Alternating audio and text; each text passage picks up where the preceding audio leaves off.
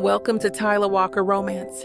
You're about to dive into one of Miss Tyla's free full audiobooks. She always knows how to make you forget your life with handsome alpha male billionaire heroes and sassy strong heroines who grab love with both hands. In order for this content to be free, we have to take out the dirty details.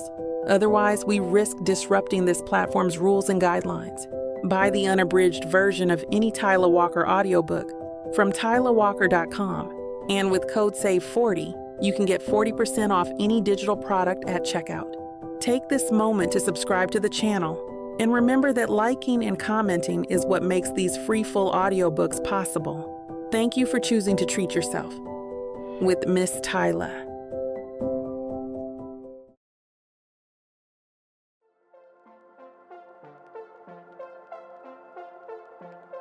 Chapter 1. Camille. The Christmas lights, strung across Millbrook's historic downtown, sparkle like scattered diamonds against the December sky. I adjust my emerald green wrap dress, a bold choice that hugs my curves in all the right places, and check my reflection in the glass doors of the Millbrook Cultural Center one last time. The annual Architecture Guild Christmas Gala, the one event I've been looking forward to all month. You've got this, Camille, I whisper to myself, watching my breath fog in the crisp air. The moment I step through those mahogany doors, warmth envelops me, not just from the heating, but from the energy buzzing through the room. Crystal chandeliers cast a golden glow over architects, city planners, and construction moguls mingling beneath soaring vaulted ceilings. The scent of pine from towering Christmas trees mingles with expensive cologne and the faint aroma of mulled wine. Camille, there you are. Sarah Chen, one of the senior partners at my firm, glides over with 2 glasses of champagne. You look stunning. That color is absolutely perfect on you. Thank you. I accept the flute, the bubbles tickling my nose. This place looks incredible. Did you see the way they incorporated those sustainable lighting elements into the design? Only you would notice the technical details first. Sarah laughs, but there's admiration in her voice. Come on, there are some people I want you to meet. We drift through the crowd, past conversations about zoning ordinances and green building certifications. I find myself genuinely enjoying the networking, discussing my latest project, a community center designed to blend modern functionality with the town's Victorian aesthetic. The champagne loosens my tongue just enough to make me charming without crossing into unprofessional territory. The key is understanding that architecture isn't just about creating spaces. I tell a group of contractors gathered near an ice sculpture shaped like the town's historic courthouse.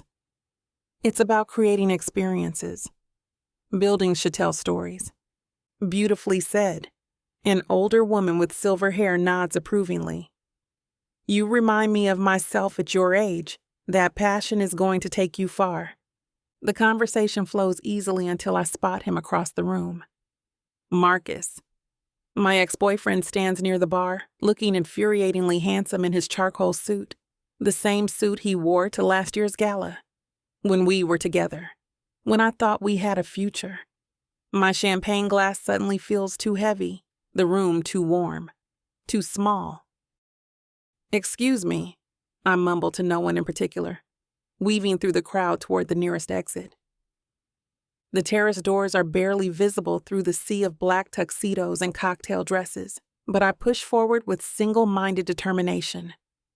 Finally, blessedly, I burst through the French doors onto the stone terrace overlooking Millbrook's town square. Cold air slaps my cheeks, but I welcome the shock. Out here I can breathe.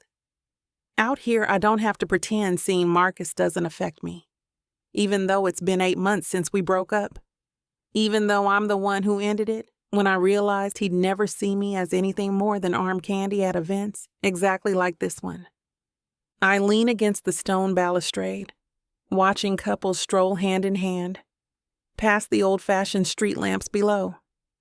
Christmas carols drift up from somewhere in the distance, probably the town square's evening concert.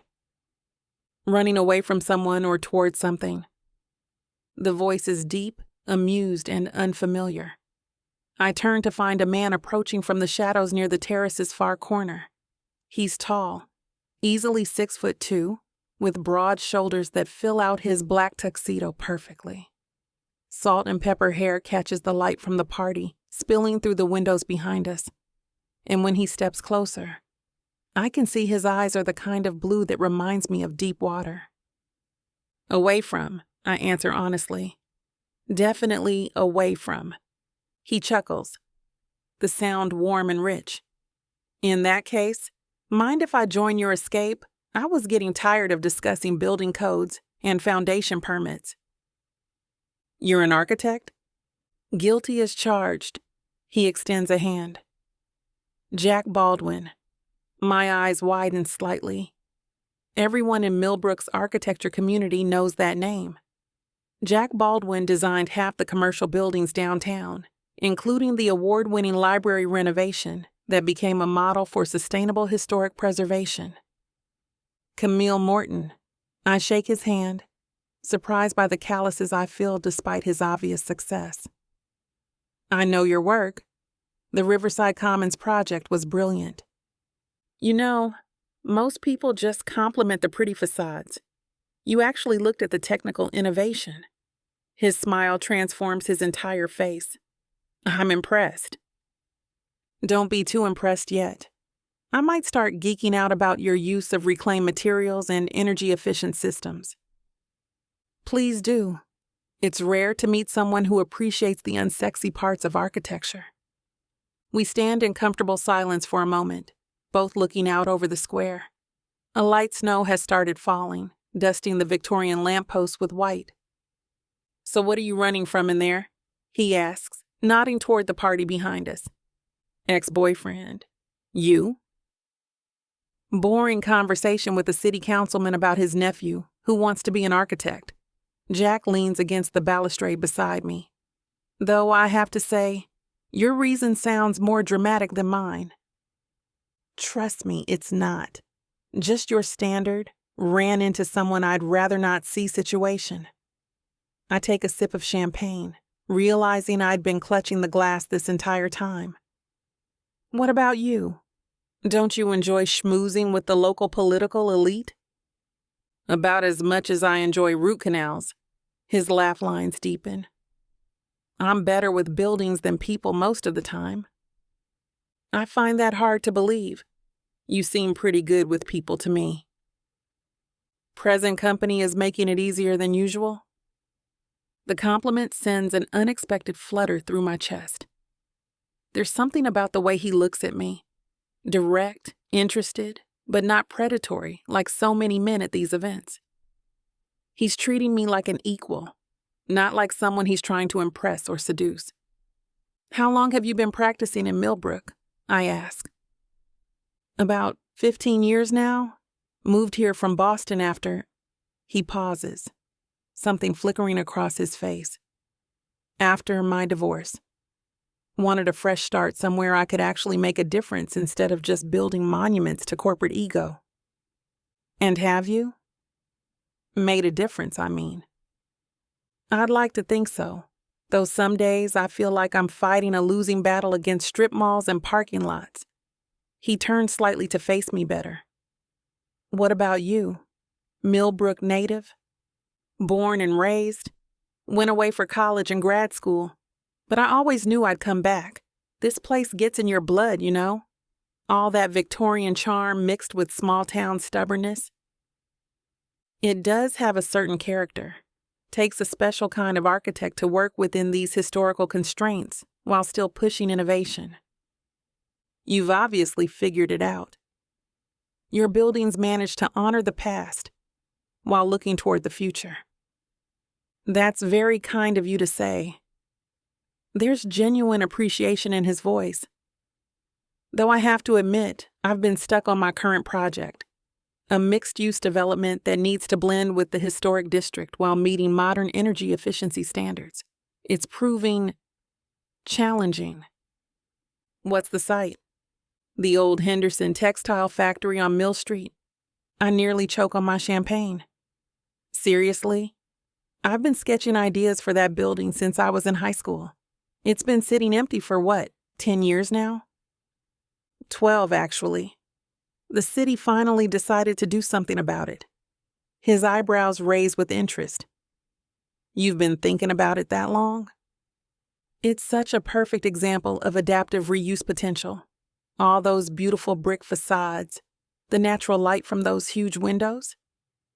I can feel my excitement building. Sorry, I get carried away talking about buildings I love. Don't apologize. It's refreshing to meet someone who sees potential instead of problems. He's studying my face now, and I feel heat spreading through my chest that has nothing to do with the champagne. Tell me more about these sketches. Well, the main challenge is preserving the industrial character while creating spaces people actually want to live and work in. But those timber, post, and beam structures are incredibly strong. You could create these amazing loft-style apartments while keeping ground floor retail. I realize I'm gesturing animatedly with my hands and probably talking too fast, but Jack seems completely engaged. His blue eyes never leave my face, and he's nodding along like what I'm saying actually matters. Have you thought about the parking situation? Underground. Definitely underground. The minute you put surface parking around that building, you kill the pedestrian flow from downtown. I pause, suddenly self-conscious. Sorry, I'm redesigning your project without even seeing the plans. Actually, you're hitting on a lot of the same solutions my team has been discussing. Great minds think alike. The snow is falling heavier now, dusting his dark hair with white flakes. You know I have a daughter about your age. She's an architect too, actually. Something in his tone shifts slightly when he mentions his daughter, but before I can analyze it, he continues. She's working in Seattle right now, but she always says the same thing about preservation projects. Respect the bones, but don't be afraid to add some muscle. Smart daughter. She is, takes after her old man. The smile he gives me is different now. Proud, paternal. Though she'd probably roll her eyes at me standing out in a snowstorm, talking shop, instead of working the room like a proper businessman. The room will still be there when we go back in. Besides, when was the last time you had a conversation about architecture that didn't involve budgets and timelines? Good point. He brushes snow from his sleeve. Though I have to ask, aren't you cold? That dress is gorgeous, but it's not exactly winter weather appropriate. I realize I've been so caught up in our conversation that I haven't noticed the goosebumps spreading along my arms. The thin wrap I threw over my shoulders is doing absolutely nothing against the December air. I'm fine, I lie, just as a particularly strong gust of wind makes me shiver visibly. Without hesitation, Jack shrugs out of his tuxedo jacket and holds it out to me. Here. I couldn't. You can and you will. My mother would disown me if she knew I let a beautiful woman freeze to death while I stood there watching.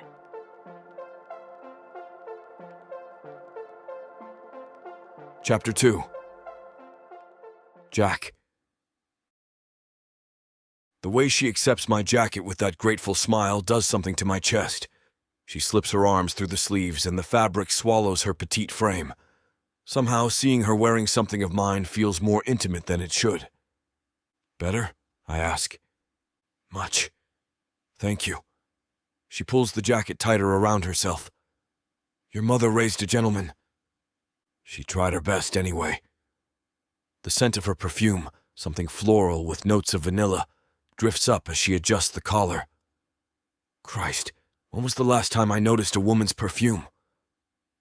Though she'd probably say I still have room for improvement. Camille laughs and the sound cuts right through the cold night air. Don't we all? I find myself studying her face in the soft glow from the party lights. There's something magnetic about her energy, the way she lights up when talking about architecture. Most people in this business lose that passion after a few years of dealing with building codes and budget constraints. She's managed to keep it, and I'm drawn to that fire like a damn moth.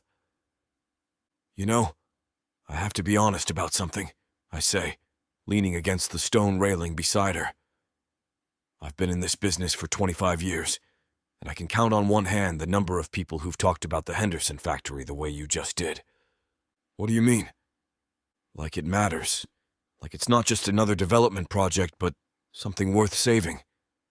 I watch her face as she processes this. Most architects see that building and think about square footage and profit margins. You see history and potential. Buildings have souls, she says simply. That factory employed half this town for 60 years. Families built their lives around those shifts, those paychecks. When you walk through there now, you can still feel that energy if you pay attention. She gets it. She actually gets it.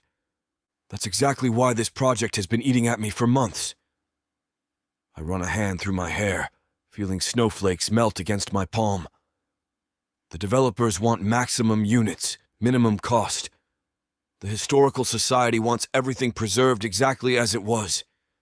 And I'm stuck in the middle trying to create something that honors both sides without satisfying either. What would you do if money wasn't a factor? The question catches me off guard. What do you mean? If you could design it exactly how you want it, without worrying about profit margins or committee approval, what would you create? I've been asked a lot of questions in my career, but this one hits different. Most people want to know about timelines or return on investment. She's asking about vision. A community, I say without hesitation. Not just apartments and shops, but spaces where people actually want to spend time.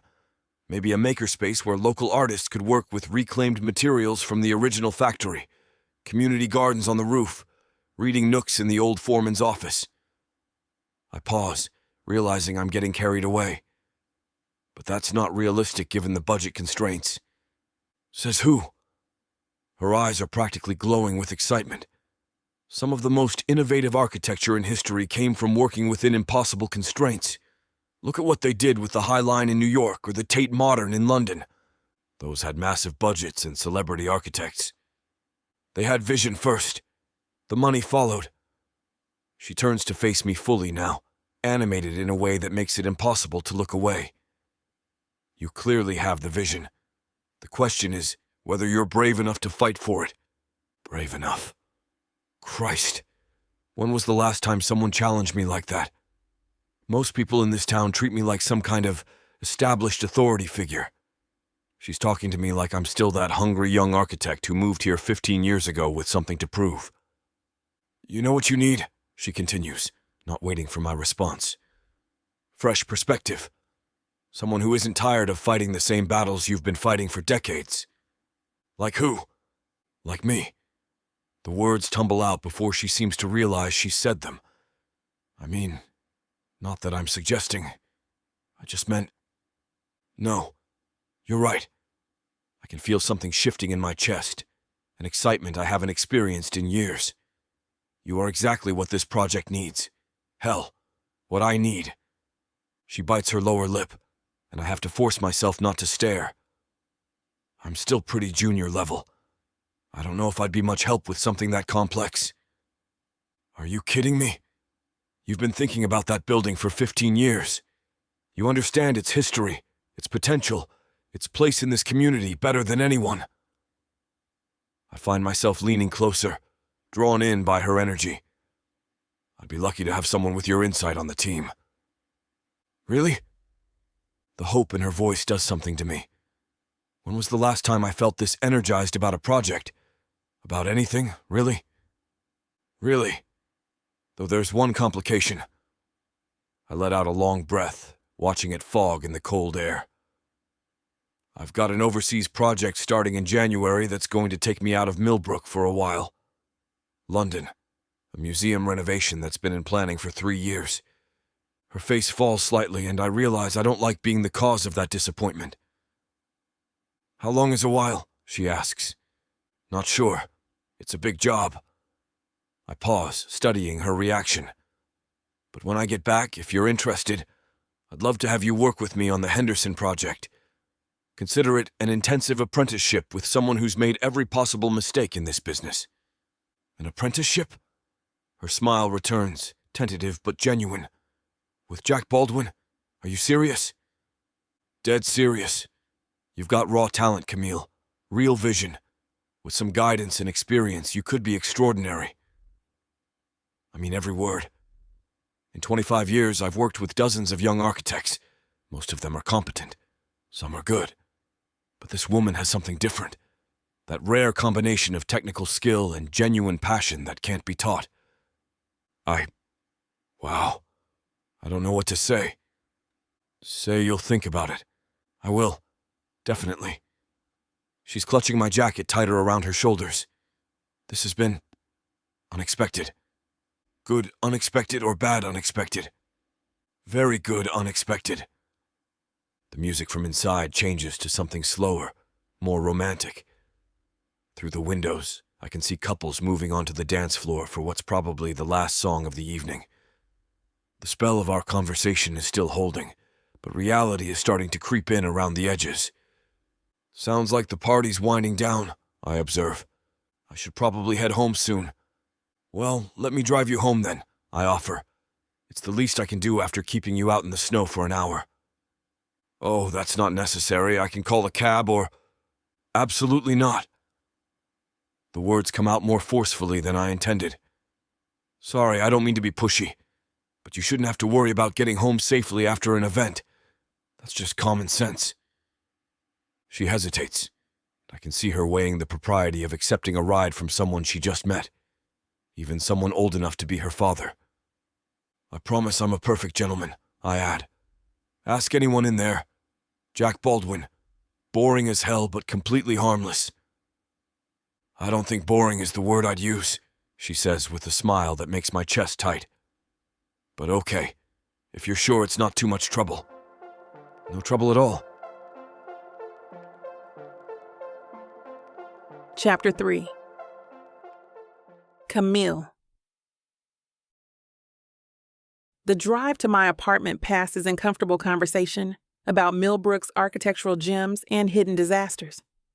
Jack's BMW purrs through the snowy streets while I direct him toward the historic district, where I rent a tiny but charming space. Turn left here, I say, pointing toward Maple Street.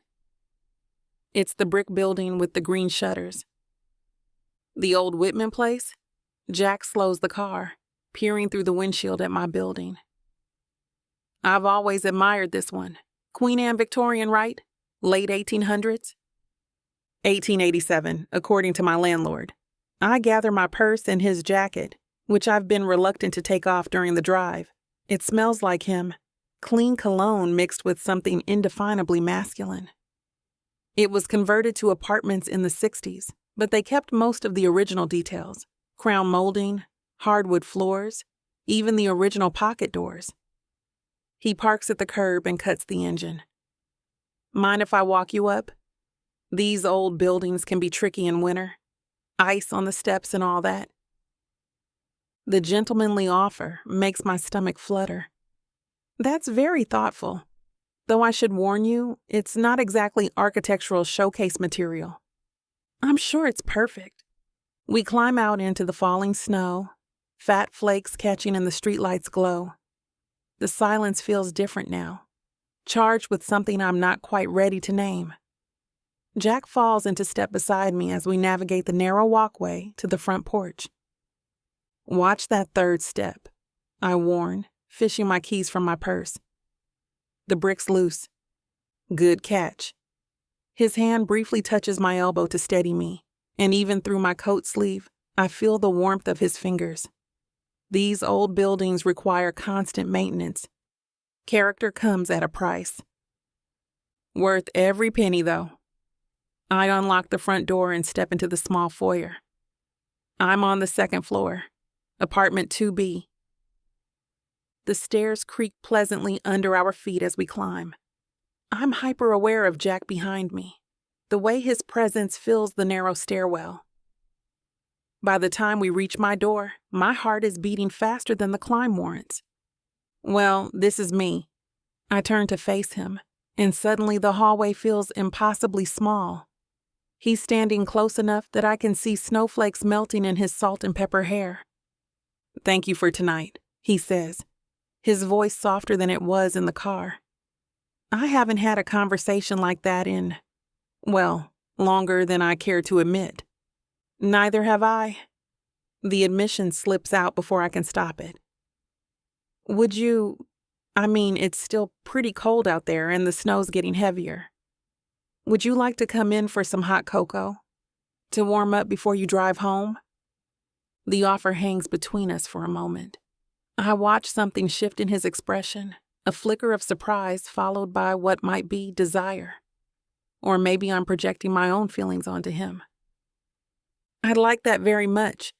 My hand shakes slightly as I unlock my apartment door.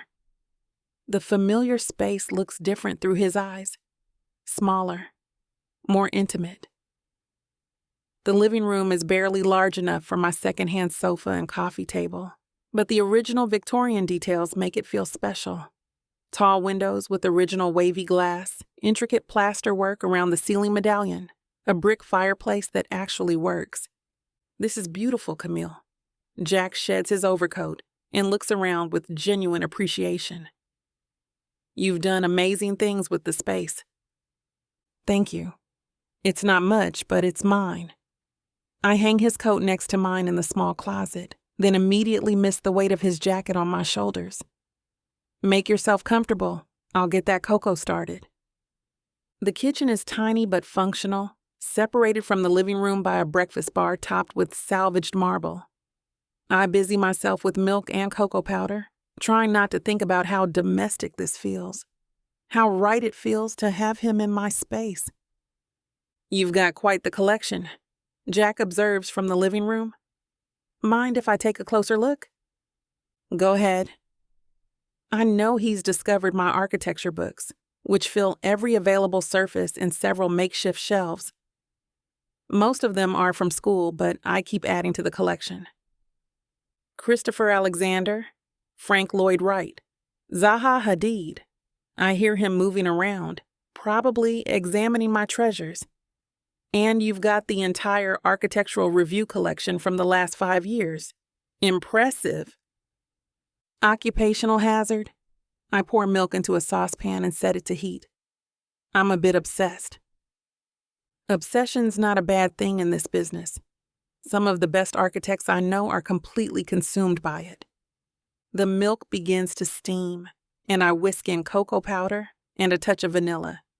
My grandmother's recipe, though I don't tell him that. It feels too personal, too revealing of the parts of myself I usually keep hidden. This smells incredible. Jack appears at the breakfast bar, close enough that I catch another hint of his cologne. What's your secret ingredient? Just vanilla and a pinch of cinnamon. I pour the cocoa into 2 mismatched mugs, then slide one across the marble toward him. Nothing fancy. Sometimes the simple things are the best things. The way he says it makes me look up sharply. His eyes are fixed on mine with an intensity that makes my breath catch. We're standing on opposite sides of the counter, but the space between us feels electric. Should we sit? I ask, my voice slightly breathless. Good idea. We settle onto my small sofa, and I immediately regret the seating choice. The couch is barely big enough for 2 people, which means Jack's thigh is almost touching mine. He takes a sip of his cocoa and makes an appreciative sound that sends heat racing through my veins. This is perfect. Thank you. You're welcome. I curl my legs under me, trying to create some distance while staying on the same piece of furniture. It doesn't work. If anything, the new position makes me more aware of how close we are. So tell me more about your plans, Jack says, settling back into the cushions. Beyond the Henderson project, where do you see yourself in 5 years? The question should be easy to answer. I've had versions of this conversation dozens of times, in interviews and networking events, but sitting here with him, cocoa warming my hands and snow falling outside my windows, my prepared responses feel inadequate. I want to create spaces that matter, I say finally. Buildings that make people's lives better, not just profitable developments that maximize square footage. places where communities can grow and thrive. That's a beautiful vision, also incredibly challenging in today's market. Maybe, but isn't that why we became architects? To solve impossible problems? I set my mug on the coffee table and turned to face him more fully. You did it with the library renovation downtown. That project was supposed to be a simple modernization, but you turned it into something extraordinary. You know about the library. I've probably spent 50 hours studying it. The way you preserved the original reading room while creating that stunning glass atrium, it's genius. You honored the building's history while making it relevant for the next century. Something in his expression shifts as I talk, becomes more focused, more intense. You really have been paying attention. Of course I have. You're Jack Baldwin. Every architecture student in a 100-mile radius knows your work. And what do they think of it? The question catches me off guard by its vulnerability. This successful, accomplished man is asking for my opinion like it actually matters to him. Honestly, they think you're brilliant but intimidating. Your reputation precedes you. And what do you think? I take a sip of my cocoa, buying time to choose my words carefully. I think you're passionate about creating something meaningful. I think you understand that architecture is about human experience. And I pause, suddenly aware that I'm about to cross a line I can't uncross.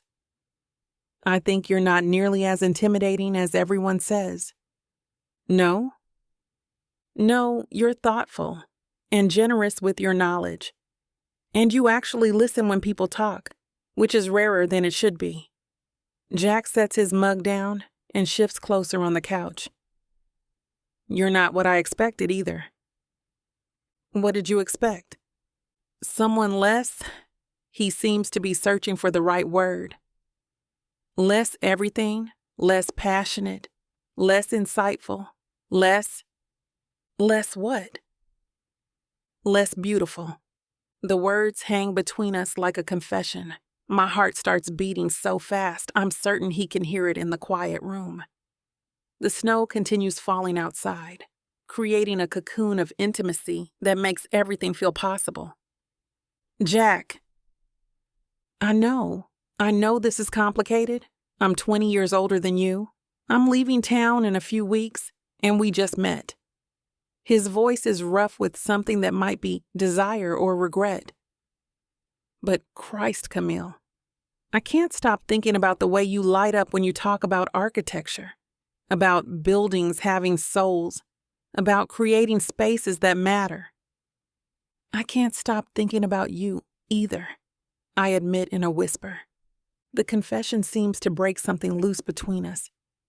Jack reaches up and touches my face, his thumb tracing along my cheekbone with infinite gentleness. His skin is warm and slightly rough, and I find myself leaning into the touch before I can think better of it. This is probably a terrible idea, he murmurs, but his thumb continues its slow exploration of my face. Probably. My own voice sounds breathless and strange. But I don't care. Neither do I. And then he's kissing me, soft and tentative at first, like he's giving me time to pull away. But pulling away is the last thing on my mind. I kiss him back with all the passion that's been building since our first conversation on the balcony, all the attraction I've been trying to deny. The kiss deepens, becomes more urgent. Jack's hand slides into my hair, and I hear myself make a small sound of pleasure against his mouth. He tastes like chocolate and possibility, like everything I didn't know I was missing. When we finally break apart, we're both breathing hard. Jack rests his forehead against mine, his eyes still closed. Camille. My name sounds like a prayer on his lips. I know. I can barely speak around the want that's flooding through me. I know it's crazy, completely insane. His hands frame my face, thumbs stroking across my cheeks. But I haven't felt this alive in years. What are we doing? I have absolutely no idea. He opens his eyes and looks at me with an intensity that steals my breath. But I don't want to stop. Then don't. This time when he kisses me, there's nothing tentative about it. His mouth is demanding, hungry, and I meet him with equal intensity. My hands fist in his shirt, pulling him closer, and he responds by gathering me against him until there's no space left between us. The rational part of my brain tries to surface, tries to remind me of all the reasons this is complicated. Age difference, professional complications, the fact that he's leaving town. But that voice is drowning in the rush of sensation, in the way Jack's hands feel as they explore the curve of my waist, the way he groans softly when I nip at his lower lip. We're moving without conscious thought, shifting until I'm somehow in his lap, my legs straddling his thighs. The new position brings us impossibly closer, and I can feel his response to our kissing pressing against me through our clothes. God, Camille. His voice is strained, rough with want. You're going to drive me out of my mind. Good. I rock against him experimentally and watch his eyes flutter closed. That's exactly what I want to do. His hands grip my hips, holding me still for a moment while he struggles for control. Are you sure about this? Because if we don't stop now, instead of answering with words, I start unbuttoning his shirt. His breath hitches as my fingers work their way down, exposing the strong column of his throat, the defined muscles of his chest. He's beautiful in a way that makes my mouth go dry, all masculine planes and silver-touched hair. Camille. His hands cover mine, stilling my movements. I need you to be sure, really sure, because once we cross this line, I lean down and press my lips to his throat, tasting salt and warmth and the faint trace of his cologne. I've never been more sure of anything in my life. Something seems to snap in him at those words. His hands slide up my back to tangle in my hair, and he captures my mouth in a kiss that's pure fire and need. We're both fumbling now, desperate to eliminate the barriers between us, hands roaming and exploring with increasing urgency. The cocoa grows cold on the coffee table, forgotten in the heat of our discovery of each other. Outside, the snow continues to fall, blanketing Millbrook in pristine white. But inside my small apartment, the world has narrowed to just this. Jack's hands on my skin, the sound of our breathing, and the growing certainty that everything is about to change.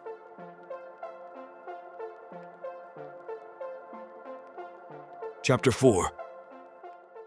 Jack. The way Camille responds to my touch ignites something primal in me.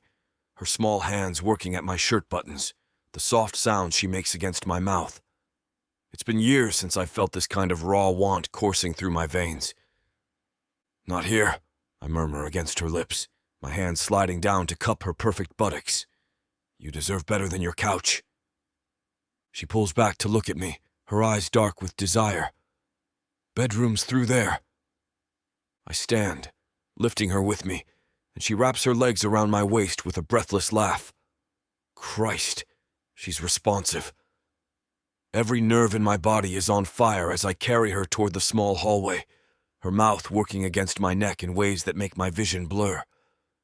Her bedroom is tiny but warm, dominated by a queen bed with a wrought iron headboard.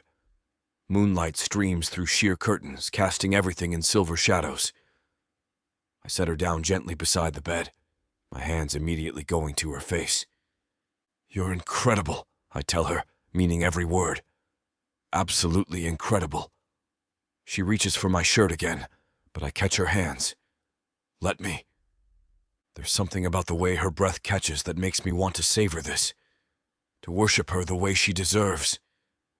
My fingers find the hem of her dress, and I lift it slowly, watching her face as I reveal the smooth expanse of her stomach, the delicate lace of her bra. Beautiful, I breathe, running my hands along her ribs. Her skin is impossibly soft, warm silk under my palms. I hate to put a stop to a good time, but it looks like we've hit this platform's limit for spiciness. This platform's got some rules we have to play by if we want to keep giving you these stories for free. And trust me, this scene isn't something you want to miss. While we can't get into all the details here, you can still dive into the full, uncut version at tylawalker.com. Miss Tyla has an entire collection of unabridged audiobooks and ebooks waiting for you. And the best part? You can treat yourself with 40% off when you use the code SAVE40. That's right. You'll save on any digital product, even bundles that are already discounted.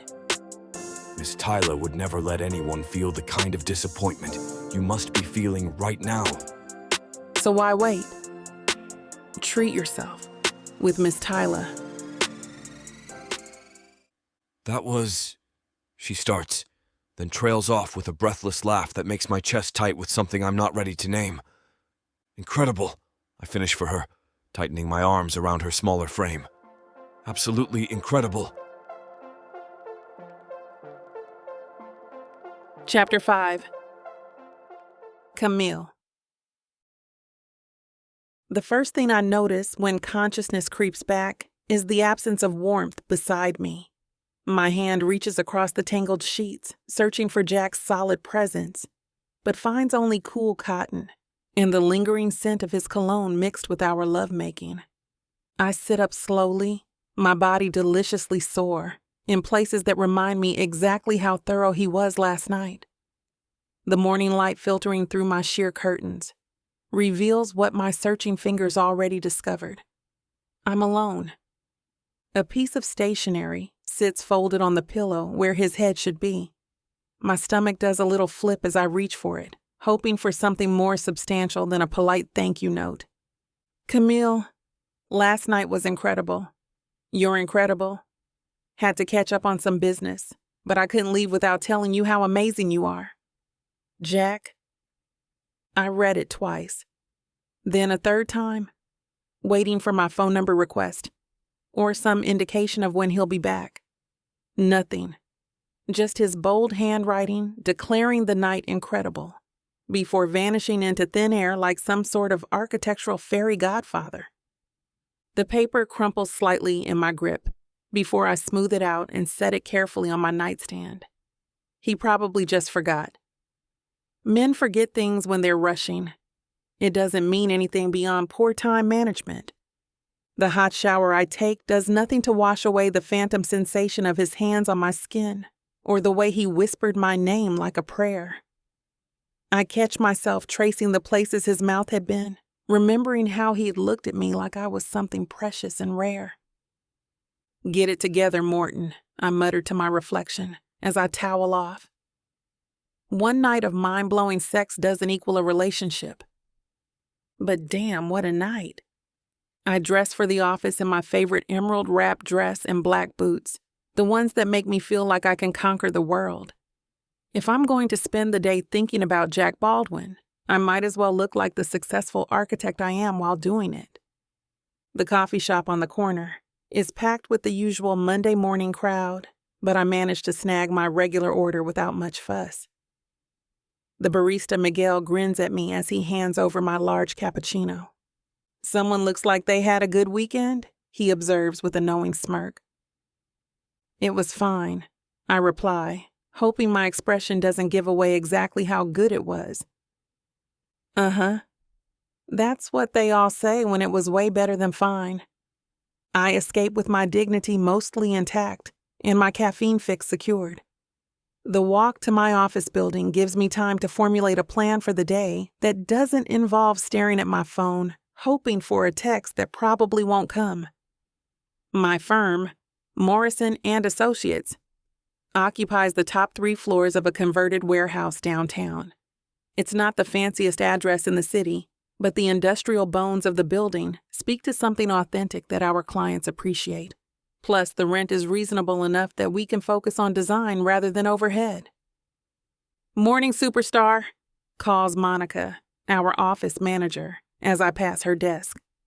How was the gala? Did you network your little heart out? Something like that. I pause at her desk, noting the stack of project files waiting for my review. What's our Monday looking like? The usual chaos. The downtown renovation project needs your sign-off. The city planning meeting got moved to Wednesday, and we've got 3 client presentations this week. She hands me a coffee-stained notepad. Oh, and someone from Architectural Digest called about featuring our community center project. My heart does a little skip. Seriously? Dead serious. They want to do a whole spread on sustainable urban design, and we're apparently on their list. This could be huge for our firm. The kind of exposure that leads to bigger projects, better clients, and maybe even international recognition. The thought makes me think of Jack again, as much as I try not to fixate on the man with blue eyes and a beautiful smile. I settle into my office and try to focus on the downtown renovation project assigned to me. It's a mixed-use development that combines affordable housing with retail space, exactly the kind of community-focused project that gets my blood pumping. But as I review the structural specifications, my mind keeps wandering to the conversation Jack and I had about sustainable design. His approach to architecture is bold and innovative, combining cutting-edge technology with environmental consciousness in ways that most firms haven't even begun to explore. The way his eyes lit up when he talked about biomimetic design and renewable energy integration told me he's setting trends, not just following them. What would it be like to work with someone like that? Someone who could challenge me professionally while also making my body sing the way he did last night. I shake my head and force myself to concentrate on the task at hand. By lunch, I've managed to review 2 project files and draft a response to the Architectural Digest inquiry. The magazine wants to interview me about our design philosophy and how we balance community needs with aesthetic innovation. It's the kind of opportunity that could put our firm on the map nationally. I grab a salad from the place downstairs and eat at my desk while sketching preliminary ideas for the new community center we're proposing.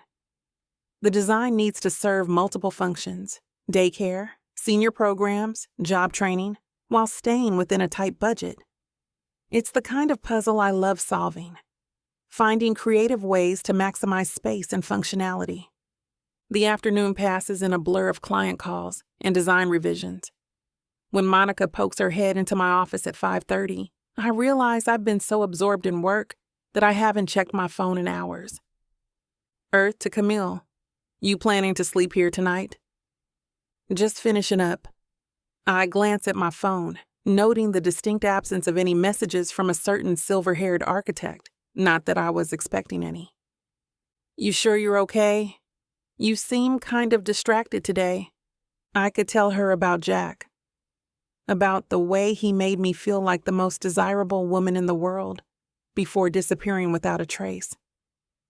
But Monica would either tell me to track him down or forget about him entirely, and I'm not ready for either piece of advice. Just thinking about the future of the firm, you know how I get when new opportunities come up. She nods knowingly. The magazine thing has you excited, huh? This could really put us on the map. Exactly. I start packing up my things, suddenly eager to get home. But as the elevator descends toward the lobby, I can't shake the feeling that something has shifted. Last night opened a door I didn't even know existed, showing me possibilities I hadn't allowed myself to imagine. Working with someone like Jack could revolutionize not just my career, but the entire trajectory of our firm. If I ever see him again, that is. The lobby is decorated for the holidays, with a massive Christmas tree covered in silver and gold ornaments. It reminds me of the gala, of speaking with Jack while snow fell all around us, of the way he held me like I was something precious, something worth cherishing. I pull my coat tighter as I step out into the December evening. The air is crisp and cold, carrying the promise of snow. Christmas lights twinkle in storefront windows, and the scent of roasted chestnuts from a nearby vendor fills the air. Somewhere out there, Jack is probably taking calls or reviewing architectural plans in an office more extravagant than mine. I wonder if he's thinking about me, about the way we fit together so perfectly both in conversation and in bed. or if last night was just a pleasant distraction before returning to his real life. I just have to hope that his time overseas doesn't erase the memory of what we shared.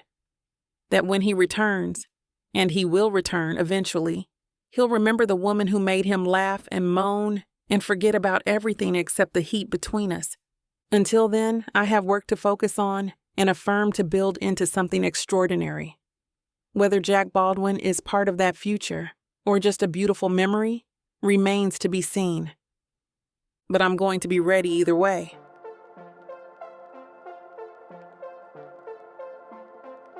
Chapter 6. Jack. 3 weeks. 3 goddamn weeks since I've seen Camille, and she's been consuming my thoughts like an addiction I can't shake.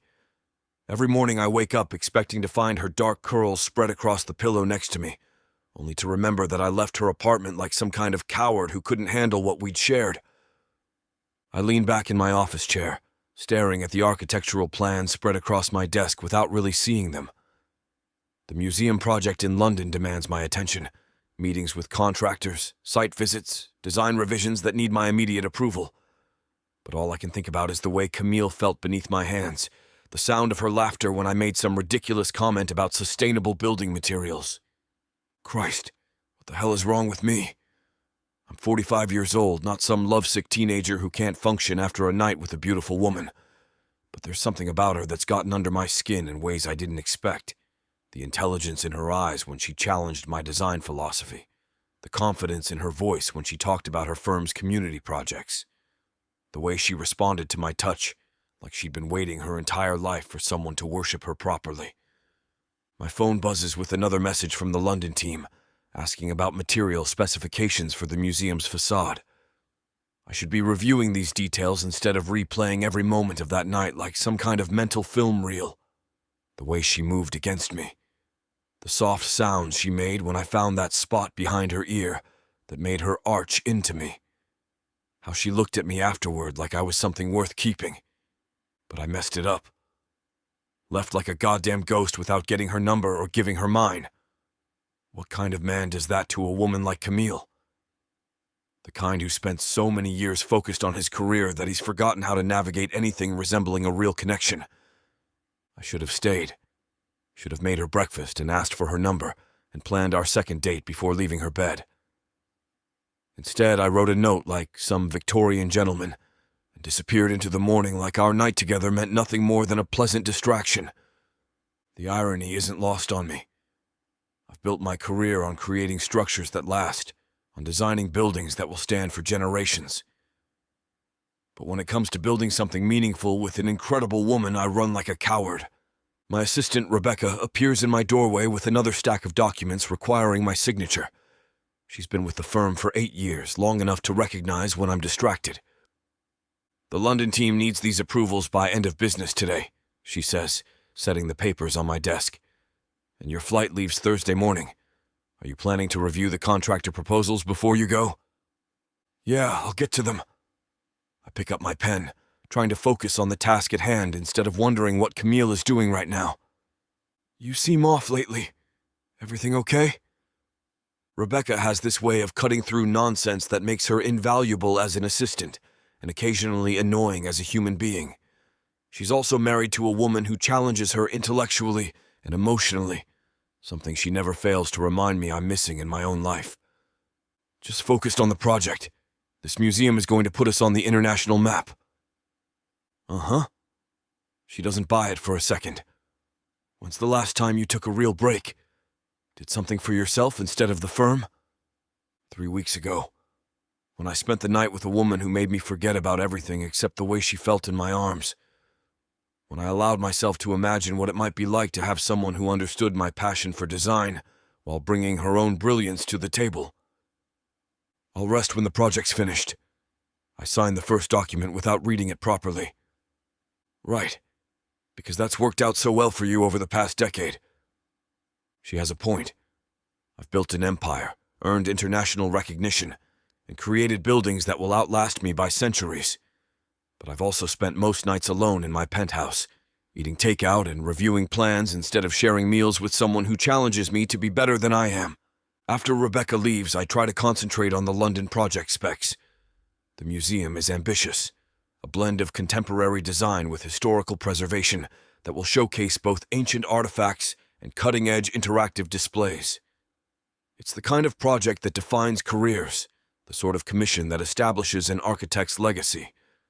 But my mind keeps wandering to Camille's ideas about community-focused design, about creating buildings that serve people rather than just impressing them. Her firm may be smaller than mine, but her vision is just as innovative. Maybe more so because she's thinking about impact rather than ego. The afternoon drags on with contractor calls and design reviews. By 6 o'clock, most of the office has cleared out, but I'm still here reviewing material samples for the museum's interior spaces. The work that usually energizes me feels mechanical today, like I'm going through the motions without any real passion for the outcome. I need to see her.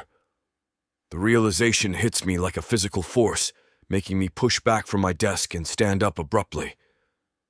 I've been thinking about Camille for 3 weeks, wondering what she's doing and whether she thinks about our night together.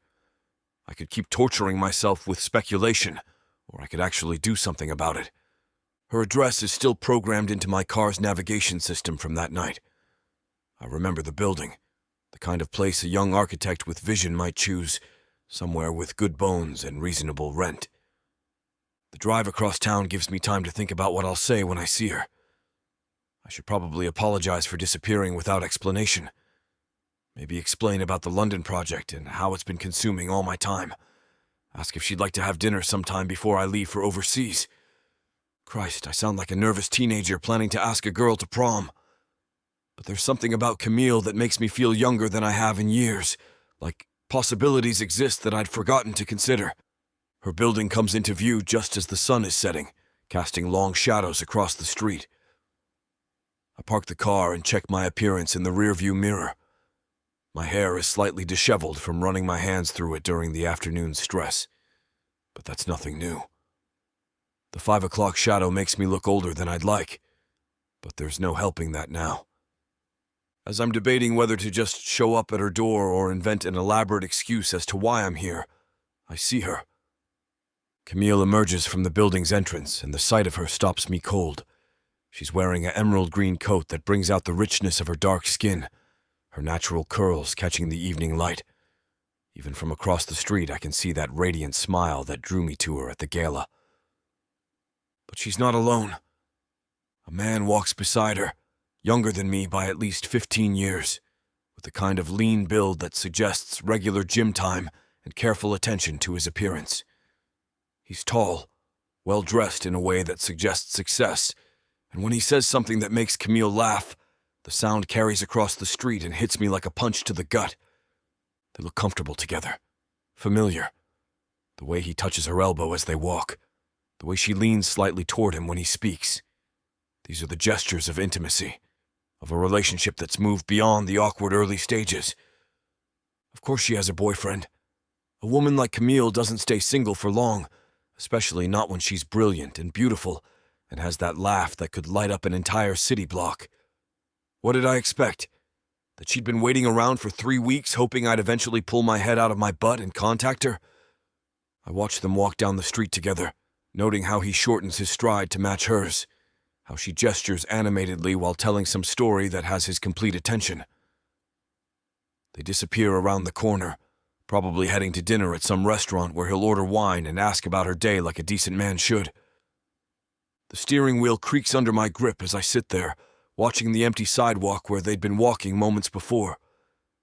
This is what I get for assuming a single night meant something more than it actually did.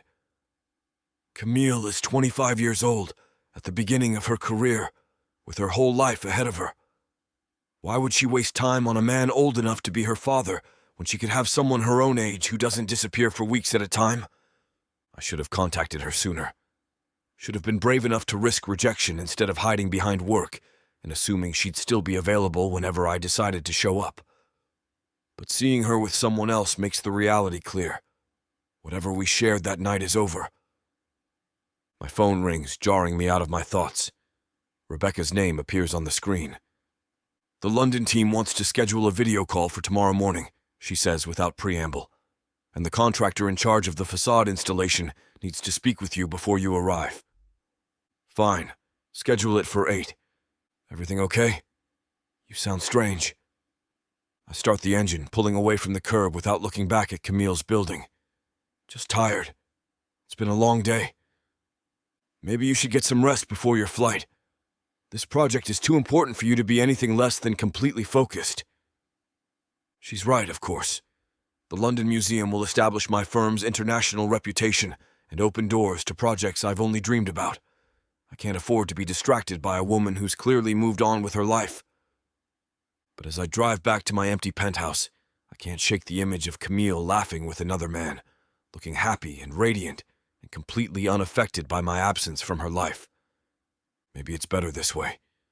I'll throw myself into the London project, build something extraordinary that will last long after I'm gone. Camille will continue creating community-focused designs with her firm, probably with that young man supporting her ambitions and sharing her victories. And I'll try to forget how perfect she felt in my arms that night, how her mind challenged me in ways I hadn't experienced in years. How for a few hours, I'd imagined what it might be like to build something meaningful with someone who understood both my passion and my flaws.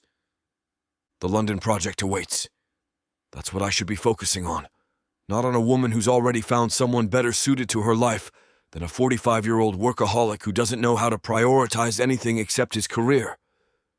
But as I park in my building's garage and ride the elevator up to my floor, I can't help wondering if I just made the biggest mistake of my life by walking away without even trying to fight for what we could have had together. Chapter 7. Camille. David Morales has been my friend since college, back when we were both idealistic students, convinced we could change the world through design and storytelling. Now he's one of the most respected architectural journalists at Architectural Digest, and somehow he's convinced his editors that my small firm deserves a feature story.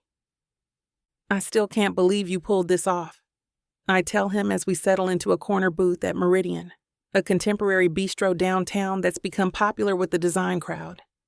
The exposed brick walls and industrial lighting fixtures create the kind of atmosphere that makes creative types feel at home. Your community center project is exactly the kind of story we need right now.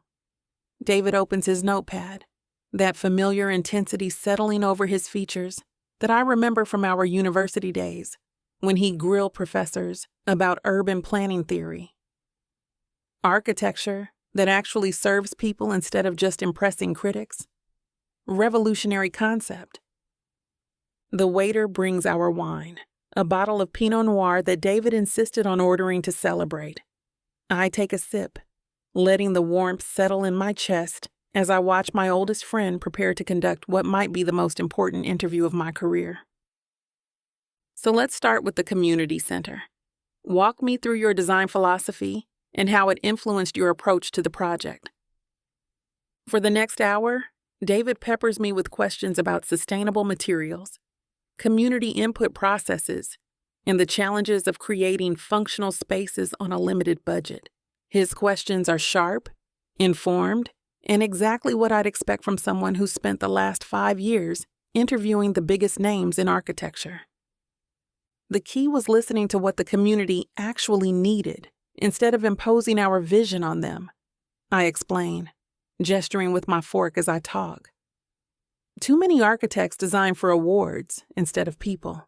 We held town halls, visited with families, spent time understanding how the space would actually be used. And that influenced your material choices? Absolutely. We used reclaimed wood from a demolished warehouse in the neighborhood, incorporated energy-efficient systems that keep operating costs low, and designed flexible spaces that can adapt to different community needs throughout the week. David nods, scribbling notes that I know will become the foundation for an article that could change everything for my firm.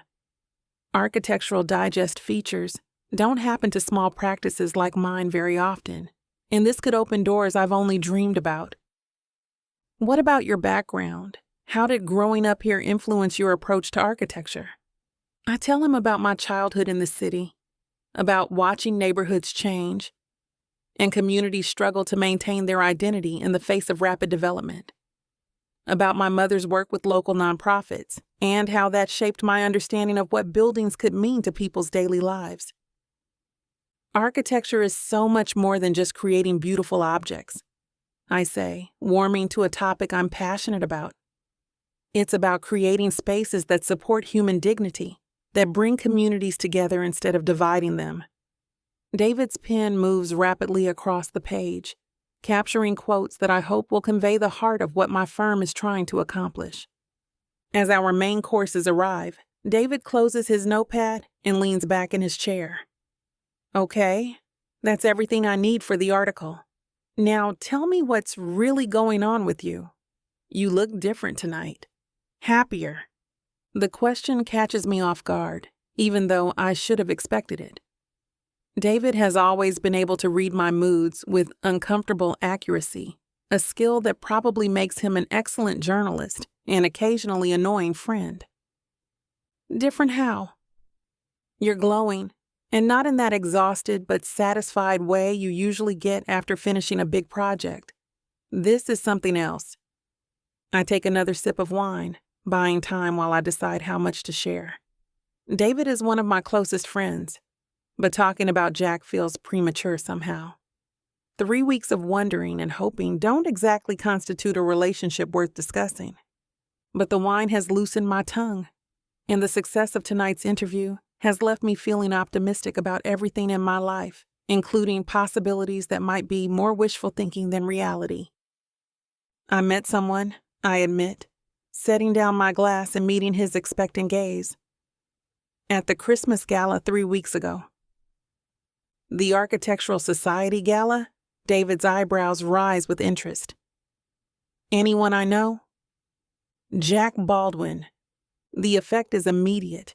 David's fork stops halfway to his mouth, and he stares at me with the kind of expression reserved for truly shocking news. Jack Baldwin? The Jack Baldwin who just won the International Architecture Prize? The guy who's designing that museum in London that everyone's talking about? The very same.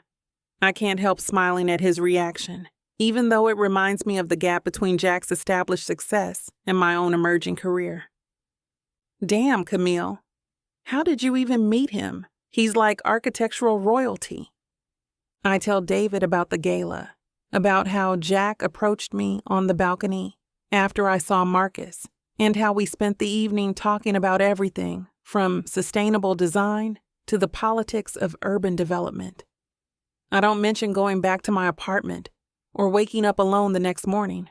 Some details are too personal to share, even with my closest friend. He's brilliant, I continue, but not in that arrogant way you'd expect.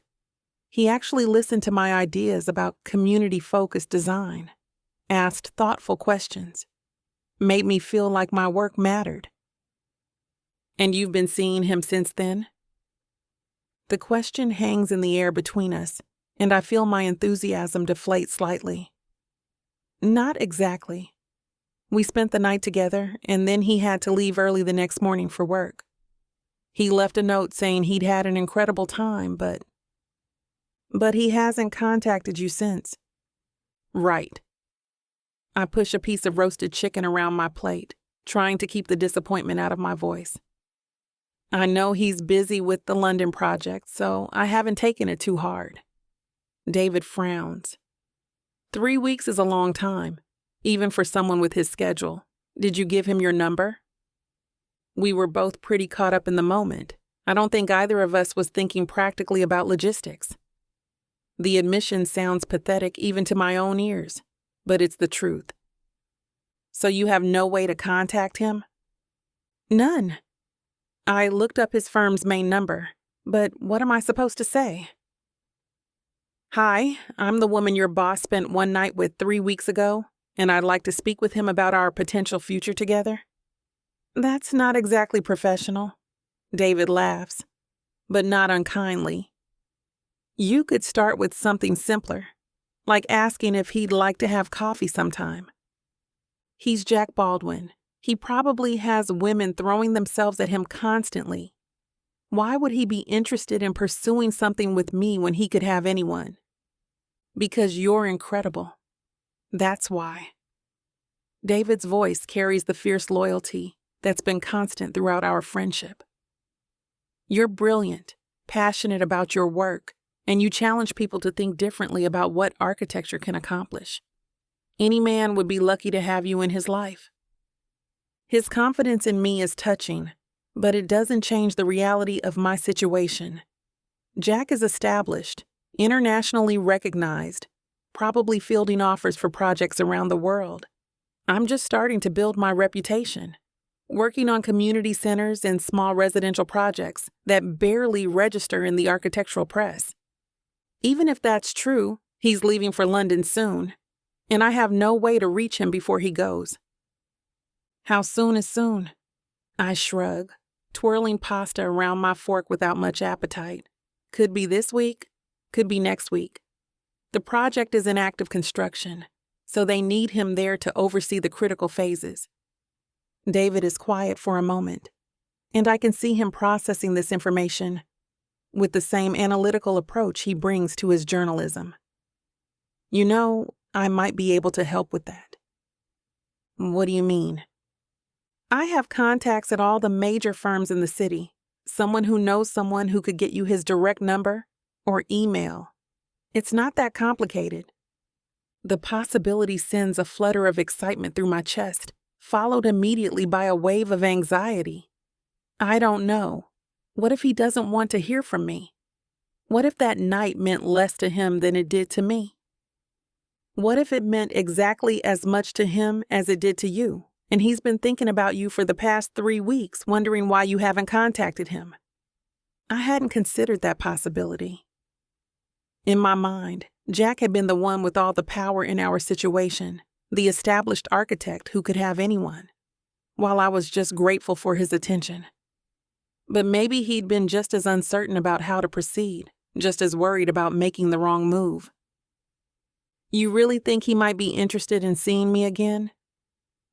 Camille, I've known you for 8 years. I've seen you with guys who were wrong for you, and I've watched you throw yourself into work to avoid dealing with relationships that weren't fulfilling.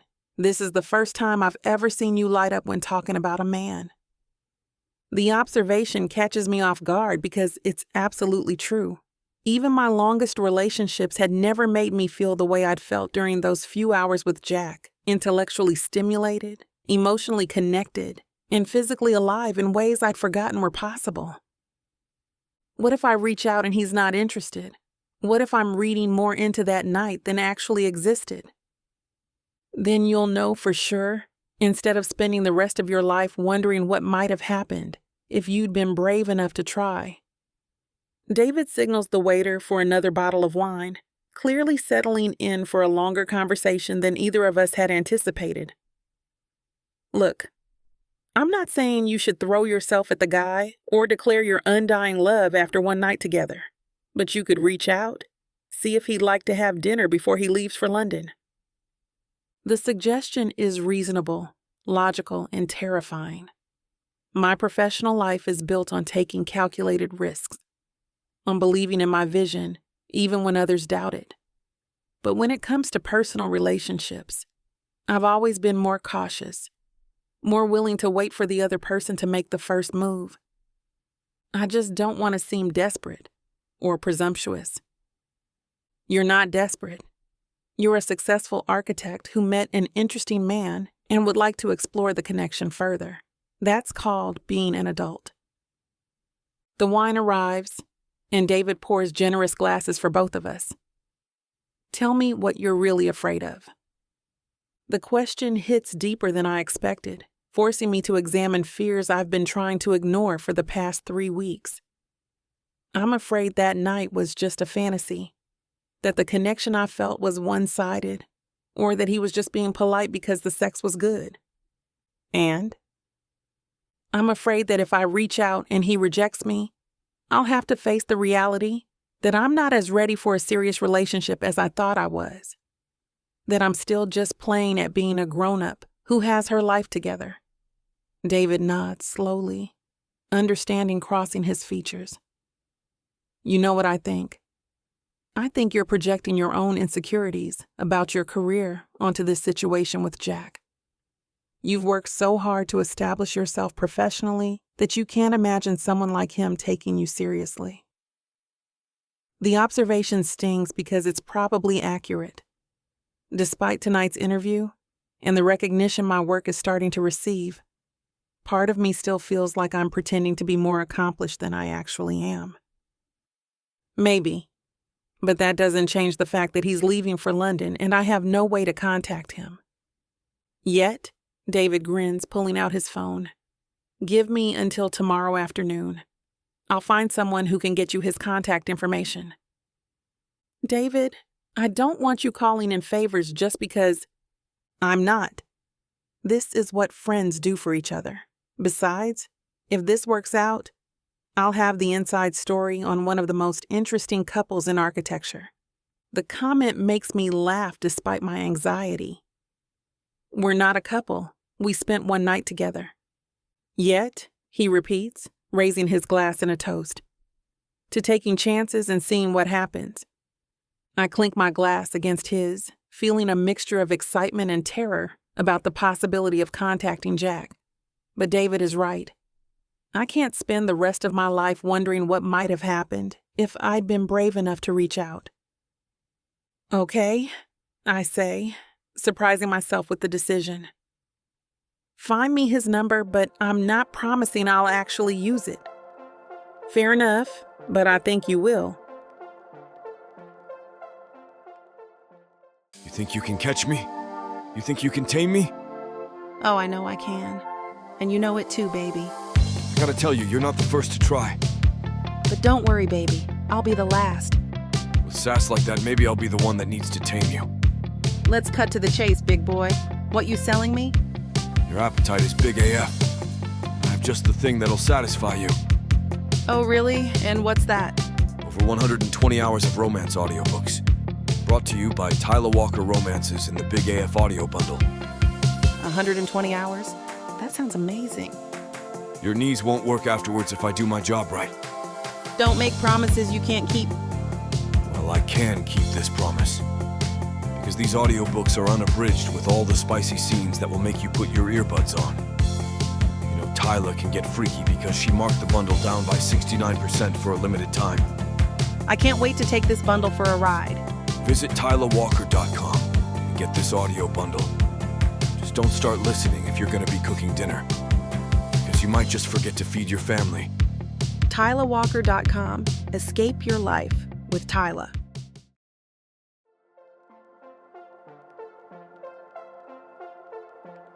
Chapter 8. Jack. The terminal buzzes with the controlled chaos of international departures, but I barely register the noise as I settle into a leather chair near my gate. Flight 114 to London won't board for another hour, giving me plenty of time to review the project specifications one more time before I'm thrust back into the controlled madness of an active construction site. The London Museum expansion is the kind of project architects spend their entire careers hoping to land. High profile, technically challenging, with enough visibility to cement a reputation for decades.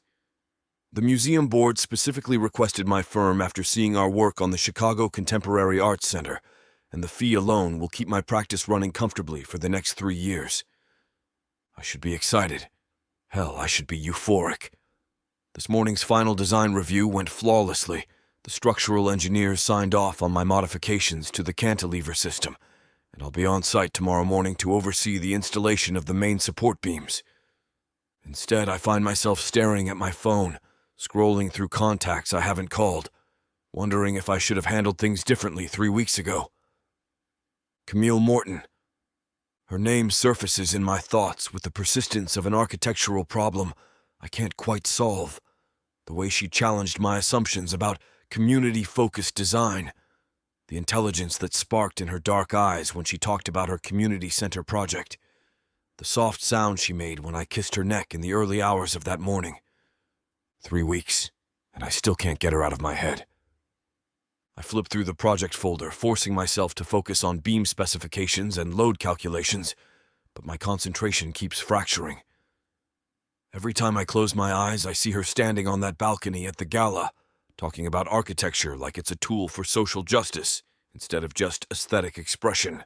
The night we spent together changed something fundamental in how I think about my work, about what buildings can mean to the communities they serve. Her passion for designing spaces that actually improve people's lives instead of just impressing critics has made me question whether my pursuit of prestigious projects is missing something essential.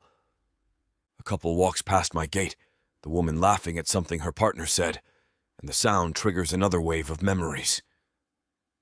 Camille's laugh, bright and uninhibited, when I told her about the time I accidentally designed a building entrance that created a wind tunnel so powerful it knocked over pedestrians. I should have gotten her number. Should have made plans to see her again before I had to leave for London. But something had held me back that morning. Maybe the knowledge that I'd be gone for months. Maybe the fear that whatever we'd shared in the intensity of one night wouldn't survive the harsh light of regular contact. Or maybe I was just being a coward. My phone buzzes against the armrest, and I glance down to see an unknown number flashing across the screen. Probably another journalist wanting a quote about the London project, or a vendor trying to pitch materials for a job I'm not even working on yet. I let it go to voicemail. The flight board updates, showing my departure is still on time. 2 hours and 45 minutes until takeoff, then 8 hours over the Atlantic to think about foundation systems and steel tolerances instead of the woman I walked away from 3 weeks ago. I pull out my laptop and open the structural engineering reports, determined to use this time productively. The cantilever design for the museum's new wing pushes the boundaries of what's possible with current materials, requiring precise calculations and innovative solutions to achieve the dramatic overhang the board insisted on. This is what I'm good at, solving complex problems, creating buildings that seem to defy physics while remaining completely stable. Personal relationships, on the other hand, are apparently beyond my expertise. My phone buzzes again. Same unknown number. I decline the call and turn my attention back to the engineering reports, but the concentration won't come. Brilliant, Baldwin. The gate area fills with passengers preparing for the London flight, travelers checking their boarding passes and organizing carry-on luggage. Business travelers like myself, tourist families with excited children, students heading abroad for semester programs. All of them probably handled their personal lives better than I'd managed mine. My phone lights up with a text from my project manager in London. Weather delays possible tomorrow morning. May need to push beam installation to Thursday. I type back a quick response, grateful for the distraction of logistical problems I can actually solve. Weather delays are manageable. Material delivery schedules can be adjusted. Structural calculations don't care about my emotional state. But even as I review backup plans for the installation timeline, part of my brain keeps circling back to that morning 3 weeks ago. Camille sleeping naked in her bed, her dark hair spread across the pillow. The note I'd left on her pillow, inadequate words trying to capture feelings I hadn't fully understood myself. The boarding announcement echoes through the terminal, first-class passengers preparing for departure. I gather my laptop and project files, shoving everything into my carry-on with less care than these documents usually receive. As I stand in line for boarding, my phone buzzes one more time. The same unknown number, persistent as a design problem that won't resolve. I decline the call without hesitation and move forward in the line, fishing my boarding pass from my jacket pocket. Whatever that caller wants can wait until I'm settled in London, focused on work that makes sense in ways my personal life apparently doesn't. The flight attendant scans my boarding pass with a professional smile, welcoming me aboard Flight 114. I make my way down the jet bridge, each step taking me further from whatever possibilities I might have explored if I'd been brave enough to stay. Behind me, the terminal continues its bustling rhythm, full of people making connections, saying goodbyes, heading toward new adventures, or returning home to familiar comforts. In my pocket, my phone stays silent, the unknown caller finally giving up on whatever conversation they'd been trying to start. Chapter 9. Camille. The pregnancy test stares back at me from the bathroom counter. Its 2 pink lines as unmistakable as they are terrifying. I blink hard, willing the result to change, but the plastic stick refuses to cooperate with my denial. 2 lines? Positive. Pregnant. Damn. The word echoes off the bathroom tiles, inadequate for the magnitude of what I'm facing. When I sink onto the edge of the bathtub, my legs suddenly unreliable, and stare at the evidence of how completely my life just shifted. One night. One incredible, stupid, reckless night with Jack Baldwin, and now I'm holding a pregnancy test that's about to turn everything upside down. My hands shake as I pick up the second test I took, just to be sure. Same result. The third one, hidden behind my makeup bag, like I could somehow make this go away by not looking directly at it, shows the same merciless pink lines. 3 tests. 3 confirmations that the nausea I've been attributing to stress and the exhaustion I blamed on working late nights have a much more complicated explanation. I'm pregnant with Jack Baldwin's baby. The same Jack Baldwin who disappeared to London weeks ago. The man who made it crystal clear that our night together was a beautiful mistake, not the beginning of something real. The bathroom feels too small. The walls pressing in as panic starts to build in my chest. I stand up, pace to the window, then back to the counter where those 3 tests continue their silent accusations. I catch sight of myself in the mirror and almost don't recognize the woman staring back. Wide eyes, hair pulled back in the messy bun that's become my default style since I started working 18-hour days on the community center project. The community center project? My stomach lurches as the full scope of this disaster hits me. I'm well into the most important commission of my career. The project that's supposed to establish my firm as a serious player in community-focused architecture. The design phase is nearly complete, but construction oversight will require me to be on site constantly for the next 18 months. 18 months of climbing scaffolding, reviewing structural installations, managing contractors who already question my authority because I'm young and female and Black. 18 months of proving that my vision for community-centered design isn't just academic theory, but practical reality. 18 months I absolutely cannot afford to spend dealing with morning sickness, doctor appointments, and eventually a newborn. The irony tastes bitter in my mouth. I've spent years building my reputation, working twice as hard as my male colleagues to earn half the recognition, fighting for every opportunity to prove that I belong in this field. And now, just when things are finally coming together, when the community center could be the breakthrough that changes everything, I'm pregnant.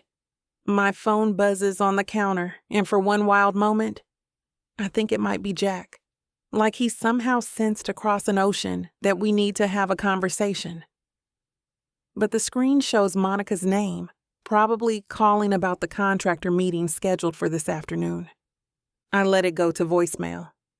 The community center project represents everything I've worked toward since graduate school. It's not just a building.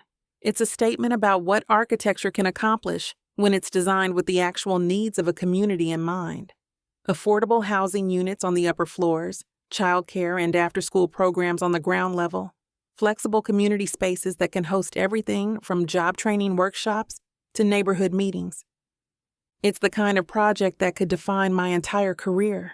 The proof that my approach to socially conscious design isn't just idealistic nonsense, but real implementable solutions. And I'm about to be pregnant during the most critical phase of its construction. I walk into my bedroom, where project files cover every surface and architectural drawings hang on every wall. This apartment has become a shrine to my professional ambitions, and now it feels like a monument to everything I might have to sacrifice. The worst part isn't even the career implications, though those are terrifying enough. The worst part is the loneliness that's already settling into my bones, like winter cold. I'm going to do this alone. Jack made it clear that whatever happened between us was a one-time thing. He's in London, building his reputation on high-profile international projects, probably not giving our night together a second thought. The last thing he needs is a phone call from a woman he barely knows telling him she's pregnant with his baby. Even if I had the courage to make that call, what would be the point? He's building a museum in London, focused on the kind of prestigious work that architects spend their whole careers chasing. An unexpected pregnancy would be nothing but an unwelcome complication. I sit on the edge of my bed and stare at the sketches of the community center's facade, trying to imagine how I'm going to manage everything that needs to happen over the next year. Site supervision during the foundation pour, coordination meetings with the structural engineers, reviews with the city planning department, all while pregnant, then eventually with a newborn. The practical logistics alone are overwhelming. I'll need Monica to hire additional staff, delegate responsibilities I've never trusted to anyone else, somehow maintain quality control while dealing with whatever pregnancy throws at me. And that's assuming everything goes smoothly, that there are no complications, no bed rest requirements, no health issues that could sideline me during critical phases of construction. My phone buzzes again. Another missed call. I should answer. Should get back to work. Focus on the problems I can actually solve instead of spiraling about the ones I can't change. The contractor meeting this afternoon will cover the timeline for the foundation work, and I need to review the soil reports one more time before we finalize the structural specifications. But I can't seem to make my body move from this bed, can't stop staring at these drawings and wondering how I'm going to hold on to everything I've built while creating space for this completely unexpected future. The pregnancy test results feel like a verdict, like the universe's way of telling me I can't have both a meaningful career and a personal life, that I have to choose between professional success and everything else. Except I'm not choosing anything. This choice is being made for me by biology and circumstance, and one night with a man who disappeared back to his real life the morning after. I press my palms against my stomach, still flat, showing no signs of the chaos currently reorganizing itself inside. In a few months, this body that's carried me through graduate school and professional challenges, and every difficult moment of building my career, will belong partly to someone else. Someone who will need me completely, who won't care about project deadlines or contractor meetings or the reputation I've spent years establishing. Someone I'll have to raise alone. The thought should terrify me more than it does. Maybe the terror will come later, when the reality sets in fully. Right now, there's just a strange, hollow feeling where my certainty about the future used to be. My phone rings again, and this time I reach for it, grateful for any distraction from the endless loop of panic and calculation spinning through my brain. Camille Morton. Hey, Camille. Sorry to keep calling, but we've got a situation with the foundation contractor. Monica's voice grounds me back in the present, in problems that have solutions. What kind of situation? They're questioning the depth specifications for the east wall footings. Want to schedule a meeting with you before they'll proceed. I close my eyes and summon the professional competence that's gotten me through every challenge so far. Foundation specifications, soil reports, contractor management. These are problems I know how to solve. Schedule it for tomorrow morning and pull the geological survey from last month. I want to review the subsurface conditions one more time. Already on your desk. Anything else? No, that's... I pause, staring at the community center sketches spread across my bed. Actually, yes. Clear my calendar for the rest of today. I need some time to think. Time to figure out how to tell my parents I'm pregnant by a man they've never met. Time to research how other women in architecture have managed pregnancy and career demands. Time to start making lists of everything that needs to change if I'm going to make this work. Time to accept that my life just took a turn I never planned for, with a man who's probably forgotten I exist.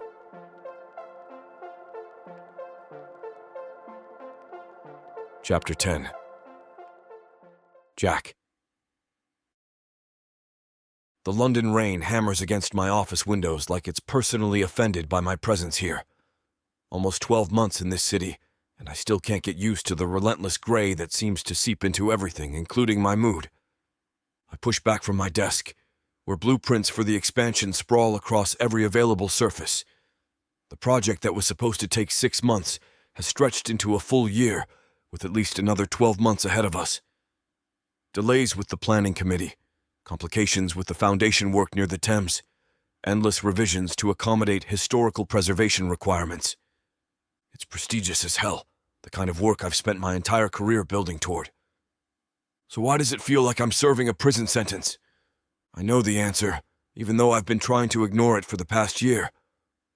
Her name starts with C and ends with me being a complete idiot for letting her slip away. Camille Morton. 12 months and I still think about that night with an intensity that borders on obsession. One night. One perfect, complicated night that I've been trying and failing to forget ever since. I've thrown myself into this project with the kind of focus that used to be my trademark, working 16-hour days, accepting every social invitation from clients and colleagues, anything to keep my mind occupied. But London feels like exile, and every success here tastes like ash because there's no one I want to share it with. No one except the woman I walked away from because I was too much of a coward to admit what was happening between us. My phone rings, cutting through the spiral of self-recrimination I've perfected over the past year. Hannah's name on the screen provides a welcome distraction from my brooding. Hey, sweetheart. Dad, perfect timing. I was hoping you'd be free to talk. Her voice carries that particular excitement that usually means life-changing news. At 27, Hannah has inherited my tendency toward grand gestures and dramatic life decisions, though she's infinitely better at the follow-through than I was at her age. Always free for you. What's going on? Well, I've got some news that's going to sound a little crazy, but I promise it makes sense when you hear the whole story. I lean back in my chair, grateful for any conversation that doesn't involve construction timelines or preservation committee bureaucracy.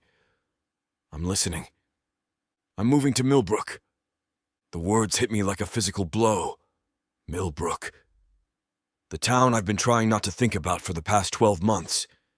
The place where I left behind the best thing that ever happened to me. Millbrook? Hannah, that's... I struggle to process this information. When? Why? Next month, actually. I know it seems sudden, but Ray got offered a position with a tech startup there, and the timing is perfect because I've been wanting to get out of Seattle anyway. Ray, her fiancé of 2 years, a software engineer who makes her laugh and treats her like she hung the moon. Good man, even if he does think architecture is just fancy building design.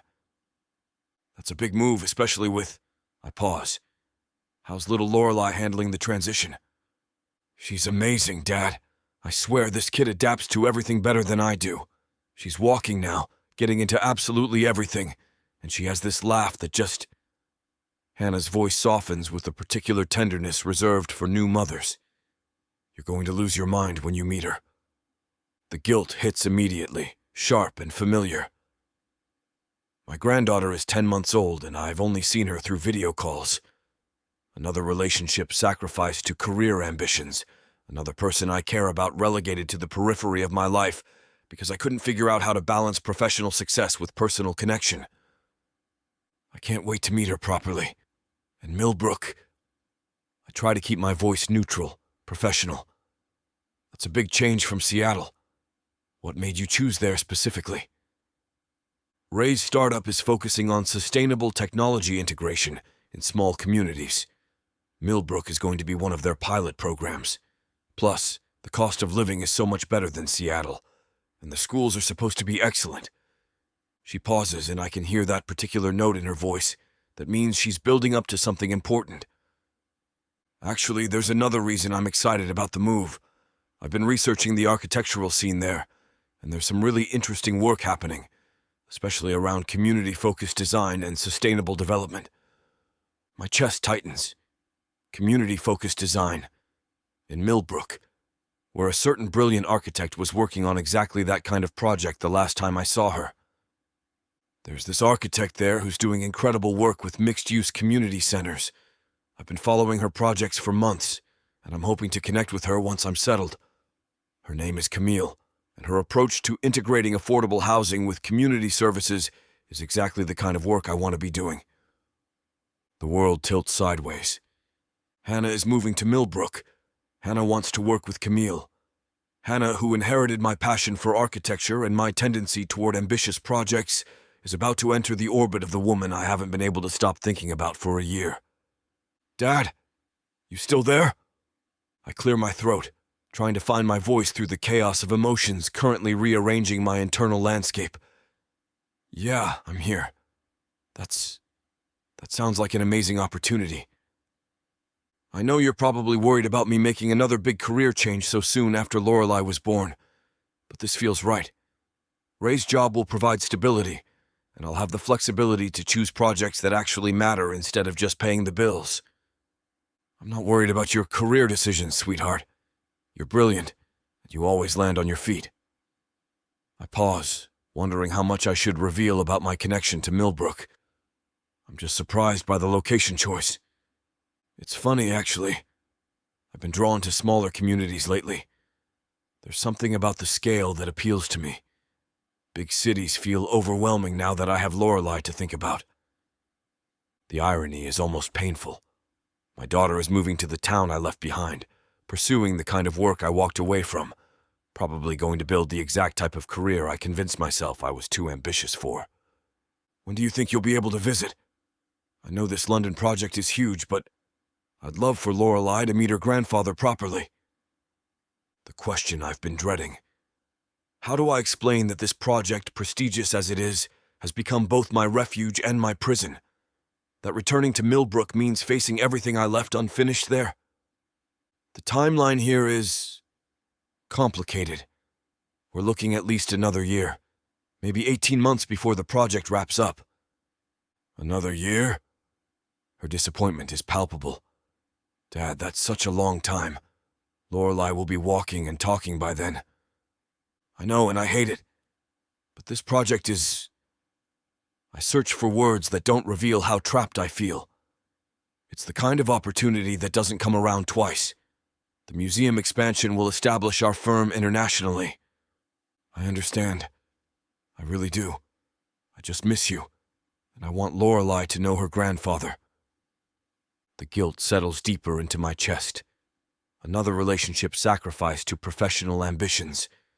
Another person I love learning to live without me because I can't figure out how to be present for the people who matter. I miss you too, sweetheart. More than you know. Well, maybe once I'm settled in Millbrook, we can do more regular video calls. I want to show you all the projects I'm working on, and Lorelei loves seeing faces on the phone. I'd like that. We talk for another 20 minutes about logistics and timelines, about Ray's new position, and Hannah's plans for establishing herself in a new professional community. The conversation is easy and natural, the kind of connection I've always had with my daughter despite the physical distance that's defined most of our relationship. But underneath the normalcy, my mind is spinning with the implications of what she's told me. Hannah in Millbrook. Hannah working with Camille, potentially. Hannah building the kind of career I walked away from, in the exact place I left behind the woman who made me question everything I thought I wanted. After we hang up, I sit in my London office, surrounded by prestigious projects and international recognition, and realize I've never felt more isolated in my life. The rain continues its assault on the windows, and the gray London afternoon stretches ahead of me with another 8 hours of work that suddenly feels meaningless. Hannah is moving to Millbrook. She's going to build relationships there, create a community, raise my granddaughter in the kind of place I convinced myself I was too ambitious for. And somewhere in that same town, Camille Morton is probably still transforming communities through architecture, still challenging conventional thinking about what buildings can accomplish, still being the kind of architect I used to dream about becoming before I got seduced by prestige and international recognition. I turn back to my desk, where blueprints for a museum expansion wait for my attention. Important work. Prestigious work. The kind of project that will define my legacy in the field. But for the first time in my career, legacy feels like a poor substitute for connection. For the first time in my career, I'm wondering if I made the wrong choice. Chapter 11. Camille. The December wind cuts through downtown Millbrook with the kind of bite that makes you question every life choice that led you to living somewhere winter actually exists. I adjust Emily's knit cap for the third time in 2 blocks, making sure her ears stay covered as we make our way toward grind coffee. At 15 months, Emily has developed strong opinions about everything, including headwear.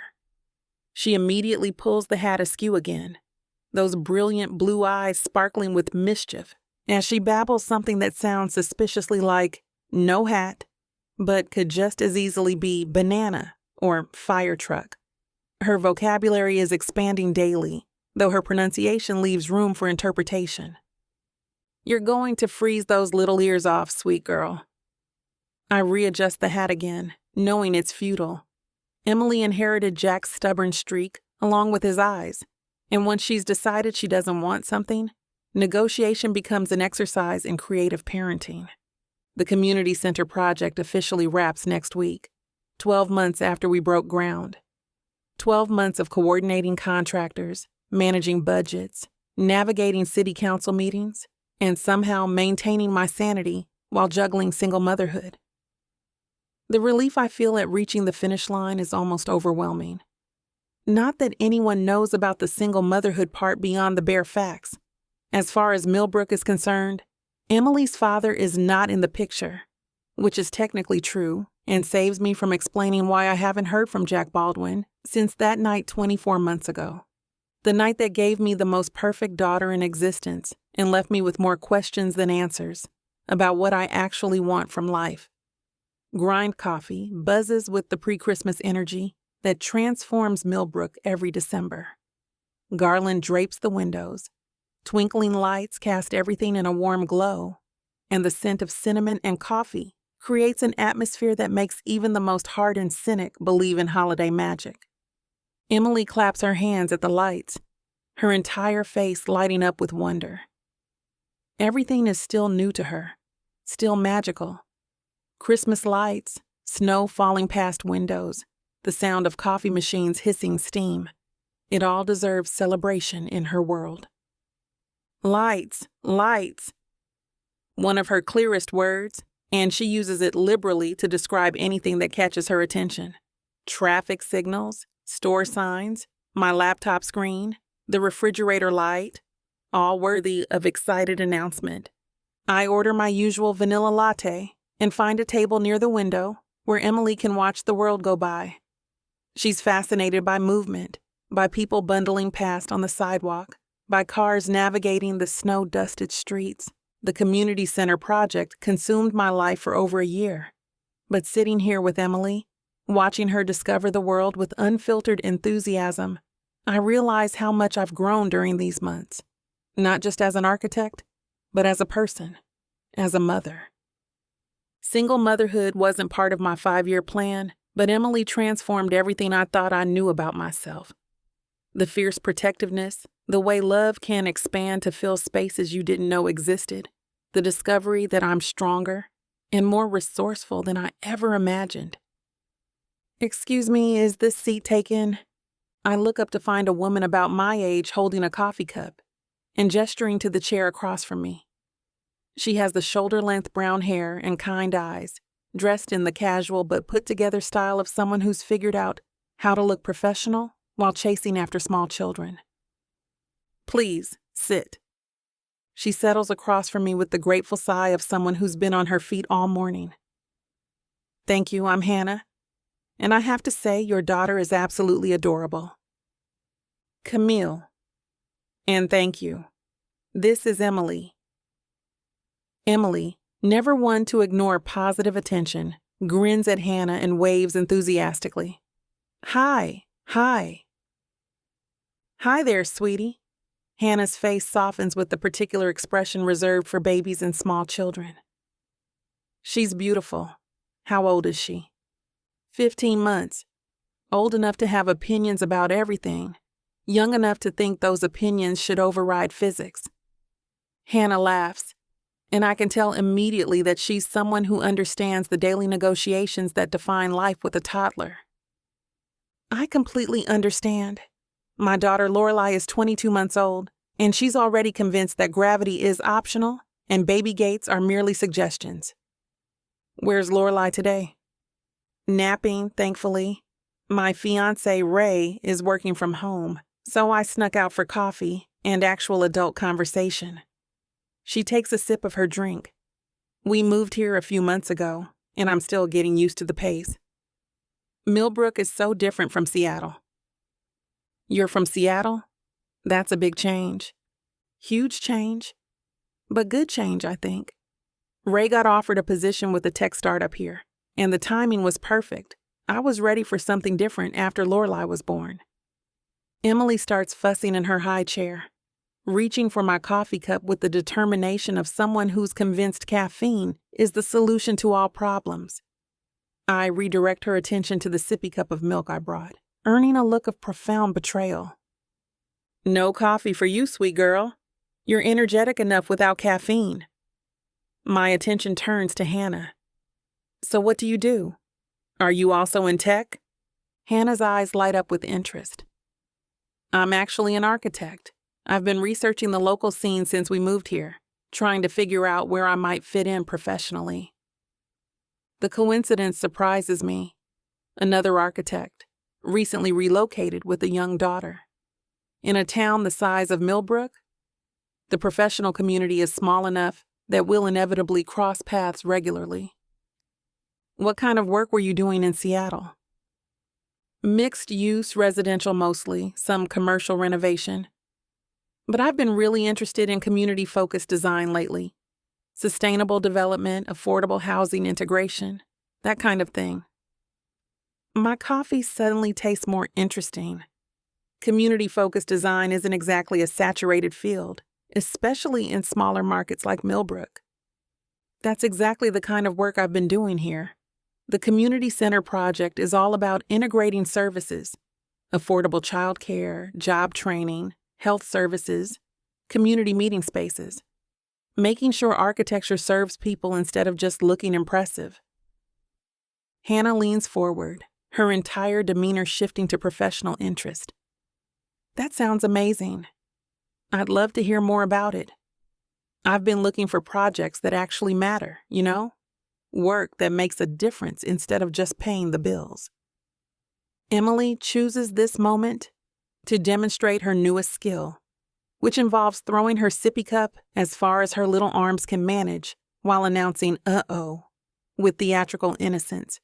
I retrieve the cup, earning a delighted giggle from Emily and an understanding smile from Hannah. The glamorous life of working motherhood, I say, settling back into my chair. Right. I keep waiting for someone to explain how other people manage to have careers and children simultaneously without looking like they've been hit by a truck. I think the secret is accepting that looking like you've been hit by a truck is the new normal. And coffee? Lots of coffee.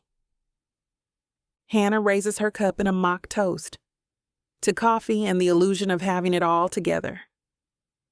We clink mugs, and I feel something I haven't experienced in months. The easy comfort of connecting with someone who understands the particular challenges of balancing professional ambitions with the demands of motherhood. So you said you've been researching local architects. Are you planning to start your own practice here? Or are you looking to join an existing firm? I'm not sure yet. Ray's income gives me the flexibility to be selective, which is a luxury I didn't have in Seattle. I want to find work that aligns with my values, even if it means starting smaller than I'm used to. Emily decides the conversation has gone on long enough without her being the center of attention. She starts bouncing in her chair, clapping her hands and announcing "down, down," with increasing volume. Someone's ready to explore, Hannah observes. I check my watch. We've been here for 40 minutes, which is approximately 30 minutes longer than Emily's attention span typically allows for sitting still. She's hit her limit for stationary activities, but this has been really nice. I don't get much adult conversation that doesn't involve construction timelines or zoning regulations. I know exactly what you mean. Would you maybe want to do this again sometime? I feel like I've barely scratched the surface of what Millbrook has to offer. I love that. And if you're serious about the community-focused architecture thing, I'd be happy to show you around the center once it's finished. It might give you some ideas for projects here. Hannah's smile is genuinely excited.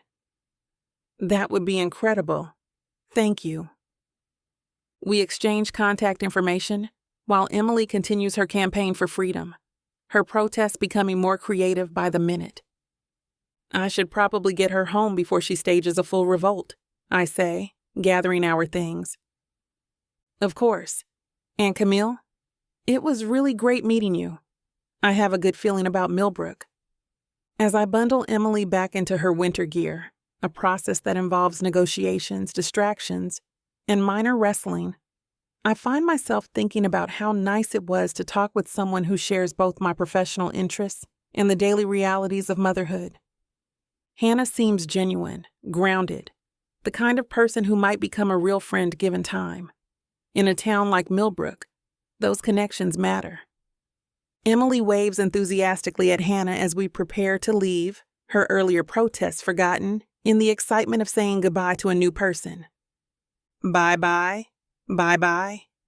Bye, sweetie, Hannah calls back. And Camille, I'm really looking forward to seeing your community center. The December wind hits us again as we step outside, but this time it feels invigorating rather than punishing. The community center project is finally ending. Emily is thriving, and I just made a connection that might lead to interesting professional opportunities. For the first time in months, the future feels full of possibility rather than just endless responsibility.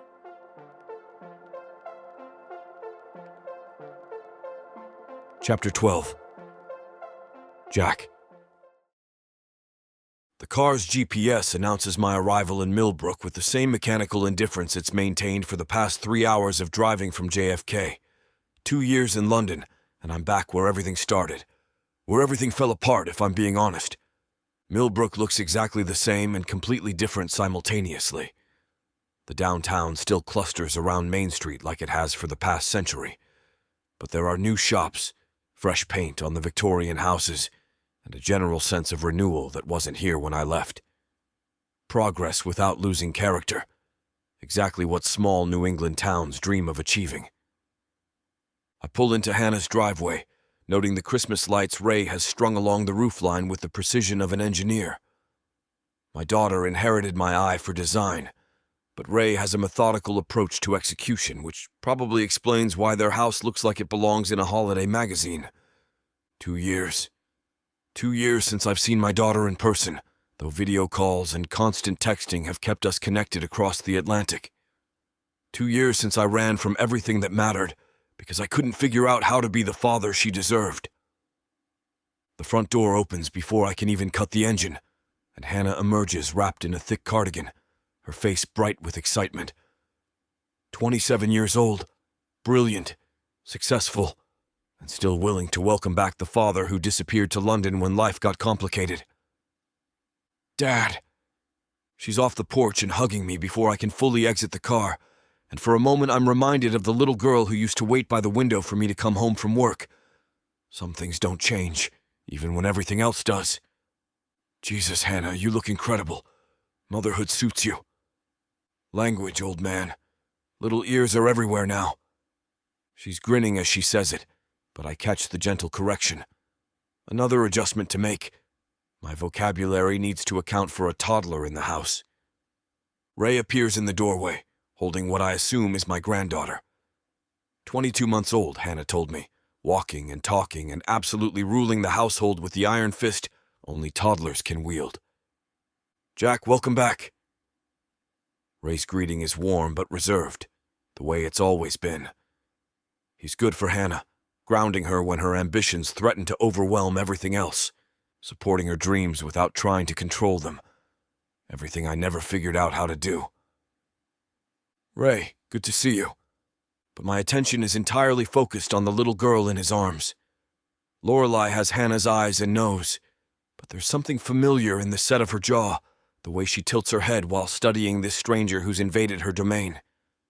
"Lorelei, this is Grandpa Jack," Hannah says softly. My granddaughter regards me with the serious concentration small children reserve for important evaluations. After a moment, she extends one tiny hand in my direction. "Hi." The word is clear, deliberate, accompanied by a smile that transforms her entire face.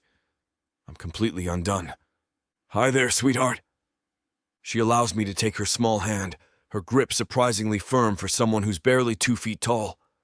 Hannah was right about motherhood. This little person has clearly reorganized every priority in their household. "Come on, let's get inside before we all freeze," Ray suggests, and we migrate toward the warmth of their living room. The house reflects Hannah's design sensibilities. Clean lines, functional furniture, carefully chosen accents that create warmth without clutter. Kid-proofed but not childish. Adult space adapted for small people rather than surrendering entirely to plastic and primary colors. Lorelei has warmed up considerably by the time we settle in the living room. She shows me her favorite books, demonstrates how she can stack blocks, and provides running commentary on everything happening around us in the confident manner of someone who's never doubted her right to be heard. She's incredible, honey. Absolutely incredible.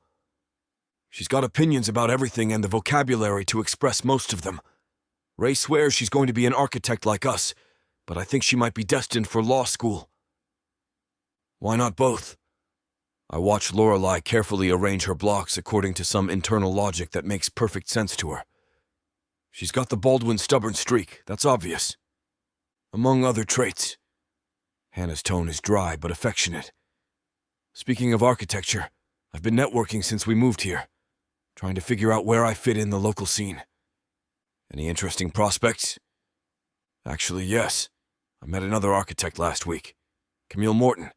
She's been working on this amazing community center project that sounds right up my alley. Mixed-use, community-focused, sustainable design principles. I researched her firm, and I'm loving what I'm seeing.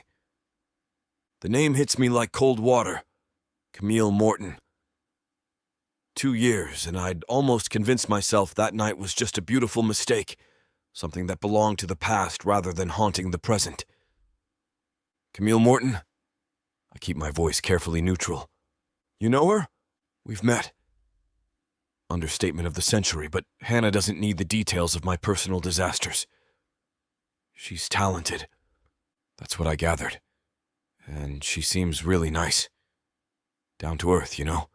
She had her daughter with her when we met for coffee. This adorable little girl. Emily, I think her name was. The room suddenly feels too warm. Emily. Daughter. Coffee meeting. How old? The daughter? Around 15 months, maybe. Gorgeous kid.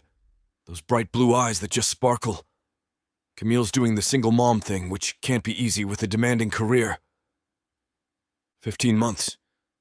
My mental calculation happens automatically, unwillingly. 15 months ago puts conception right around... Damn. Right around that night 2 years ago when everything changed and I ran like a coward instead of dealing with the consequences. You okay, Dad? You look a little pale. Hannah's voice seems to come from very far away. I force my attention back to the present, to my daughter's concerned expression, to Lorelei, who's abandoned her blocks in favor of investigating my shoelaces. Fine, just tired from the flight. But I'm not fine.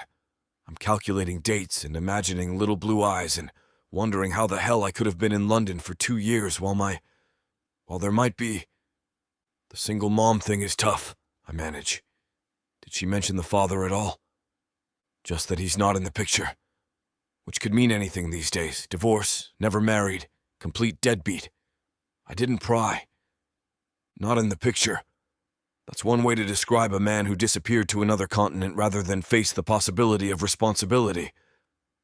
Lorelei has decided my shoelaces require extensive examination. She sits cross-legged on the floor next to my feet, completely absorbed in the fascinating world of lace patterns and knot construction. You mentioned that Emily has blue eyes? Stunning blue eyes. Really unusual shade, almost like... Hannah pauses, studying my face. Actually, they reminded me of yours. That same kind of electric blue. The coincidence she's not quite recognizing yet hangs in the air between us. My daughter is brilliant, but she's also trusting, assuming the best of people rather than immediately jumping to the worst possible conclusions. Unlike her father, who's currently calculating the odds that he's been a deadbeat dad for 15 months without knowing it. Lots of people have blue eyes, I say, but even I can hear how unconvincing that sounds. Ray has been quietly observing this conversation from his position on the couch, and something in his expression suggests he's picking up on undercurrents Hannah hasn't noticed yet. So this community center project, I redirect. What kind of timeline are they working with? It's actually wrapping up. Camille mentioned they've been working on it for over a year. She seemed really proud of what they've accomplished. Over a year. Which means she was working on a major project while pregnant, then while managing an infant. The logistics alone are staggering, never mind the physical demands of construction oversight during pregnancy. If Emily is mine, if I've been living in London, building my reputation and advancing my career, while Camille was handling pregnancy, childbirth, and new motherhood completely alone. The thought makes me physically sick. Lorelei abandons my shoelaces in favor of climbing onto my lap, a maneuver she executes with the confidence of someone who's never been turned away. She settles against my chest, one small hand patting my cheek in the gentle way children offer comfort. "Grandpa sad?" Out of the mouths of babes. This little person can read my emotional state better than I can hide it. "Not sad, sweetheart, just thinking." "Thinking loud," she observes, which makes Hannah laugh. "She's got your number already, Dad." Ray catches my eye over Hannah's head, and I can see questions forming in his expression. He's too polite to voice them in front of Hannah, but the math isn't exactly complicated. "So you're planning to connect with Camille professionally?" I ask Hannah, hoping my voice sounds more casual than I feel. "I hope so. She invited me to see the community center once it's finished, and I'm definitely going to take her up on that. It sounds like exactly the kind of work I want to be doing." "That's great. And it is great for Hannah. For me, it's potentially the most complicated situation I've ever walked into. The local architecture scene is pretty small. You'll probably be seeing a lot of each other. I'm counting on it. It'll be nice to have another working mom to commiserate with. The challenges are so different when you're trying to balance professional ambitions with a little person who needs constant attention." Lorelei chooses this moment to demonstrate her grandfather's undivided attention by grabbing my face with both small hands and announcing, "Story time." "She's very decisive about her entertainment preferences," Ray explains. "No is not really part of her vocabulary yet." "Story it is." I settle her more comfortably on my lap, grateful for the distraction. "What kind of stories do you like?" "Princess stories, dragon stories, truck stories." "An eclectic literary palette," Hannah observes. She gets that from both sides of the family. As I start improvising a story about a princess who drives a truck and befriends dragons, part of my mind remains fixated on the conversation about Camille. 15 months, blue eyes, single mother. The arithmetic is simple, but the implications are staggering. If Emily is my daughter, then I've missed everything. First steps, first words, first Christmas, first birthday. I've been advancing my career in London while Camille handled the most demanding year of early parenthood alone. If Emily is my daughter, then I'm exactly the kind of man I've always despised. The kind who runs when things get complicated, who prioritizes his own comfort over responsibility to the people who need him. But I don't know. Not for certain. And until I do, I'm trapped in this liminal space between ignorance and devastating knowledge. Lorelei's attention to my improvised story is absolute. Her little body relaxed against my chest as I describe the princess's adventures. This is what I missed with Hannah when she was small, too focused on building my practice, too concerned with professional success to fully appreciate these moments. I won't make that mistake again. Whether Emily is mine or not, I'm back in Millbrook now. Back where I can be the father Hannah deserves, the grandfather Lorelei needs. Back where I can try to repair the damage my absence has caused. And if there's another little girl in this town who might be my daughter, Well, that's a conversation I'll have to have with Camille. Eventually. Chapter 13. Camille. The bell above Millbrook Mercantile chimes as Emily and I step inside, the warmth immediately fogging my glasses after the December chill outside. Christmas shopping with a 15-month-old requires strategic planning, quick in-and-out missions, rather than leisurely browsing sessions. "Mama, pretty!" Emily points at the holiday display near the entrance, her mittened hands reaching toward the twinkling lights wound through garlands of fresh pine. "Very pretty, baby girl. But we're here for your great Aunt Rose's present, remember?" Emily nods solemnly, though I suspect she's already forgotten our mission in favor of the sensory overload that is downtown Millbrook in December. Every storefront glows with warm light, every window dressed for the season, with the kind of attention to detail that makes small towns feel magical during the holidays. The Mercantile specializes in local artisan goods, handmade jewelry, pottery, textiles, the kind of unique pieces that make perfect gifts for the woman who helped me so much. Rose deserves something special, something that acknowledges how she's supported Emily and me through this past year of overwhelming change. Let's look at the scarves, Em. Rose loves beautiful scarves. I navigate the narrow aisles, with Emily perched on my hip, her curious gaze cataloging everything within reach. She's reached the age where shopping requires constant vigilance. Her grabby hands can dismantle a display in seconds if I'm not careful. The scarf selection is impressive, all locally made by a fiber artist who lives just outside town. Jewel tones, earthy neutrals, delicate patterns that would complement Rose's elegant style perfectly. I'm examining a gorgeous burgundy piece when Emily suddenly points toward the front window. "Doggy!" I follow her gaze, expecting to see someone walking past with their pet, but instead catch sight of two figures across the street near the coffee shop. A woman with dark hair and a tall man with graying temples, their body language suggesting easy familiarity as they chat outside Millbrook grounds. The woman looks familiar, and after a moment I place her.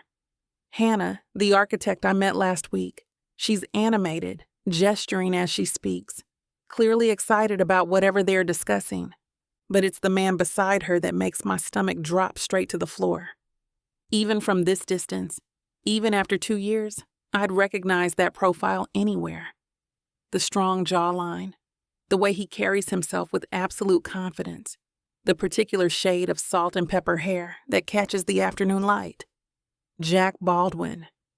Jack is back in Millbrook. The scarf slips from my suddenly numb fingers as the implications crash over me like a tidal wave. Jack is back, which means the careful life I've built for Emily and myself, the safe distance I've maintained from any possibility of him discovering the truth, has just evaporated. "Mama? Doggy where?" Emily's voice seems to come from very far away. I force myself to focus on her confused expression, to respond to her simple question while my mind races through increasingly panic-inducing scenarios. "No doggy, baby. I made a mistake." But I'm the one making mistakes, standing here frozen in the middle of a shop while Jack Baldwin exists less than 50 yards away. Standing here staring when I should be moving, planning, figuring out how to handle this situation before it spirals completely beyond my control. The resemblance between Hannah and Jack is unmistakable now that I see them together. The same strong features, the same confident posture, the same way of holding their head when they're listening intently. Hannah must be his daughter, which explains her recent move to Millbrook, her interest in connecting with local architects, which means she's been unknowingly facilitating a professional relationship with me. Her father's what? Former colleague? The man who disappeared from my life so completely, I wasn't even sure he'd been real until Emily was born with those unmistakable blue eyes. "Pretty scarf, Mama." Emily reaches for the burgundy scarf I dropped, her small fingers immediately tangling in the delicate fringe. I rescue it before she can cause damage, but my hands are shaking as I fold the fabric back into place. 2 years. 2 years I've been preparing for this possibility, knowing eventually our paths might cross again in a town this size. But the theoretical possibility and the actual reality are completely different creatures. Jack is across the street laughing at something Hannah has said, completely unaware that his biological daughter is currently destroying my carefully maintained composure from inside a local gift shop. I need to leave, now. Before he notices me, before this accidental encounter becomes an actual confrontation, I'm nowhere near prepared to handle. We need to go pick up some things from the grocery store first, okay? We'll come back for Rose's present later. It's a transparent excuse. We don't need anything from the grocery store, and Emily's too young to call me on the lie. But I need distance, space to think, time to figure out how to navigate this new reality. No go, Mama. Pretty lights? Of course she chooses this moment to assert her independence. Emily has developed strong opinions about her schedule and destination preferences, and leaving the sparkly wonderland of the mercantile clearly doesn't align with her current priorities. We'll come back tomorrow. I promise. Right now, Mama needs... I glance toward the window again, hoping Jack and Hannah have moved on, but they're still there. Still talking, still standing exactly where they can see directly into the shop if they happen to look this way. Hannah gestures towards something down the street, and Jack turns slightly in my direction.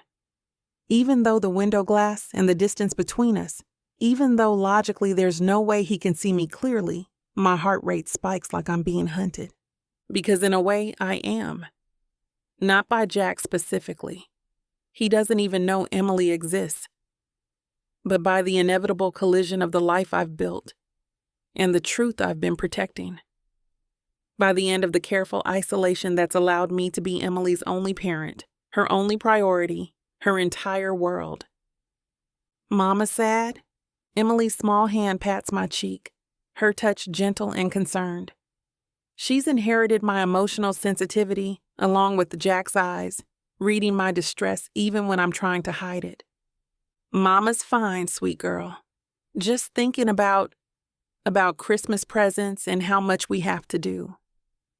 It's not entirely a lie. I am thinking about Christmas, about all the holiday plans I've made that suddenly seem impossibly fragile, about the New Year resolutions I've been considering, the tentative steps toward expanding Emily's world that now feel reckless beyond measure. The burgundy scarf is beautiful, perfect for Rose. But suddenly I can't bear the thought of standing in this shop another second. Every moment increases the chance that Jack will notice me, that this careful distance will collapse into immediate confrontation. I grab the first scarf my hand touches, a deep green piece with gold threads that will complement Rose's coloring beautifully, and head toward the register with more speed than casual shopping typically requires. Just this today, I tell the clerk, a woman in her 60s who recognizes Emily and me from previous visits. No browsing today? Emily usually loves looking at all our treasures. We're in a bit of a hurry. Holiday rush, you know how it is. Emily protests this characterization by immediately reaching for a display of handmade ornaments, her fascination with sparkly objects overriding any sense of urgency I'm trying to project. Emily, no.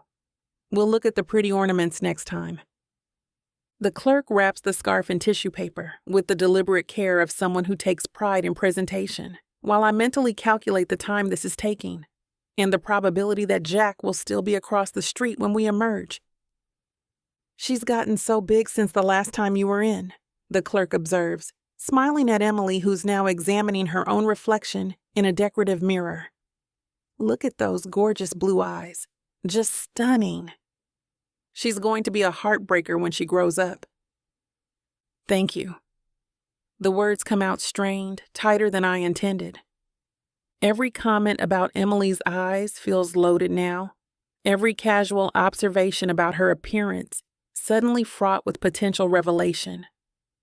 Those blue eyes that strangers admire, that make people stop and comment, that are absolutely unmistakable once you know who to compare them to.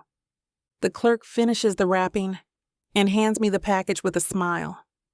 Have a wonderful holiday, ladies. I'm sure Rose will love the scarf. She has such elegant taste. She does. Thank you so much. I settle Emily back on my hip and head toward the door, my entire body tense with the anticipation of what I might find when I step outside. The smart move would be to wait, to linger in the shop until Jack and Hannah move on. But Emily's getting restless. And the clerk is already eyeing us with the mild concern of someone wondering why customers are hovering by the exit. The door chime announces our emergence into the December afternoon, the cold air sharp against my heated cheeks. I turn left immediately, away from the direction where I saw Jack and Hannah, walking with the purposeful stride of someone who has important places to be. Cold, Mama. I pull Emily's hat down more securely over her ears and pick up the pace. The parking lot where I left my car is only 2 blocks away, a completely manageable distance even with a toddler in tow. But as we reach the corner, Emily suddenly points over my shoulder with excitement. Pretty lady from coffee.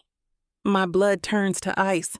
I turn slowly, already knowing what I'll see. Hannah is crossing the street toward us, her face bright with recognition and genuine pleasure. Behind her, Jack follows at a more measured pace, his attention momentarily focused on his phone. Camille. What perfect timing. I was just telling my dad about meeting you. Her dad. Of course. The confirmation I didn't want, delivered with Hannah's characteristic enthusiasm and complete obliviousness to the emotional landmine she's just detonated. I force my face into something resembling a smile while my mind scrambles for an exit strategy that doesn't involve obvious panic or outright rudeness. Hannah, hi. How lovely to see you again. Emily has no such social reservations. She leans toward Hannah with the open friendliness that makes her such a charming toddler, babbling a greeting that's more enthusiasm than actual words. And Emily? Oh my goodness, she's even more beautiful than when I last saw her. Hannah's attention is entirely focused on Emily, who's basking in the admiration with the confidence of someone who's used to being the center of attention, which gives me a moment to brace myself before Jack reaches us, a moment to prepare for the first time in 2 years that I'll be standing face to face with Emily's father. A moment that's nowhere near long enough for the magnitude of what's about to happen.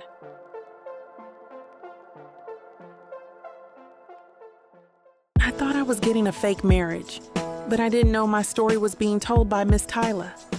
This isn't just any fake marriage now, is it? No. You introduced me to the devil. Come on, girl. Jacob isn't that bad. Oh, I love Jacob. His family, on the other hand? Beggars can't be choosers, Nyla. You should be grateful I even let Jacob Stone look your way.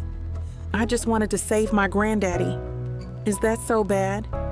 Why couldn't you let this be a normal fake marriage? Instead, you put me in a twisty story filled with money, betrayal, power, and lies. Let's not forget love. That's what keeps me going. But not gonna lie, Miss Tyla. This story you got me in ain't the simple fake marriage happy ending I thought it would be. It's not. Where would be the fun in that? Treat yourself to Say Less, I Love You. New releases every Thursday, now with longer episodes.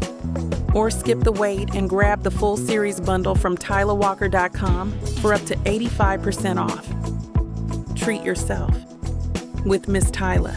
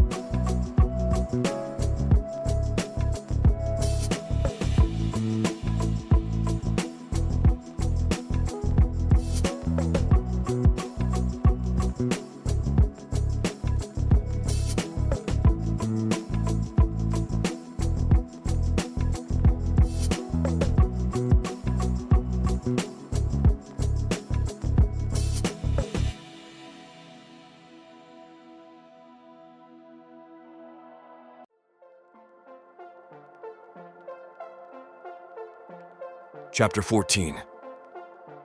Jack. 2 years vanish in an instant. 2 years of deliberate distance, of professional focus, of convincing myself that what happened between us was just an intense but temporary connection brought on by proximity and too much wine. 2 years of successfully not thinking about dark eyes that seemed to see straight through every carefully constructed wall I'd built around my personal life. She's holding a child, a little girl with curly hair and the kind of bright, curious expression that draws attention from strangers.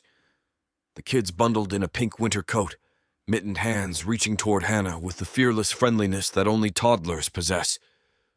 "Camille," I manage, my voice rougher than it should be. "It's been a while." Her entire body goes rigid at the sound of my voice. Even from several feet away, I can see the way her grip tightens on the child, the way her breathing changes from normal to carefully controlled. She knows exactly who I am, and she's not happy about this reunion. "Jack."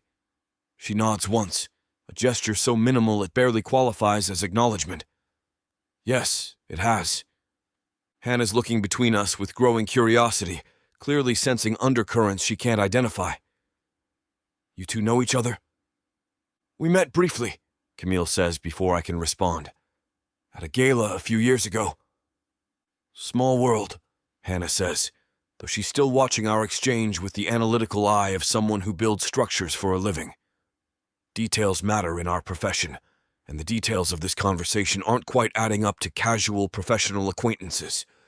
The little girl chooses that moment to focus those enormous blue eyes directly on me, and my world shifts completely off its axis.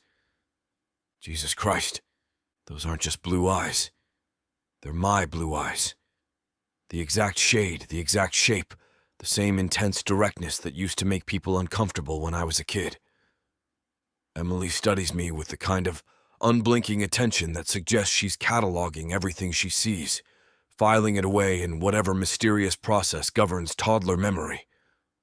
The math is simple and devastating.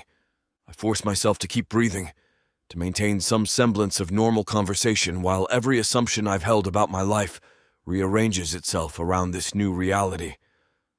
"She's beautiful," I hear myself say, though my voice sounds like it's coming from someone else entirely. "How old?" 15 months. Camille's answer is clipped, professional, like she's reciting statistics for a building project rather than describing her daughter. My daughter. Our daughter. The knowledge settles in my chest like a weight I didn't know I was missing. Emily reaches one mittened hand toward me, and instinct makes me step closer before I catch myself. Camille immediately shifts the child away from my reach, her protective instincts kicking in with a clarity that's both admirable and infuriating. "We should get going," she says to Hannah, completely ignoring me. "Lots of errands to run before dinner." But Hannah's caught up in that enthusiasm that makes her such a good architect. When she finds something interesting, she wants to explore every angle. "I was just telling Dad about your ideas for integrating green spaces into urban housing projects. The community center work you've done sounds innovative as hell." "Thank you, that's very kind." Camille's smile is polite, distant, the kind of expression she probably uses with difficult clients. "But Emily and I really do need to—" "Pretty," Emily announces, pointing directly at me with the confident authority of someone who's never met a stranger she didn't immediately try to charm. The word sends a pang to my heart, not just because it's adorable, though Christ it is, but because of the way she's looking at me. Like she recognizes something, some connection she can't name but instinctively understands. "She's very social," Camille says quickly, her tone suggesting this is normal toddler behavior rather than anything significant. "She thinks everyone's pretty." But Emily's not looking at Hannah with the same intensity. She's focused on me with the kind of laser attention that makes my chest tight with emotions I'm not prepared to handle in the middle of a downtown sidewalk. "Smart kid," Hannah says, grinning at Emily, who immediately grins back. "She's got excellent taste in people." I want to ask 1,000 questions. When did Camille find out? Why didn't she tell me? What's Emily's full name? Does she like books or music or building things with her hands? Is she healthy? Happy? Does she know she has a half-sister right here in front of her who would probably adore her if she knew the truth. Instead, I watch Camille adjust her grip on our daughter and prepare to disappear from my life again. "It was lovely seeing you both," she says with the kind of finality that suggests this conversation is over, whether I'm ready or not. "Likewise." The word comes out harsher than I intended, loaded with everything I can't say in front of Hannah and Emily. "I'm sure we'll run into each other again soon. Millbrook's a small town. Something flashes in her eyes. Fear, maybe, or resignation. She knows as well as I do that accidental encounters are inevitable when you live and work in the same community. Of course, small towns." Hannah, oblivious to the tension crackling between us, continues her friendly chatter. "You should come to the holiday party next week, Camille. Dad's hosting it at his place. Well, technically we're co-hosting, but he's got the space for it. All the local professionals, plus some of the city planning folks you'd probably find interesting." "That's very generous, but—" "I'll send you the details," Hannah continues, steamrolling over Camille's polite refusal with the determination that served her well in client meetings. "It'll be fun. And Emily would probably love seeing all the lights. Dad goes completely overboard with Christmas decorations." I watch Camille's face cycle through several emotions before settling on resigned politeness. She can't be outright rude to Hannah without explaining why, and clearly she's not ready for that conversation. "We'll see what our schedule looks like," she says finally.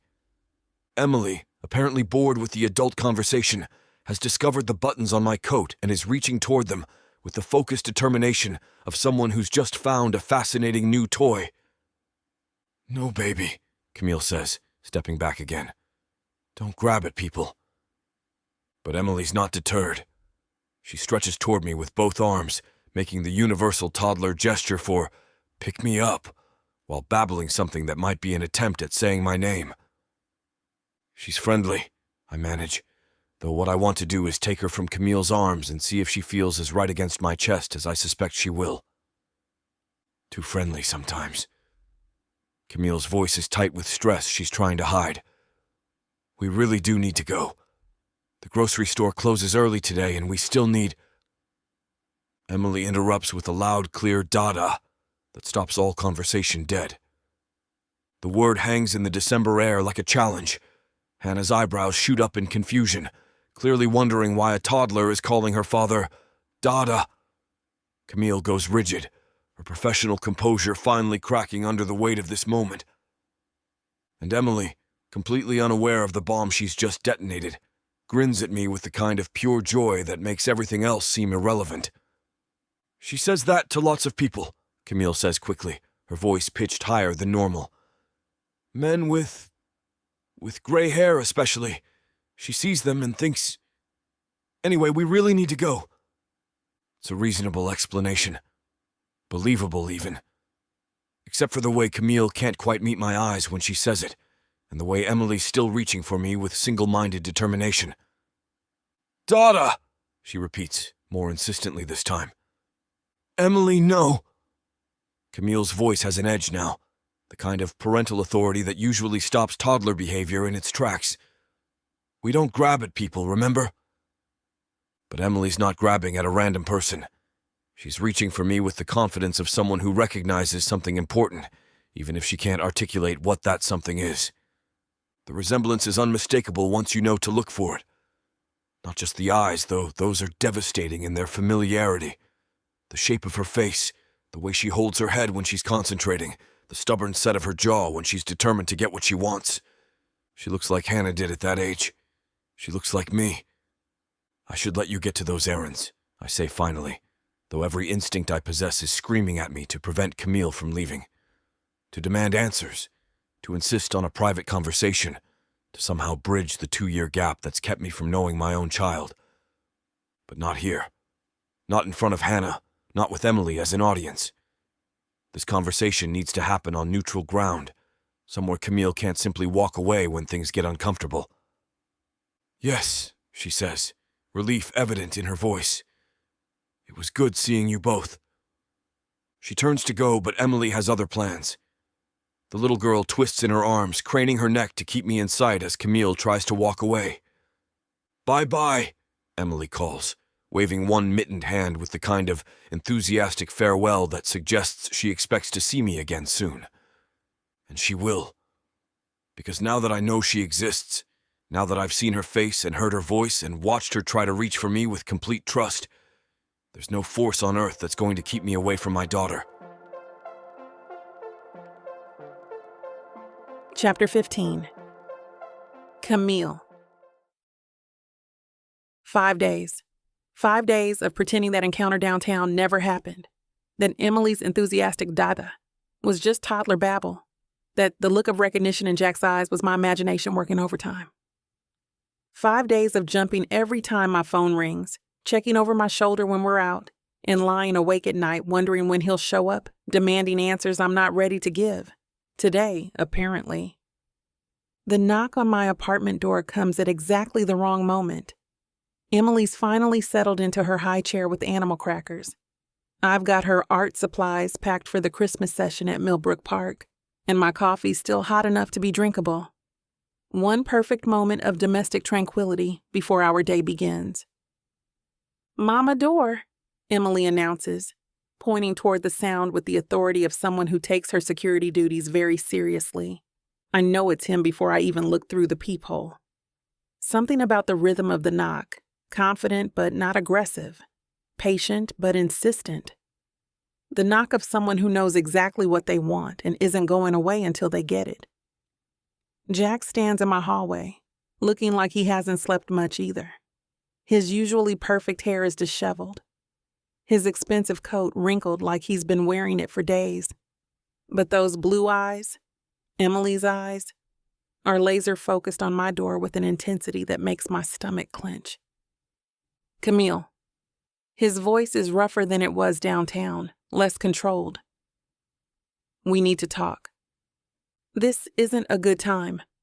The words come out automatically, a reflex born of 2 years of protecting Emily and myself from exactly this moment. We're heading out soon and I know she's mine. 4 words. 4 words that demolish every careful excuse I've constructed, every rational reason why this conversation can happen later, somewhere else, under different circumstances. Emily chooses that moment to call out from her high chair. "Mama, more crackers." Jack's expression shifts at the sound of her voice, something vulnerable and desperate flickering across his features before he schools them back into professional composure. "Please," he says, and the word sounds foreign in his mouth. Jack Baldwin doesn't strike me as someone who says please very often. "Just give me 10 minutes. I should say no. I should tell him to call my lawyer, to make an appointment, to follow proper channels instead of showing up at my door like some kind of romantic hero, determined to claim what's his. Instead, I step aside and let him into the space I've carefully crafted into home for Emily and me. He fills my living room in a way that has nothing to do with his physical size and everything to do with the force of his presence. My apartment, which felt perfectly adequate 5 minutes ago, suddenly seems small and shabby in comparison to his obvious wealth and sophistication. "Mama, who?" Emily's watching him with the same intense curiosity she showed downtown, but without any fear. She's never met a stranger she didn't immediately try to charm, and apparently Jack is no exception to that rule. "This is Jack, baby. He's a friend of Mama's." The word friend tastes like a lie. Jack and I were never friends. We were strangers who shared one perfect, impossible night and then went back to our separate lives. Except we didn't, not really, because Emily exists as living proof that some connections can't be severed as cleanly as we'd like. "Hi, Emily." Jack's voice gentles when he addresses her, losing the sharp edge it held when he was demanding entry. "Those look like good crackers." "Animal crackers," she announces proudly, holding up what appears to be a giraffe. "See?" "I see. That's a very nice giraffe." The easy way he talks to her, like speaking with children, is something he does regularly. Surprises me. I'd assumed someone as career-focused as Jack would be awkward around kids, but he addresses Emily like she's a person worthy of real conversation, rather than baby talk. Coffee, I offer, partly from ingrained hospitality and partly because I need something to do with my hands. Standing here watching him interact with our daughter is doing strange things to my emotional equilibrium. Thanks. I escape to the kitchen, grateful for the few minutes to collect myself while I pour another mug. Through the doorway, I can see Jack studying Emily with the kind of analytical attention he probably brings to architectural plans, cataloging details, comparing features, confirming what he already knows to be true. When I return with his coffee, he's crouched down to Emily's eye level, listening seriously as she shows off the difference between elephant crackers and lion crackers. The sight stops me cold.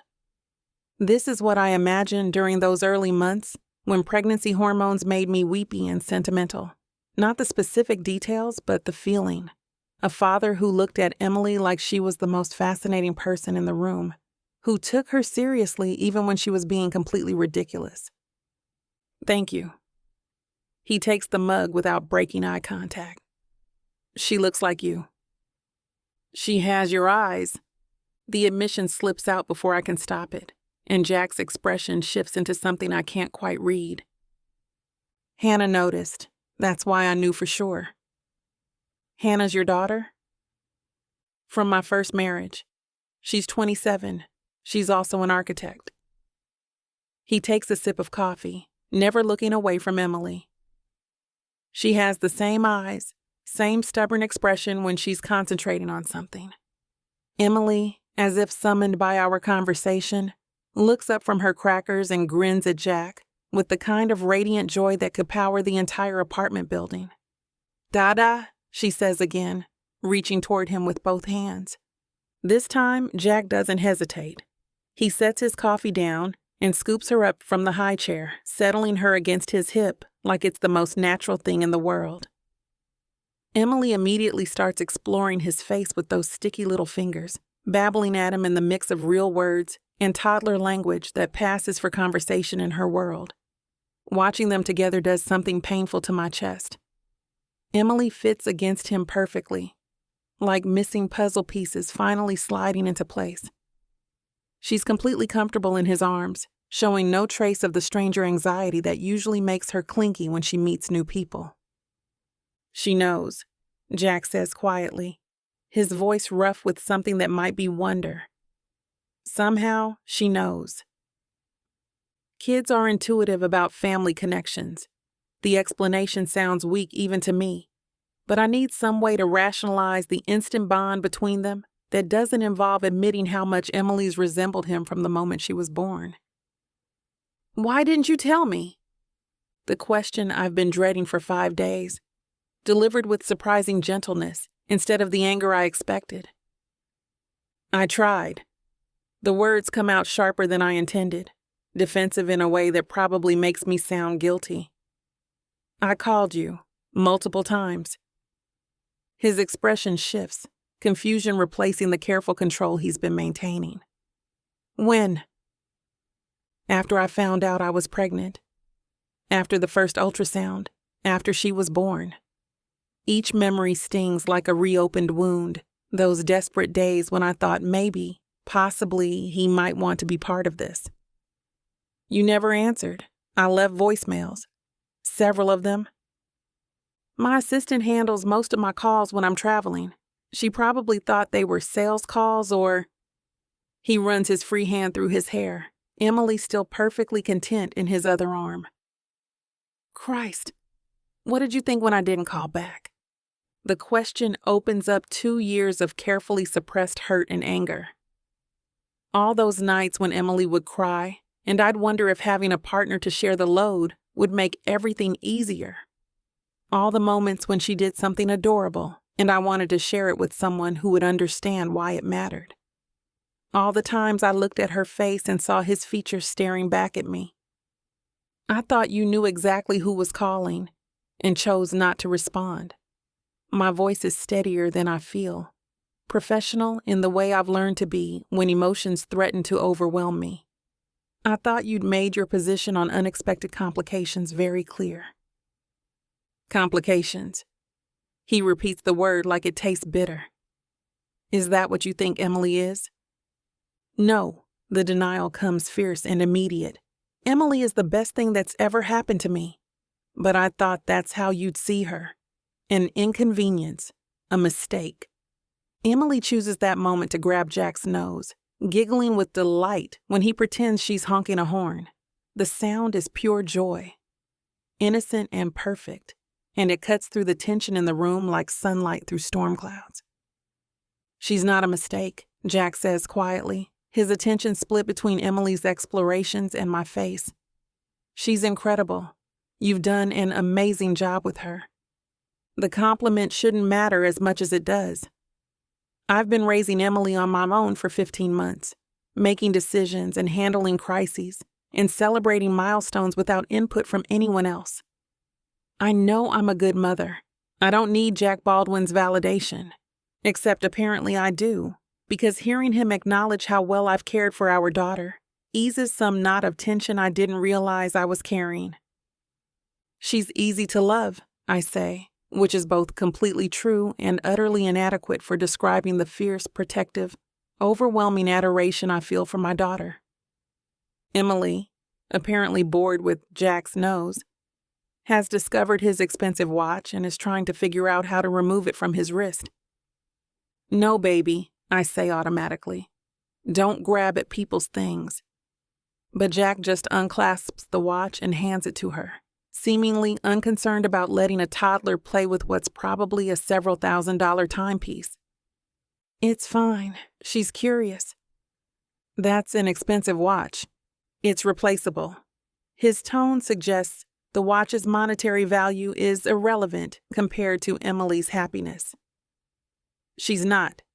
The simple statement does something dangerous to my heart.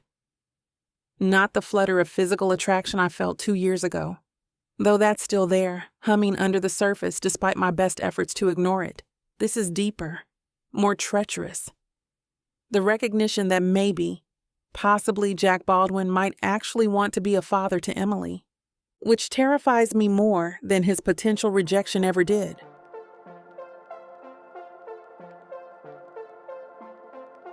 Chapter 16. Jack. Emily's tiny fingers are surprisingly strong as she examines my watch, turning it over with the focused determination of someone trying to solve a complex engineering problem. The weight of her in my arms feels both foreign and completely natural, like muscle memory I didn't know I possessed. She's got good mechanical instincts, I observe, watching her figure out how the clasp works. Look how she's studying the mechanism before she tries to manipulate it. She takes everything apart. Camille's voice carries a mix of pride and exasperation. Last week she dismantled her entire crib mobile trying to understand how it played music. Smart kid. The words come out rougher than I intended, weighted with 2 years of missed observations, missed milestones, missed everything. What else does she do? What are her favorite things? Camille studies me for a long moment, like she's trying to determine whether my interest is genuine or some kind of performance. Whatever she sees in my expression must satisfy her, because she settles into the chair across from us. She loves music, any kind of music. She'll dance to commercials, to the neighbor's radio, to the sound of the washing machine when it's off balance. A smile tugs at the corners of her mouth. And she's obsessed with building things. Blocks, cardboard boxes, anything she can stack or connect. Like her parents. The observation slips out before I can stop it, and Camille's expression shifts into something more guarded. I suppose. Emily has moved on from the watch to my shirt collar, her fingers tracing the pattern of the weave with intense concentration. She smells like baby shampoo and animal crackers, innocent and perfect in a way that makes my chest tight. Tell me about her birth, her first words, when she started walking. The request comes out more demanding than I mean it to, but I need to know. Need to understand what I've missed, what I can never get back. Tell me everything. Camille's eyes narrow slightly. That's a lot of everything, Jack. I have time. We were supposed to leave for the park. The park can wait. I shift Emily to my other arm, marveling at how easily she adapts to the change. Please, Camille. I've missed 15 months. I need to know who she is. Something in my voice must convince her because she leans back in her chair and begins painting a picture of Emily's short life in careful, vivid strokes. How she came 3 weeks early but healthy. How she was born with a full head of dark curls and those unmistakable blue eyes. How she was the kind of baby who rarely cried, but observed everything with serious intensity, like she was cataloging the world for future reference. She said "mama" at 8 months, which I was convinced was just babbling until she started using it specifically for me. Her first real word was "up." She figured out that saying it got her picked up faster than crying. Camille's expression softens as she talks, the defensive wall she's been maintaining since I arrived gradually lowering. She started walking at 10 months, but she was climbing before that. I had to baby-proof everything twice because she kept finding new ways to reach things I thought were safe. Emily, as if summoned by the conversation about her climbing abilities, starts trying to scale my chest to reach my hair. I help her up, letting her tiny fists tangle in the strands while she babbles something that sounds suspiciously like commentary on my styling choices. She's fearless, Camille continues, watching Emily's exploration with the kind of relaxed attention that speaks to experience. The playground, the stairs, anything that looks remotely challenging, she goes straight for it. I've spent more time in emergency rooms than I care to admit. Emergency rooms? My grip on Emily tightens involuntarily, protective instincts I didn't know I possessed flaring to life. Nothing serious. A bump on the head when she tried to climb the bookshelf, a split lip from running into the coffee table. Normal toddler stuff, according to the pediatrician. Camille's tone is matter-of-fact, but I catch the underlying exhaustion. Being a single parent means you handle everything yourself. The midnight fevers, the teething tantrums, all of it. The casual mention of single parenthood hits like a physical blow. While I was traveling to job sites and closing deals and building my reputation, Camille was handling sleepless nights and doctor visits and every small crisis that comes with raising a child. Alone. I should have been there. The words scrape my throat raw. For all of it. You couldn't be there if you didn't know she existed. But I should have known. Emily has discovered my watch chain and is trying to use it to rappel down my torso, completely oblivious to the weight of our conversation. I should have answered your calls. I should have... Should-haves don't help anyone. Camille's interruption is gentle but firm. What matters is what happens now. Now. The present moment stretches between us, full of possibility and complication in equal measure.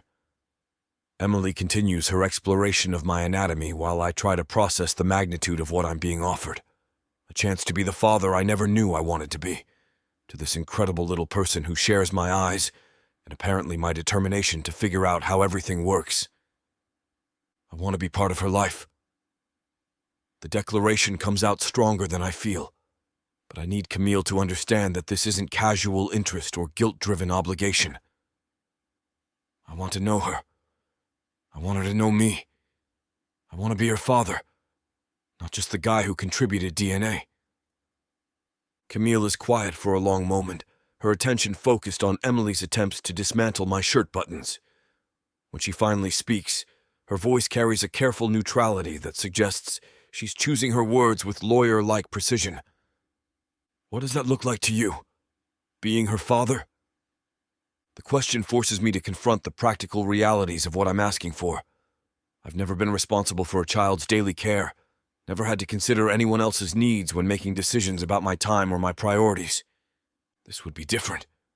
Messier, more demanding. I don't know yet, I admit, but I want to figure it out. With you. I want to learn what she needs, what makes her happy, what scares her. I want to be someone she can count on. Even when it's inconvenient?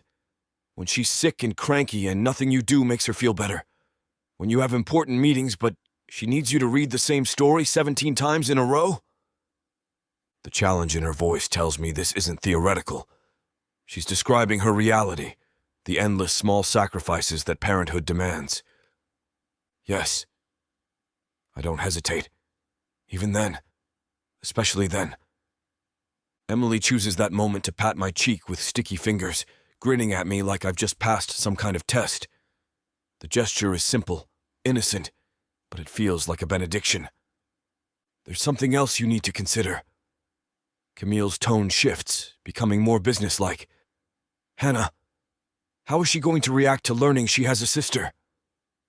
The mention of my older daughter brings a fresh wave of complexity to an already complicated situation. Hannah and I have worked hard to rebuild our relationship after my divorce from her mother, after years of me being more absent than present. She's just started to trust that I'm committed to being a better father to her. Now I'm asking her to share that attention with a child she's never met. Hannah will adjust. The words sound more confident than I feel, but I need to believe they're true. She's mature enough to understand that this doesn't change how I feel about her. Is she?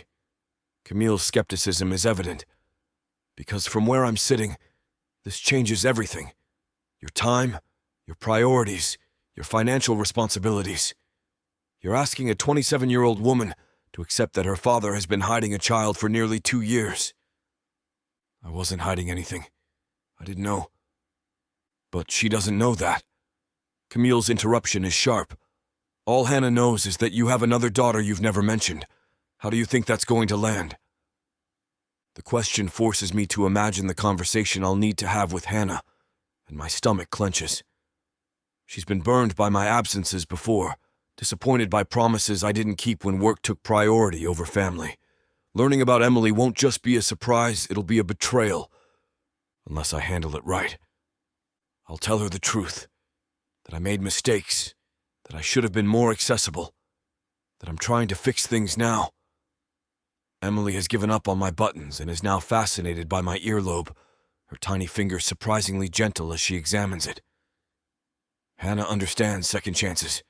She's given me plenty of them. And if she doesn't accept Emily, if she sees her as competition for your attention, she won't. The certainty in my voice surprises me, but as I say the words, I realize they're true. Hannah's got a good heart. She might be hurt that I didn't tell her sooner, but she won't take it out on Emily. She's not capable of rejecting a child. Camille studies my face like she's trying to determine whether my confidence is justified or just wishful thinking. Emily fills the silence by attempting to stick her fingers in my mouth, giggling when I pretend to nibble on them. You sound very sure about that. I am. I shift Emily again, settling her more securely against my chest. Hannah has her own daughter, Lorelei. She understands what it means to be a parent. She'll see Emily as family, not as a threat. Emily has moved on from my face to the pattern on my tie, her fingers tracing the silk with the same focused attention she gave my watch. Everything about her is perfect, from the way she concentrates, the little sound she makes when she's thinking, the complete trust with which she settles against me. I've missed too much already, I continue, my voice rougher than I intend. Her first smile, her first steps, her first word. I can't get those back, but I can be here for everything that comes next. Her second Christmas, her second birthday, the first time she says daddy and means it. Jack, I'll handle Hannah. The promise comes out firm, certain. Whatever concerns she has, whatever adjustments need to be made, I'll manage it. But I won't let fear of how she might react keep me from being Emily's father. Camille is quiet for a long moment, her attention moving between Emily's contented exploration of my clothing and my face. I can see her weighing options, calculating risks, trying to determine whether trusting me with our daughter's emotional well-being is a gamble worth taking. This isn't just about wanting to be involved, she says finally. This is about showing up consistently, even when it's hard. Emily deserves better than someone who gets excited about the idea of being a father and then disappears when reality sets in. I won't disappear. The words carry the weight of a vow. I made that mistake with Hannah when she was young. I won't make it again. Emily looks up at the sound of my voice, those blue eyes, my eyes, regarding me with the kind of serious attention that suggests she understands more than anyone gives her credit for. Then she smiles, bright and trusting, and something in my chest shifts permanently into place. I want to be her father, Camille, not just in name, but in every way that matters. And I want Hannah to love her as much as I already do. Chapter 17. Camille. The crisp winter air bites at my cheeks as I push Emily's stroller down Main Street, the wheels crunching softly over patches of frost that haven't surrendered to the afternoon sun. Millbrook transforms during the Christmas season, every storefront draped in twinkling lights and garland. The lampposts wrapped in red ribbon like birthday presents, waiting to be unwrapped. Emily bounces in her seat, pointing excitedly at each decoration we pass, with the kind of unbridled enthusiasm that makes everything feel magical again. Her little mittened hands clap together when she spots a particularly elaborate window display featuring animated reindeer, and the pure joy on her face reminds me why I love this season, despite all the complications it brings. Look, baby girl. See the pretty lights? I stop the stroller in front of the toy store, where mechanical elves hammer away at a miniature workshop while fake snow falls in gentle spirals. Emily's eyes go wide, tracking each movement with the intense focus she inherited from both her parents. The thought of Jack brings an unexpected tightness to my chest. 3 hours ago, he was holding our daughter for the first time, looking at her like she hung the moon and personally installed all the stars. The tenderness in his expression when Emily grabbed his finger, the way his voice went soft and rough when he talked about missed milestones. It felt real in a way that scared me. I've been burned before by men who promise they want to be involved, who get swept up in the romance of fatherhood without understanding the daily grind. But watching Jack with Emily, seeing how naturally she took to him, how he seemed to instinctively know exactly how to hold her, that scared me even more than the possibility he might disappoint us. Because if he means it, if he really wants to be her father, then everything changes. The life I've built for just the two of us, the careful independence I've cultivated, the walls I've constructed to protect us both, all of it becomes negotiable. Camille. The familiar voice snaps me out of my spiral, and I turn to see Hannah Baldwin approaching with a stroller of her own. Her red coat brings out the highlights in her hair, and her smile is the kind of genuine brightness that makes you understand why we clicked so easily when we first met. Hannah, what are you doing downtown? I managed to keep my voice light, despite the sudden knot in my stomach. Of all the people to run into today, Jack's daughter ranks somewhere near the top of my complicated encounters list. Christmas shopping. Lorelai needed new shoes, and I thought we'd check out the holiday displays while we were here. She gestures to the toddler in her stroller, who's busy trying to remove her own mittens with the determined persistence that seems universal among children her age. What about you two? Same. Emily's never seen the Christmas decorations downtown, so I thought we'd explore a little. I crouched down to Emily's eye level, adjusting her hat while buying myself a moment to figure out how to navigate this conversation. Em, can you say hi to Hannah?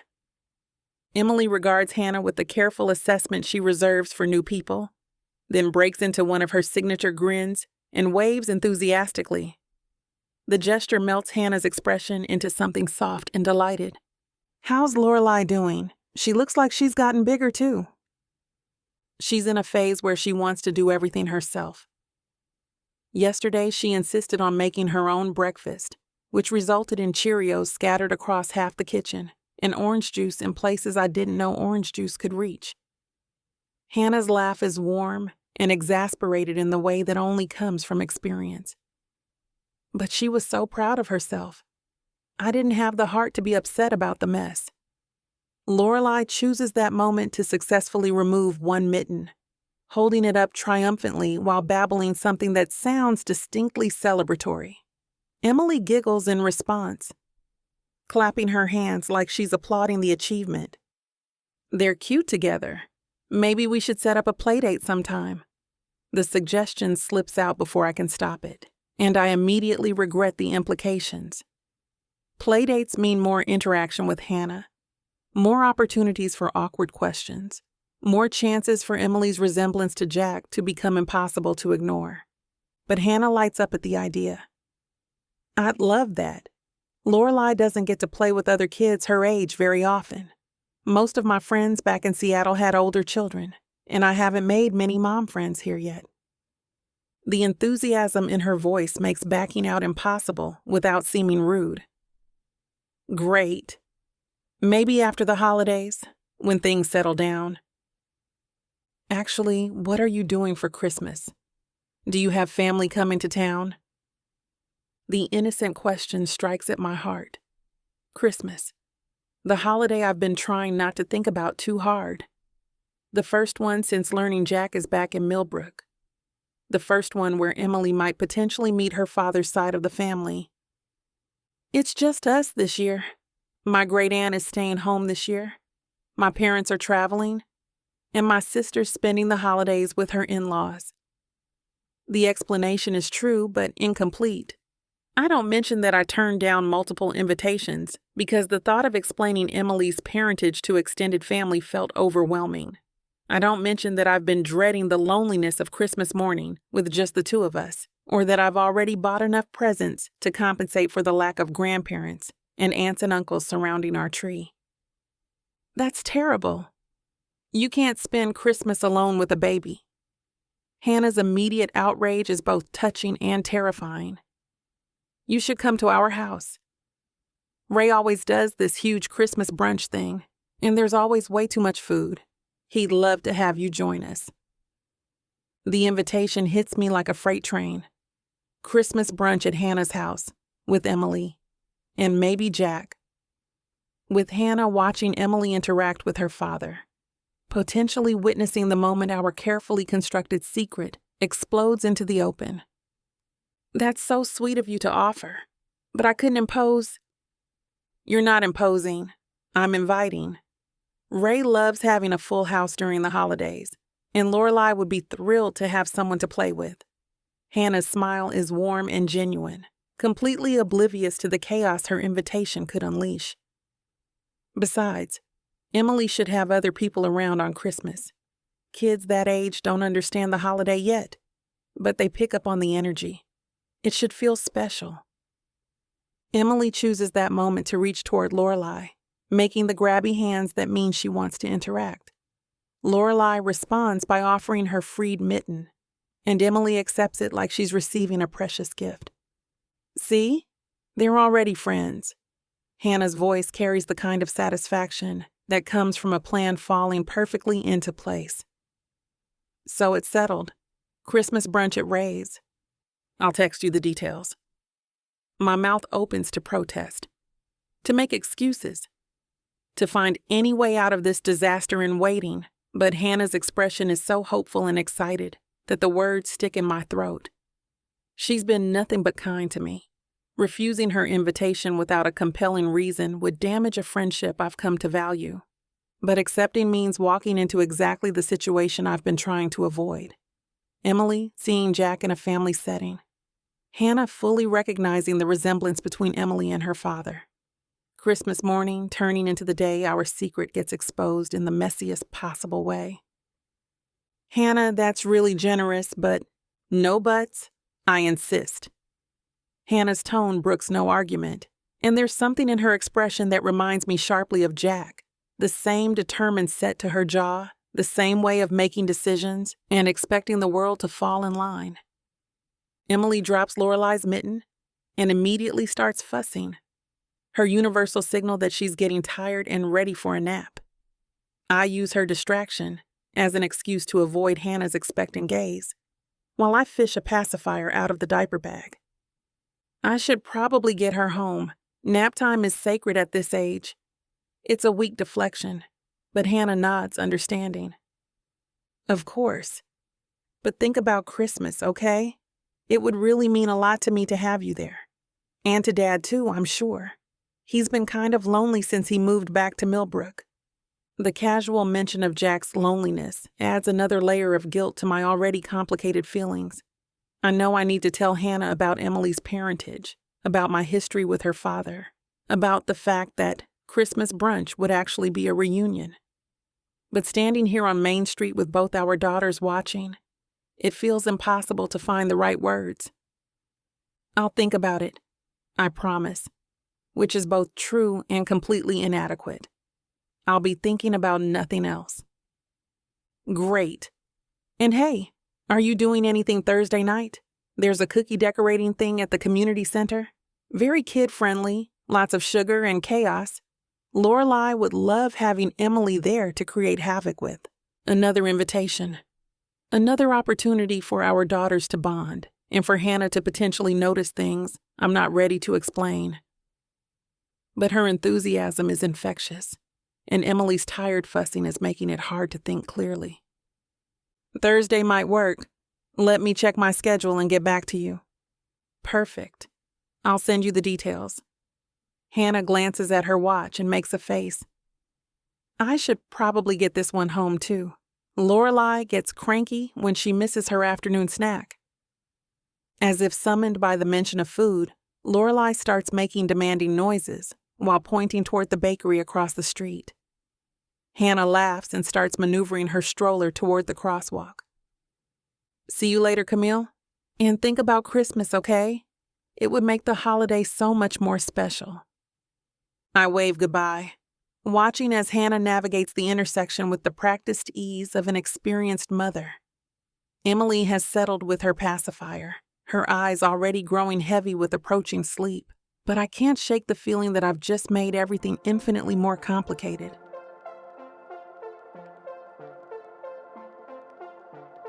Chapter 18. Jack.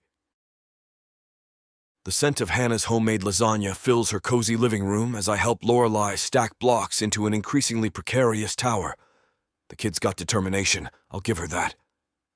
Every time the structure tumbles down, she immediately starts rebuilding without a hint of frustration. Must be a family trait. "Higher, Papa Jack," Lorelai demands, holding up another wooden block with the imperious tone of someone who's never met a construction project she couldn't improve. "You sure about that? It's getting pretty tall already." I position the block carefully on top of her tower, which now rivals the Leaning Tower of Pisa for structural integrity. One more might be pushing our luck. She considers this with the gravity of a seasoned architect, then nods decisively. One more.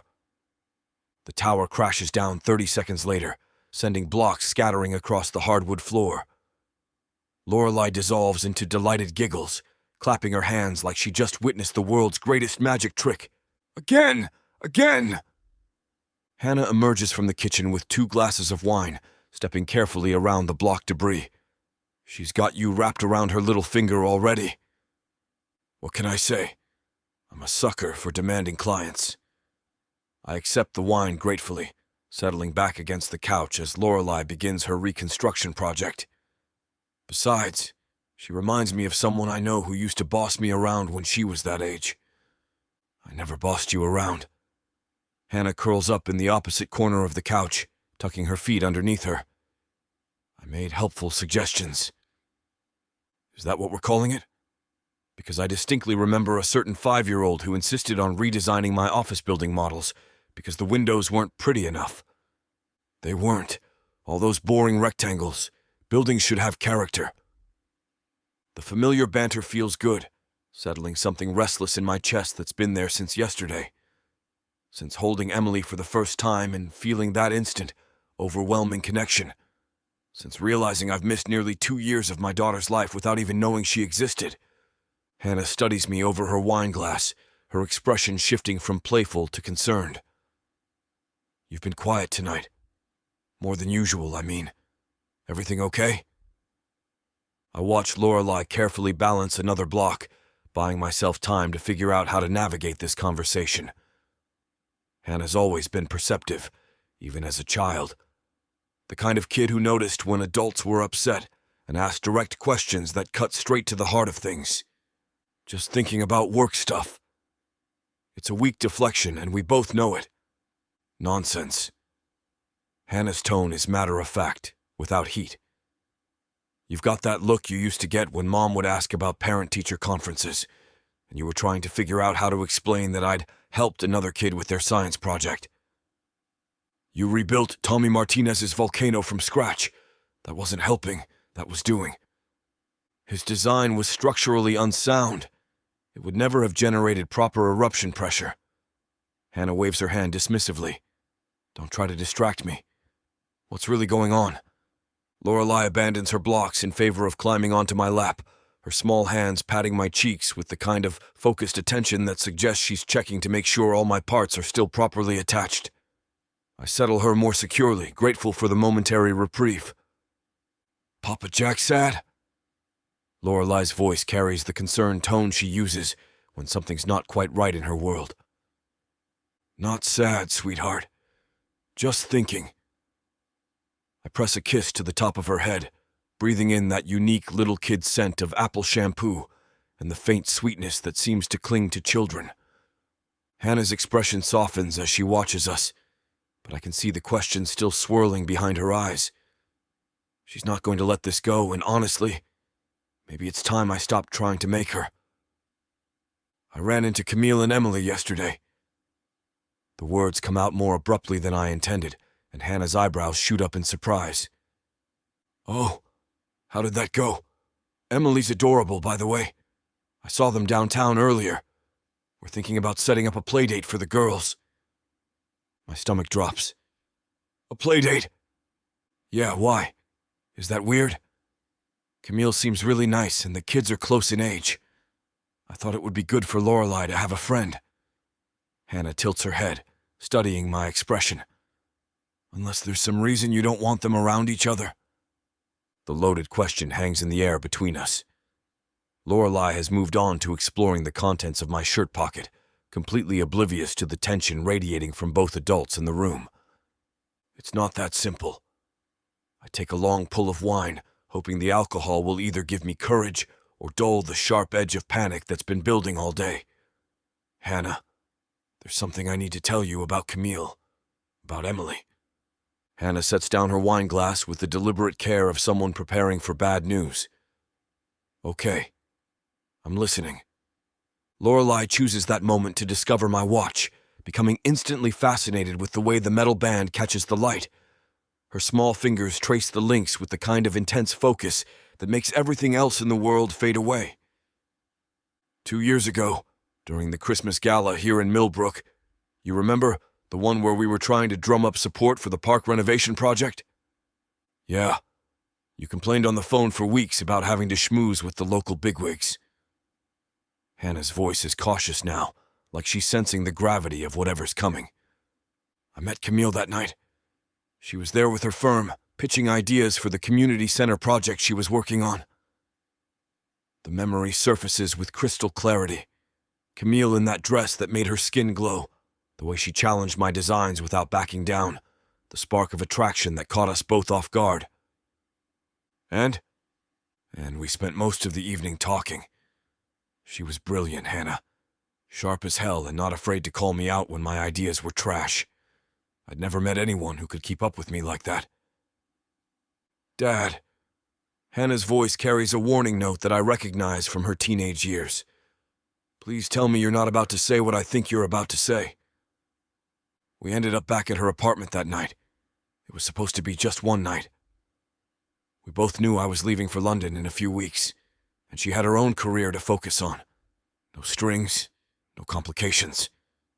The silence stretches between us, broken only by Lorelei's satisfied exclamation as she finally succeeds in tinkering with my watch.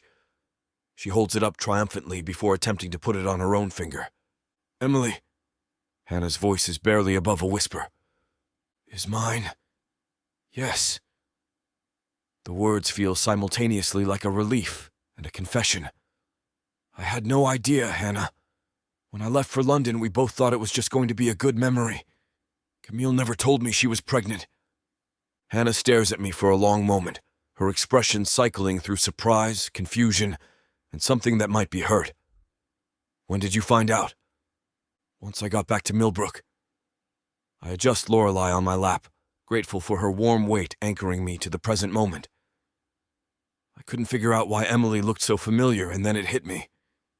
She's got my eyes, Hannah. The same blue as yours. And you're sure? The question comes out sharp, defensive. I mean, you said it was just one night. I'm sure. My voice is firm, brooking no argument. Camille isn't the type to lie about something like this, and the timeline fits perfectly. Emily's 15 months old, which means she would have been conceived right around Christmas 2 years ago. Hannah stands abruptly, pacing to the window and back with the restless energy she's inherited from me. Lorelei watches her movement with interest, apparently deciding that whatever drama is unfolding is far more entertaining than playing with my jewelry.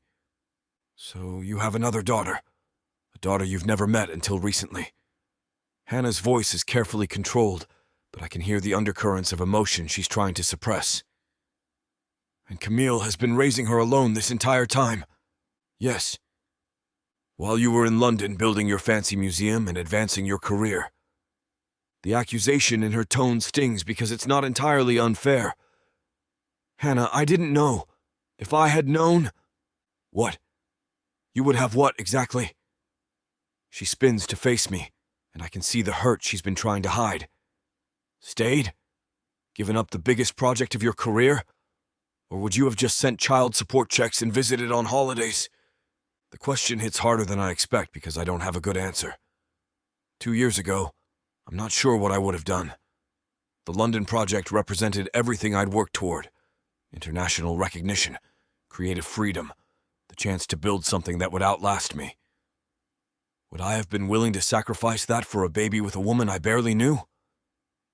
I don't know, I admit finally. But I'm here now, and I want to be part of Emily's life going forward. Just like that, you walk back into town and decide you want to play dad? Hannah's voice rises slightly, and Lorelei looks between us with the wide-eyed concern of a child sensing adult conflict.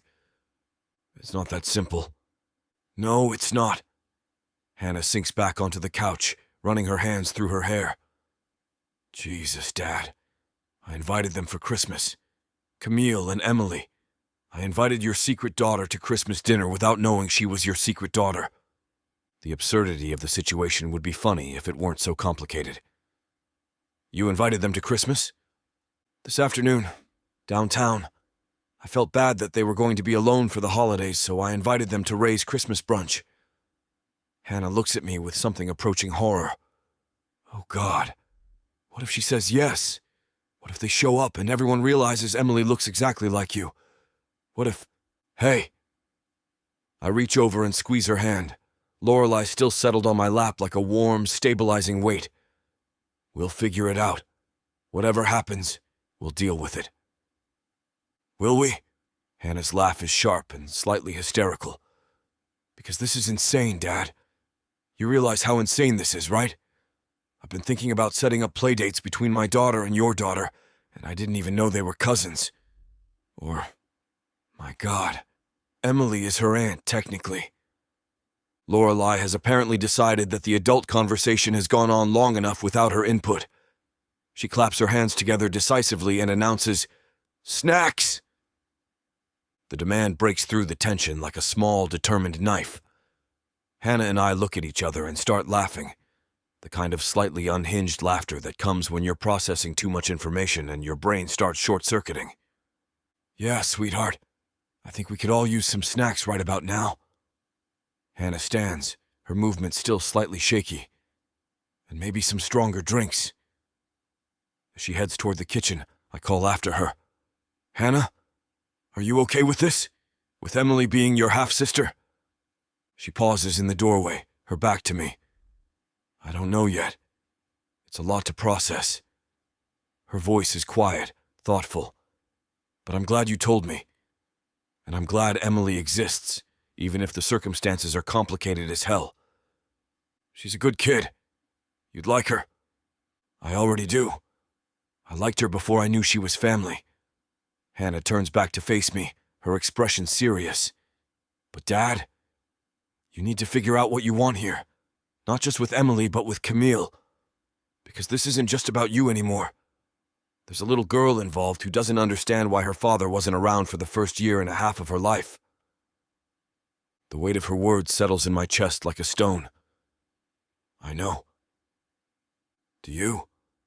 Because from where I'm sitting, it looks like you've got a chance to build something real here, but only if you're willing to actually show up and do the work. Not just the fun parts, the hard parts too. Chapter 19. Camille. The community center's art room smells like tempera paint and that indefinable scent of childhood creativity. Equal parts chaos and possibility. Emily sits in her high chair at the low table, both hands covered in red paint, as she enthusiastically creates what I generously call abstract expressionism on the oversized paper spread before her. More, Mama! She holds up her paint-covered palms like tiny crimson flags of artistic victory. I think you've got plenty there, baby girl. I dip a clean brush into the yellow paint and guide her fingers around it. Let's try making some sunshine. The Christmas art session was supposed to be a peaceful way to spend our Saturday morning. Emily loves making messes. Correction, Emily loves making purposeful messes that result in something beautiful. At 15 months, she's already showing signs of the same creative drive that led me into architecture, though her medium of choice involves significantly more finger painting than mine. Around us, other parents navigate similar artistic adventures with varying degrees of success. Mrs. Ellison is helping her twin boys create what might be reindeer handprints, while Mary Paulson attempts to convince her 3-year-old that eating the paint isn't part of the creative process. Look, Em, see how the yellow mixes with the red? I guide her small hand across the paper, watching her face light up as the colors blend into orange. It's like magic. Magic, Emily repeats, then promptly decides to test this theory by smearing both hands directly onto the paper and pressing down hard. The result is somewhere between a sunset and a crime scene, but her delighted giggle makes it perfect. The familiar routine settles something anxious in my chest that's been there since days ago, since Jack appeared at our door with that expression of wonder and terror, since he held Emily for the first time, and I watched him fall in love with our daughter in real time. Our daughter. The phrase still feels foreign, even though I've been thinking it more often since he reappeared in our lives. Camille, the voice behind me makes me freeze, my hand still guiding Emily's brush. I know that tone. Professional, slightly hesitant, the kind of careful approach people use when they're about to discuss something delicate. I turn to find Monica standing behind me, looking distinctly uncomfortable in her weekend casual wear. It's strange seeing her here. She's efficient, discreet, and normally wouldn't be caught dead at a community center art session unless her own kids were involved. And her kids are definitely not involved. In fact, Monica's kids are both teenagers who consider finger painting beneath their sophisticated sensibilities. Monica. I keep my voice neutral, though my stomach immediately starts churning. What brings you here? I was hoping to run into you, actually. She glances around the art room, clearly out of her element among the chaos of toddler creativity. Mind if we talk? Just for a minute? Emily chooses that moment to discover that paint makes excellent hair product, reaching up to pat her curls with yellow-covered fingers. I grab a wet wipe and start damage control while trying to process why my office manager would seek me out at a weekend art session. Honey, paint stays on the paper, remember? I clean her hands and hair as best I can, my mind racing through possible reasons for Monica's unexpected appearance. None of them are good. She's adorable, Monica says, watching Emily's artistic process with the kind of fascination people reserve for exotic wildlife. How old is she now? 15 months. The answer comes automatically, though something in Monica's tone makes my shoulders tense. Monica, what's this about? Monica glances around again, clearly choosing her words carefully.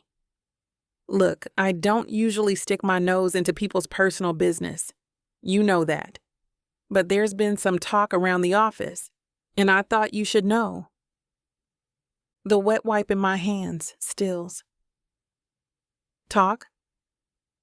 About Emily's father. Monica's voice drops to a whisper, as if she's sharing state secrets instead of office gossip. About Jack Baldwin.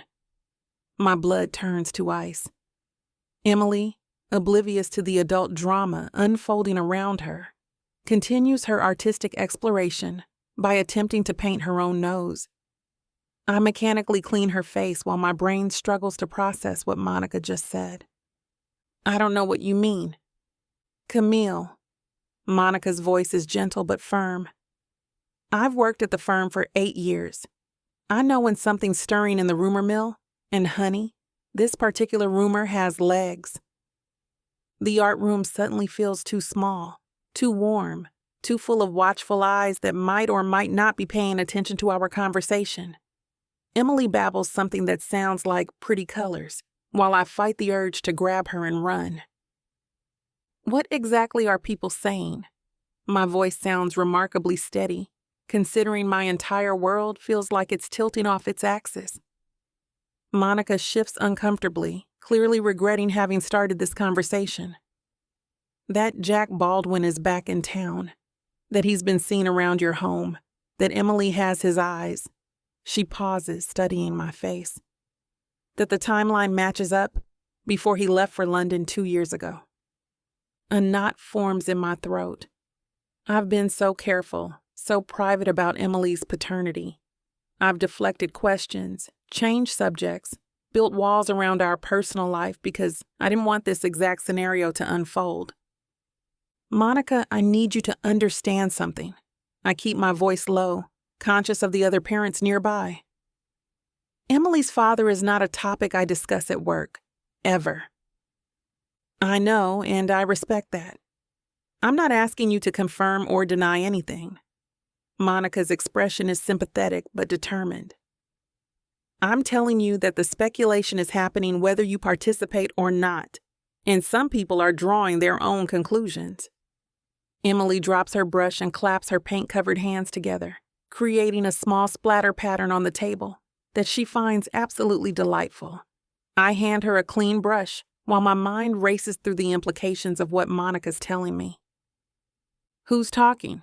The question comes out sharper than I intended. Does it matter? Office gossip has a life of its own, you know that. Monica leans closer, her voice dropping even further. Look, I'm not here to judge or pry, but I thought you should know that it's out there, in case you want to get ahead of it somehow. Get ahead of it. As if there's a way to control gossip once it's been unleashed into the wild. As if I can somehow manage the narrative when I haven't even figured out what the story is myself. Has Mr. Morrison said anything? The question tastes bitter in my mouth. Richard Morrison is a good boss, fair and professional, but he's also traditional in ways that could make my situation complicated. Unmarried mothers aren't exactly uncommon in architecture, but having a child with a high-profile colleague could raise questions about professionalism. Not to me. But Camille, you know how this industry works. People talk, and sometimes that talk affects opportunities. Monica's expression is carefully neutral, but I can read the subtext clearly enough. Emily has moved on from painting to attempting to stack the brushes into a tower, a project that requires intense concentration and frequent restarts. Her focus is absolute, her world contained entirely within the boundaries of paint and possibility. I envy her certainty, her ability to exist purely in the moment, without worrying about gossip, or consequences, or the way other people's perceptions can reshape reality. I appreciate you telling me. The words feel hollow, automatic. I should probably get Emily cleaned up. It's almost nap time. Monica nods, clearly relieved that the conversation is ending. Of course. And Camille, for what it's worth, I think you're doing an amazing job. Emily's lucky to have you. The kindness in her voice makes my throat tight. Thank you. I focus on cleaning Emily's hands and face, gathering our supplies with the mechanical efficiency of someone trying not to fall apart in public. Emily protests the end of art time with a few half-hearted whimpers, but she's getting tired and doesn't put up much of a fight. Come on, baby girl. Let's go home. I lift her from the high chair, settling her against my hip as I grab our diaper bag with my free hand. Bye-bye, paint. Emily waves at the art supplies with the solemn gravity of someone saying farewell to dear friends. Bye-bye, paint, I echo, my voice catching slightly on the words. The walk to the car feels endless. Every person we pass suddenly suspect. Are they looking at Emily differently, searching for resemblances I've been trying to keep hidden? The paranoia is irrational, but Monica's words have planted seeds of anxiety that are already beginning to sprout. Emily chatters happily in her car seat as I drive home, pointing out Christmas decorations and singing fragments of songs she's learned at daycare. Her innocent joy contrasts sharply with the churning anxiety in my stomach, making me feel guilty for letting adult complications intrude on her perfect, paint-covered morning. By the time I pull into the parking space of our building, my hands are shaking slightly on the steering wheel. I sit in the car for a moment, watching Emily in the rearview mirror as she plays with her stuffed elephant, completely unaware that our carefully constructed privacy has been breached.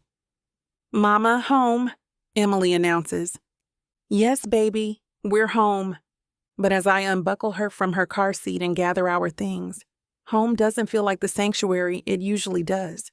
It feels exposed, vulnerable, like a secret that's been told to too many people and is no longer safe to keep. Inside the apartment, I set Emily up with her blocks in the living room while I retreat to the kitchen under the pretense of making lunch. My hands shake as I pull ingredients from the refrigerator, Monica's words echoing in my head like a broken record. There's been some talk around the office about Emily's father, about Jack Baldwin.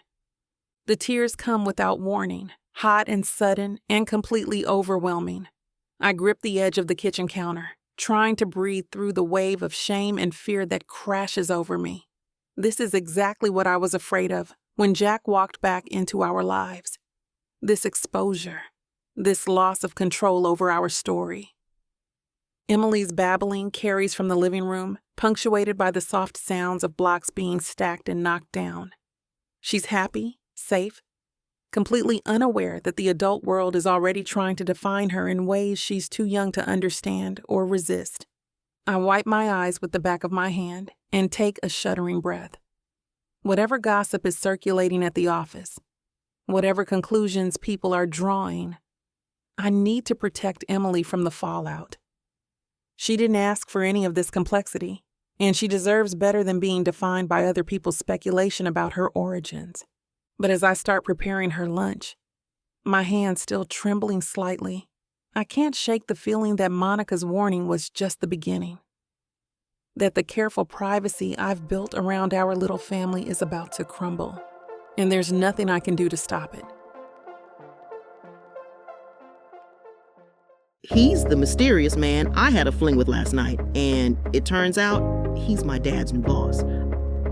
I was getting IVF, but the donor came in and wanted his stuff back. It was too late. Now we're stuck together and I'm having his baby. Ready to dive into a world where passion meets intrigue, where love knows no bounds. If I don't find a woman to marry in the next 24 hours, then my entire company is going to be taken from me. There's only one woman I can ask, but she hates me because I ruined her father. Introducing the Escape Your Life with Romance Book Bundle by Amazon best-selling author Tyla Walker, a collection of 100 standalone romances that promise to sweep you off your feet. And the best part? Get 90% off on the whole bundle, baby. For $99.99, you'll get over 800 hours of pure romance with strong alpha males and sassy women who don't back down. They can pass all the tariffs they want, ladies. But but you won't find this deal for 100 audiobooks for less than $1 each anywhere else. 90 cents per book for all the dirty fun I can handle? How could I say no to that? Visit TylaWalker.com to grab this bundle today. Get ready to escape your life. With Miss Tyla.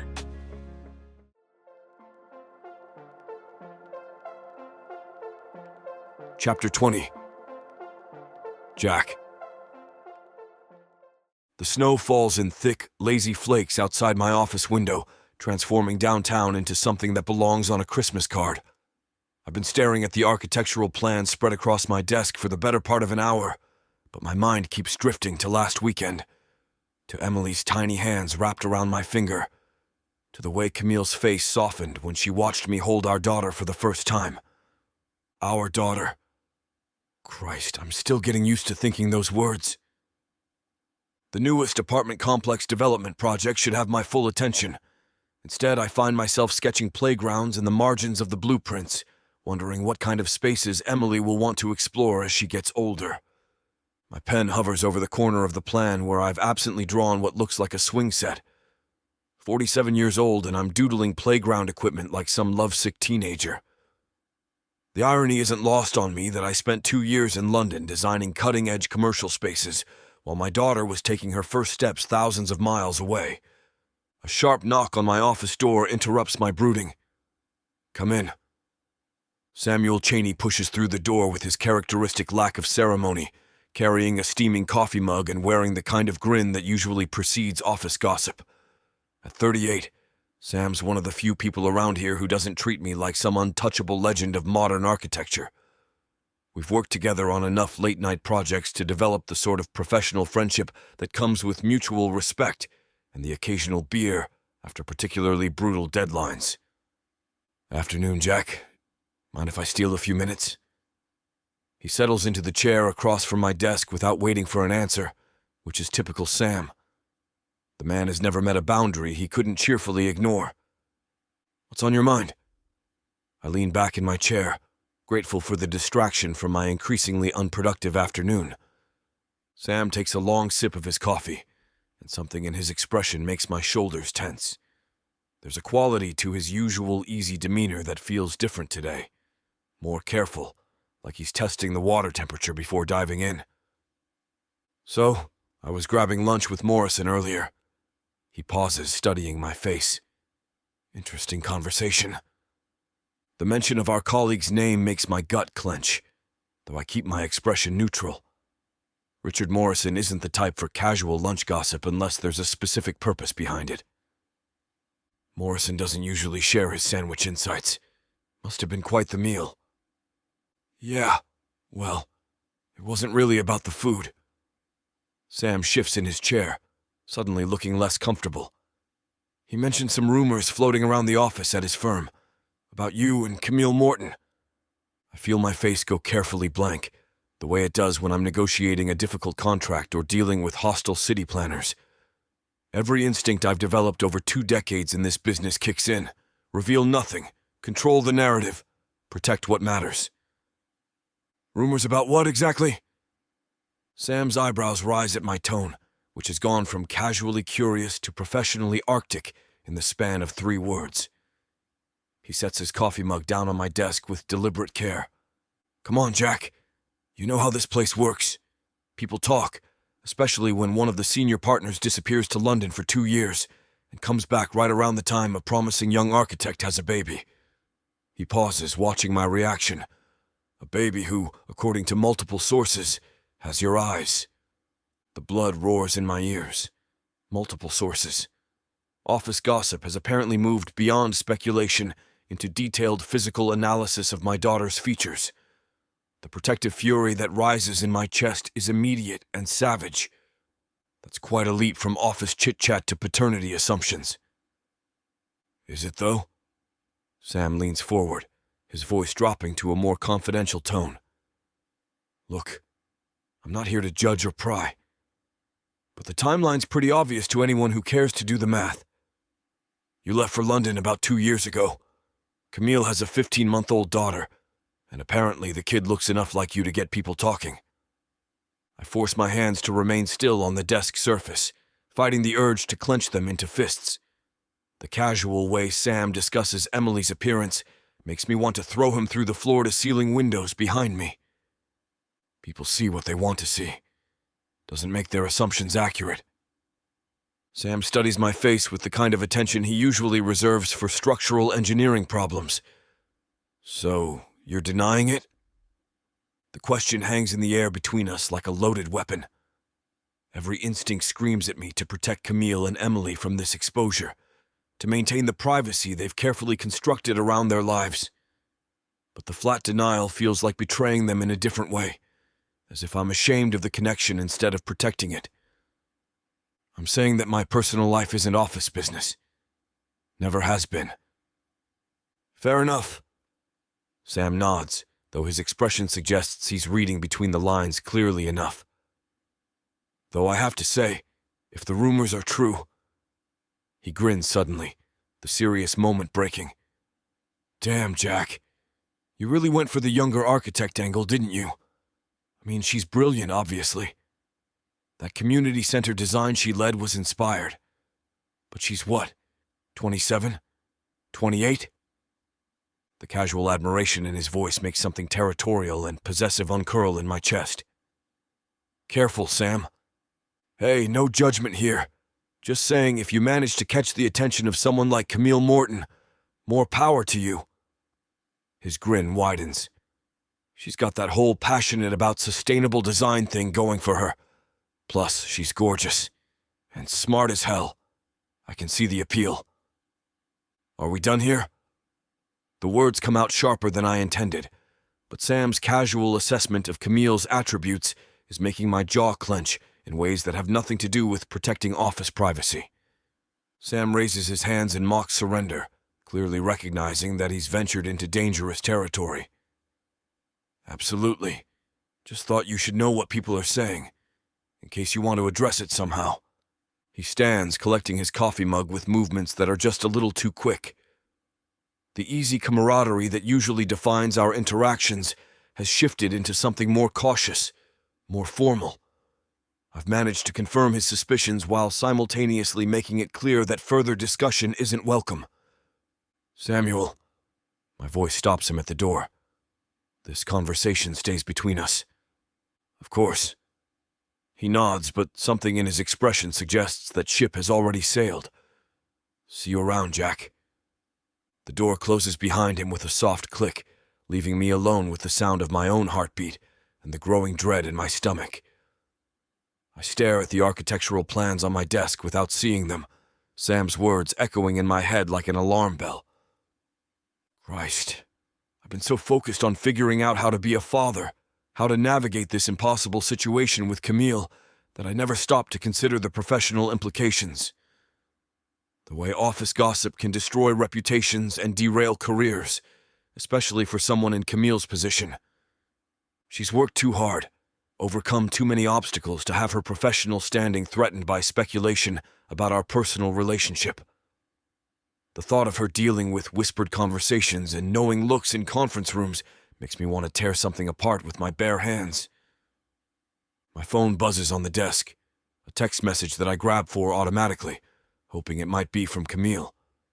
Instead, it's from my assistant about tomorrow's client meeting. I drop the phone back onto the desk surface and drag both hands through my hair. The snow continues falling outside my window, each flake adding to the accumulation that's turning the town into a winter wonderland. But all I can think about is how exposed Camille and Emily must feel right now, how the careful privacy they've maintained is being eroded by office gossip and speculation. I need to call her. Need to find out if she's heard the rumors, if she's okay, if there's anything I can do to protect them from this unwanted attention. But part of me is terrified that my reappearance in their lives has already caused exactly the kind of complications I was hoping to avoid. The irony is bitter and complete. I spent 2 years in London trying to forget them, and now that I've found my way back, my presence might be the thing that disrupts the peace they've built in my absence. Chapter 21. Camille. Emily's babbling from her high chair fills the kitchen as I stir another packet of instant oatmeal into her bowl. The mundane rhythm of breakfast preparation usually centers me, but today my hand shakes slightly as I test the temperature against my wrist. 3 days until Christmas, and instead of the excitement I should feel, there's this gnawing dread in my stomach that won't go away. Mama! Emily bangs her tiny spoon against her tray, sending cheerful chaos through the quiet morning. Her bright blue eyes sparkle with innocent joy that makes my chest tight. I know, sweet girl. Breakfast is coming. I force brightness into my voice, the way I've been doing for weeks now. Ever since Jack walked back into our lives and turned everything upside down. My phone buzzes on the counter, and I glance at the screen to see Hannah's name. For a split second, I consider letting it go to voicemail. The last thing I need right now is another conversation about Christmas plans when I can barely manage to get through each day without falling apart. But Hannah has been a true friend, and Emily adores her daughter Lorelai. I swipe to answer. Morning, Hannah. Hey, you. Her voice carries that infectious warmth that usually makes me smile. I was just confirming our Christmas brunch plans. Ray's been experimenting with some new pancake recipe that he swears will change our lives. And Lorelai's been asking about Emily nonstop. I close my eyes and lean against the kitchen counter, the weight of what I'm about to do settling over my shoulders like a lead blanket. Actually, I need to cancel. The silence on the other end stretches long enough that I wonder if the call dropped. When Hannah speaks again, her voice has shifted from cheerful to concerned. Cancel? Camille, what's wrong? Are you sick? Is Emily okay? We're fine. Both fine. The lie tastes bitter on my tongue. It's just, something's come up. Family stuff. Another pause. I can practically hear Hannah processing this, trying to read between the lines of my obviously forced explanation. She knows I don't have family in Millbrook, knows that Christmas was supposed to be just me and Emily until she invited us to share it with her family. Family stuff? Her tone is gentle but persistent. Camille, you know you can talk to me, right? Whatever's going on. It's nothing dramatic. Just need to handle some personal things. I'm already hating myself for the dismissive way the words sound, but the alternative, explaining that I can't bear to face anyone right now, feels impossible. Emily chooses that moment to fling her spoon across the kitchen, the metal clattering against the tile floor. The sound makes me jump, my already frayed nerves pulling tighter. Look, I should go. Emily's getting restless and... Camille, wait. Hannah's voice cuts through my attempt to end the conversation. Is this about my dad? My blood turns to ice water in my veins. The casual way she says it, like it's common knowledge, like everyone already knows what I've been desperately trying to keep private. I grip the phone harder. I don't know what you mean. Come on.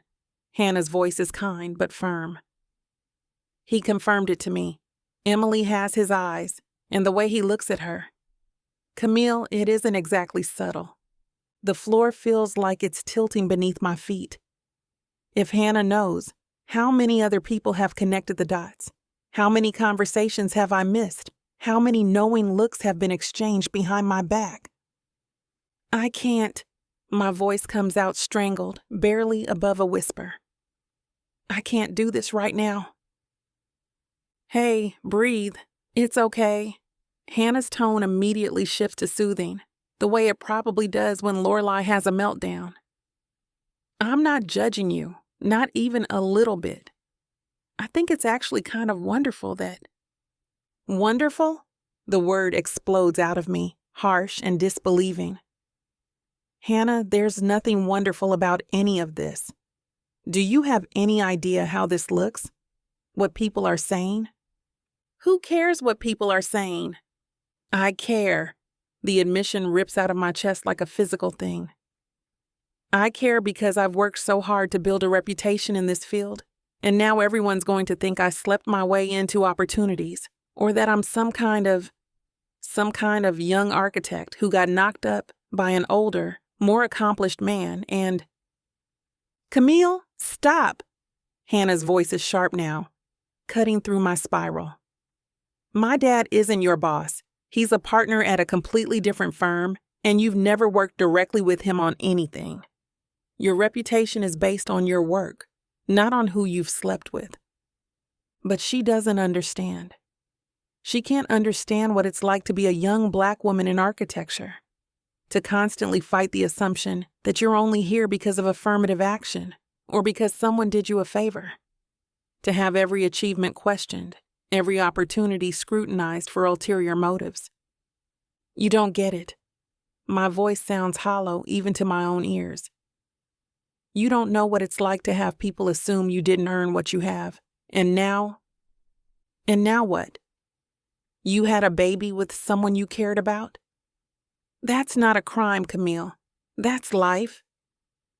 Emily's happy babbling has turned to fussing, probably because she can sense my distress. I move to her high chair automatically, smoothing her curly hair away from her face. She reaches up with sticky fingers, trying to grab my hand, and the simple gesture nearly undoes me completely. I have to go. The words come out flat, final. Tell Ray thank you for the invitation, but we won't be there. Camille, please don't hang up. We can talk about this. But I'm already ending the call, setting the phone face down on the counter like that will somehow stop the conversation from having happened. My hands are shaking openly now, and Emily's fussing is escalating into genuine distress. I'm sorry, baby girl. I lift her from the high chair, settling her against my hip, where she immediately nestles into the familiar comfort of my shoulder. Mama's having a rough morning. The apartment feels impossibly small suddenly, the walls pressing in with the weight of everything I've been trying to avoid. Christmas decorations that seemed cheerful yesterday now look garish and mocking. The small tree in the corner, decorated with handmade ornaments and twinkling lights, feels like evidence of my own naivety, as if I actually thought we could have a normal holiday season. Emily's weight against my chest is solid and warm, her breathing evening out as she settles. At 15 months, she's still young enough to find comfort in simple closeness, still innocent enough to believe that Mama can fix anything just by holding her close enough. I wish it were that simple.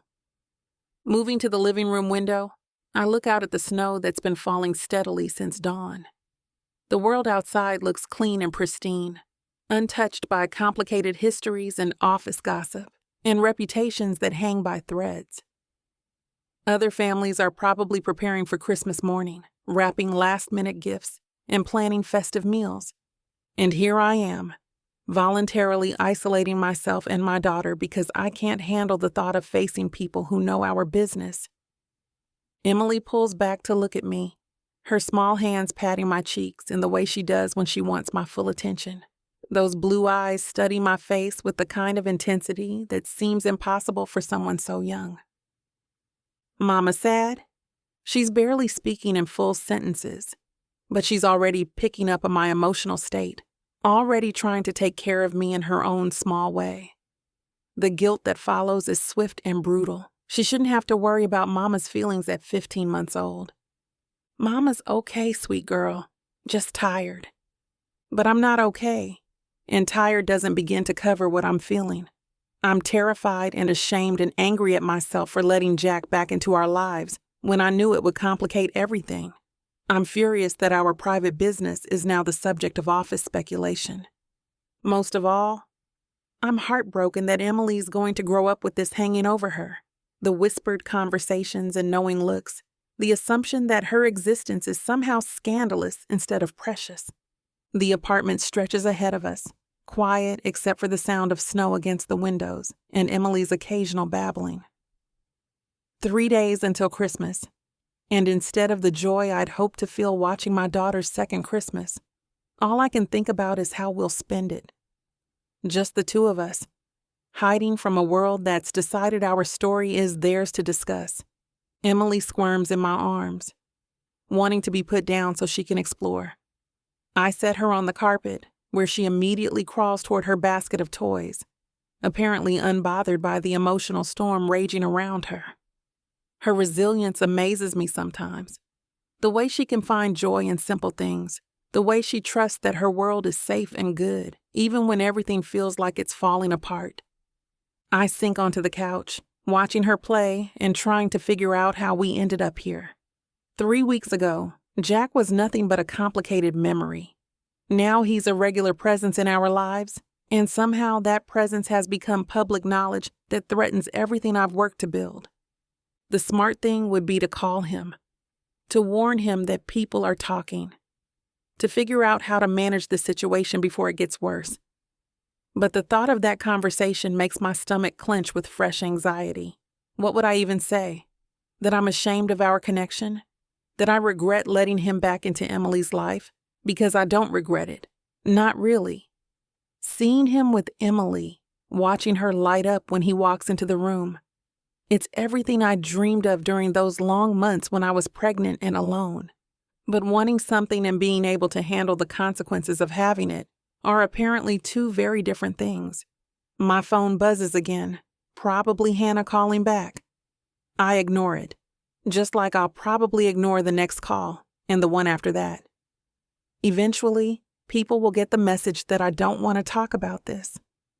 Don't want their understanding or their judgment, or their well-meaning advice. Emily looks up from her toys, offering me one of her picture books, with the kind of generosity that defines her entire approach to life. I take it and pull her into my lap, opening to the first page of a story about Christmas morning and families gathered around Christmas trees. Once upon a time, I begin, my voice steadying as I focus on the familiar rhythm of reading to her. For now, this is enough. Just the two of us and a story about happy endings that feel impossibly far away.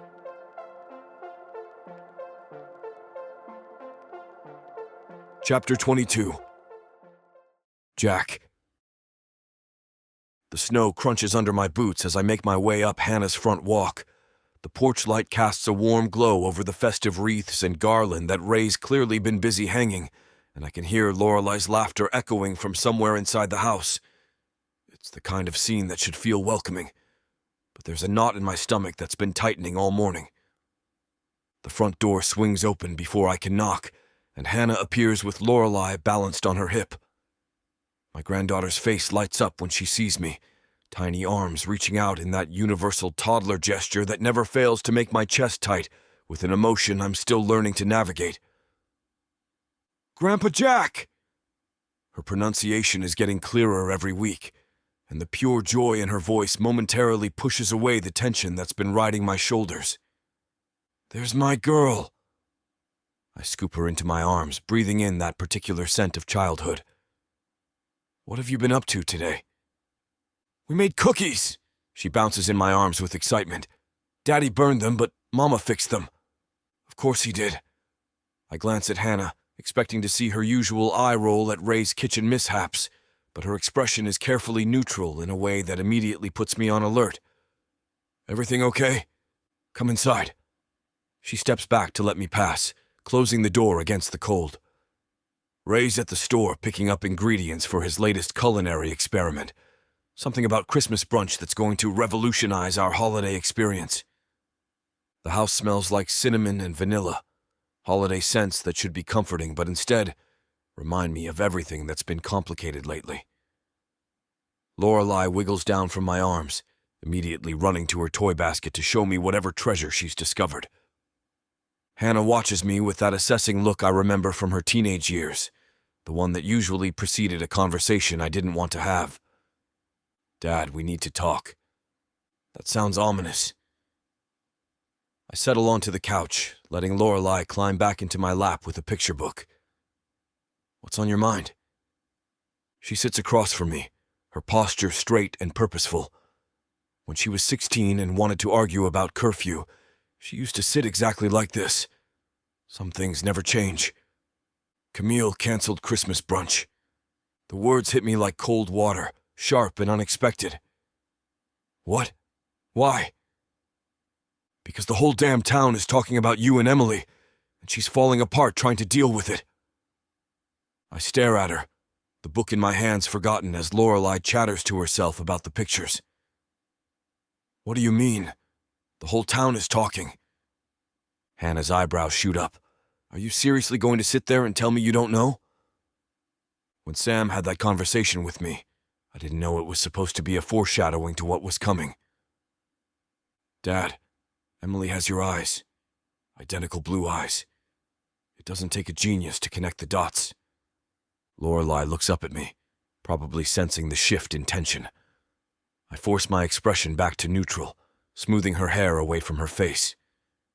She's too young to understand what we're discussing, but kids pick up on emotional undercurrents faster than most people realize. I didn't... Christ! I run my free hand through my hair, the full weight of this hitting me. I didn't think about how it would look. We've been careful about keeping things private. Private is one thing. Secret is another. Hannah's voice carries a frustration that cuts deeper because I recognize it. It's the same tone she used when I missed her high school graduation for a work conference, the same disappointment that I've spent years trying to make up for. And right now, Camille is dealing with all the fallout while you're apparently clueless that there's even a problem. The accusation stings because it's accurate. I've been so focused on building a relationship with Emily, on figuring out how to navigate this new reality with Camille, that I completely failed to consider how our situation might look to outsiders. What kind of fallout? My voice comes out rougher than intended. Hannah leans forward, her expression serious. People are talking, Dad, wondering about the timeline, making assumptions about professional relationships, questioning whether she got opportunities because of personal connections with you. You know how this industry can be, especially for women. I think about Camille's fierce pride in her work, the way her whole face lights up when she talks about a successful project. The idea that people might be diminishing her achievements, reducing her talent to some imagined nepotism makes my jaw clench. That's nonsense. She's brilliant at what she does. Her portfolio speaks for itself. You and I know that. But gossip doesn't care about facts. Hannah's voice softens slightly. She's scared, Dad. Scared for her reputation. Scared for Emily. Scared of what this all means. And instead of having someone stand beside her and weather this together, she's handling it alone. Lorelei slides down from my lap, apparently done with books and ready to explore other toys. I watch her toddle across the room, my mind racing through conversations I should have had, support I should have offered. I didn't know she was going through this. Did you ask? The question is gentle but pointed. When's the last time you really talked to her? Not about Emily's schedule or Christmas presents, but about how she's handling all of this? I try to remember our recent conversations, but Hannah's right. They've all been surface level, focused on logistics and Emily's needs. I convinced myself I was giving Camille space, respecting her independence. Instead, I left her to face the consequences of our situation entirely alone. Damn. The word slips out before I can stop it, earning a sharp look from Hannah. Language, Dad. Little ears. Sorry. I glance toward Lorelei, who's thankfully absorbed in stacking blocks. How bad is it? The talk, I mean. Bad enough that she's isolating herself. Bad enough that she doesn't want to come to Christmas brunch because she can't handle facing people right now. Hannah's frustration is evident in every line of her posture. She's a strong woman, but everyone has limits. The image of Camille withdrawing, of her pulling Emily away from the connections they've both been building, sits like lead in my stomach. All of that threatened because I was too self-absorbed to notice the storm building around us. What do you think I should do? Hannah gives me a look that clearly questions my intelligence. Stand up for them, both of them. Stop letting Camille handle this alone and start acting like the father Emily deserves. It's not that simple. It absolutely is that simple. Her voice cuts through my protest. You have a daughter, Dad. You have feelings for her mother. Either you're going to step up and deal with the complications that come with that, or you need to walk away and stop making things worse. The bluntness of the ultimatum hits me square in the chest. Walk away from Emily? From the chance to be the father I never knew I wanted to be? From whatever's been developing with Camille? I'm not walking away. Then prove it. Hannah stands, moving to where Lorelei is playing and crouching down to her level. Stop being so worried about your own comfort and start thinking about what Camille and Emily need right now. I watch my daughter with my granddaughter, noting the easy way they interact, the natural protectiveness in Hannah's posture. She's right, and I know it. I've been approaching this entire situation like it's something that can be managed quietly, handled with careful scheduling and discreet meetings. But Emily isn't a secret to be managed. She's my daughter, and she deserves a father who's proud to claim her, regardless of what anyone else thinks about the circumstances. The gossip. What exactly are people saying? Hannah glances up from where she's helping Lorelei build a tower. You really want to know? I need to know what I'm dealing with. She's quiet for a moment, clearly weighing how much detail to share. People are questioning the timeline, wondering if you knew about Emily before now, if there were professional benefits involved. Some are making it sound like Camille was some kind of, I don't know, opportunistic young woman who targeted an older, successful man. Each word makes my anger build, white-hot and protective. The idea that anyone would characterize Camille that way, would reduce her intelligence and independence to some calculated scheme, is infuriating. Who's saying this? Does it matter? It's out there now. Hannah's voice is pragmatic but not unsympathetic. The question is what you're going to do about it. Lorelei claps as her tower topples over, delighted by the destruction and immediately starting to rebuild.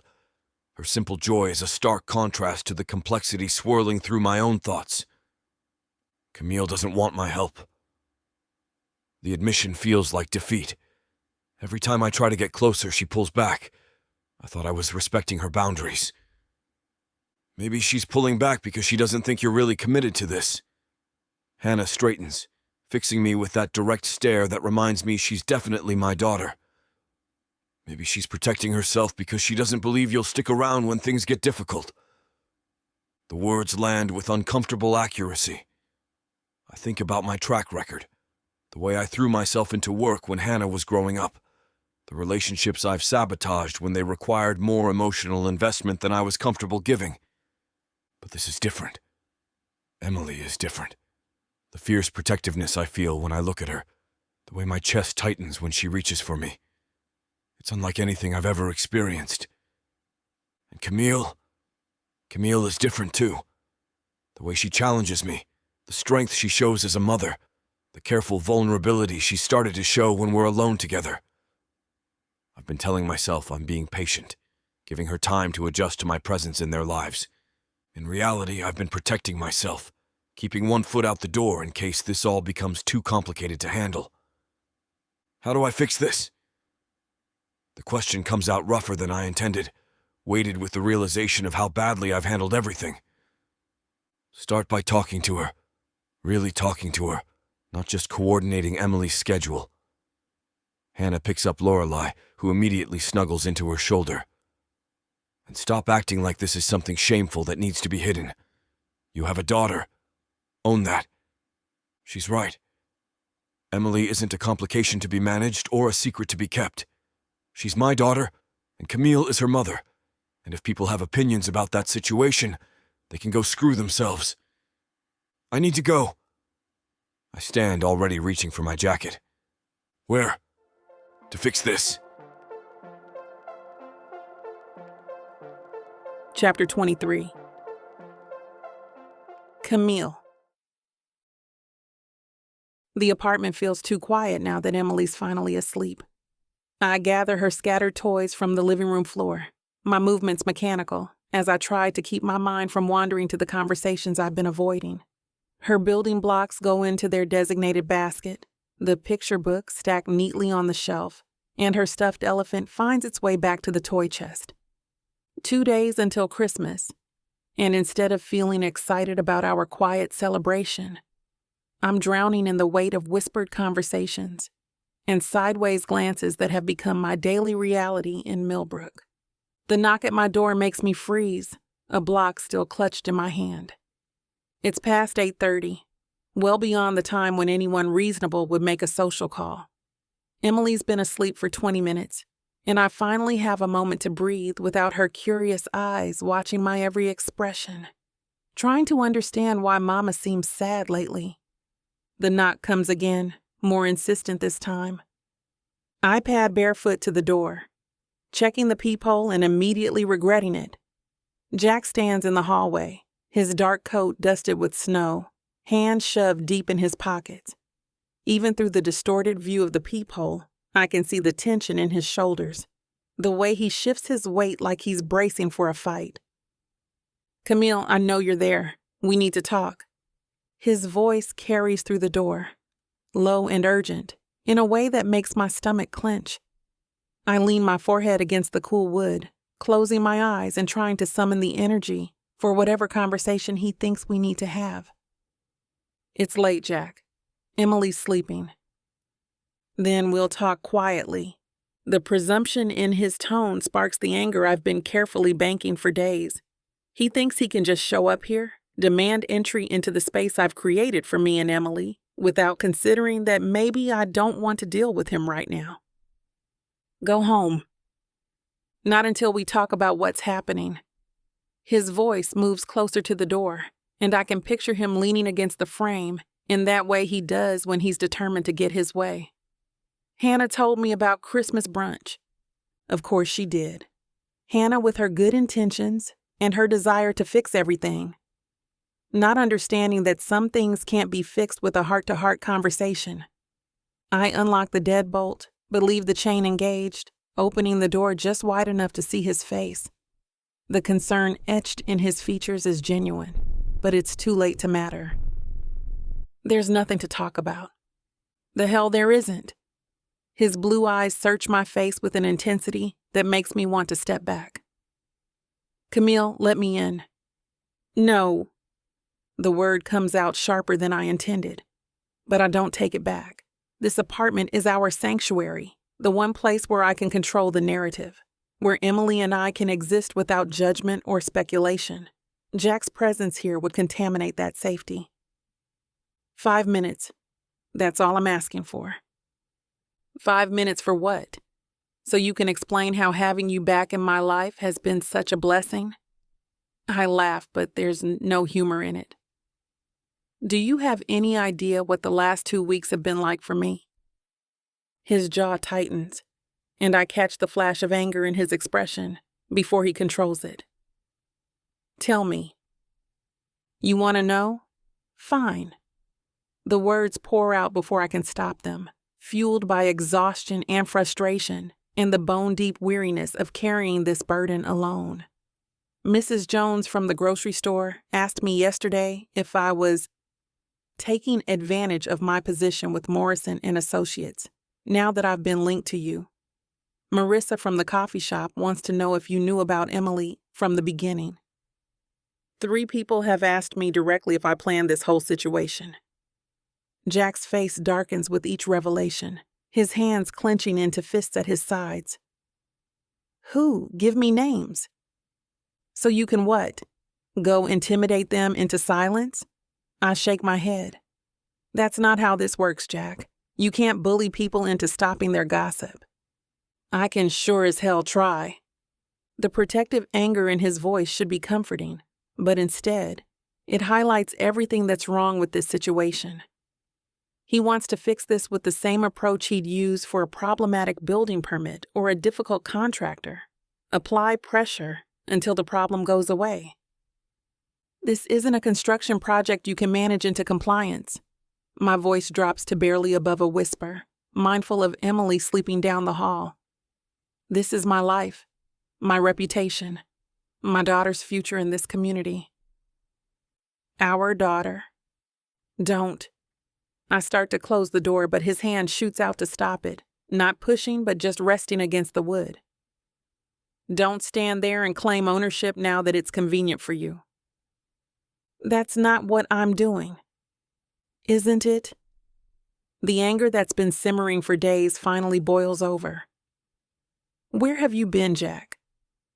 While I've been dealing with the speculation and the judgment and the way people look at me like I'm some kind of opportunistic gold digger, you've been, what?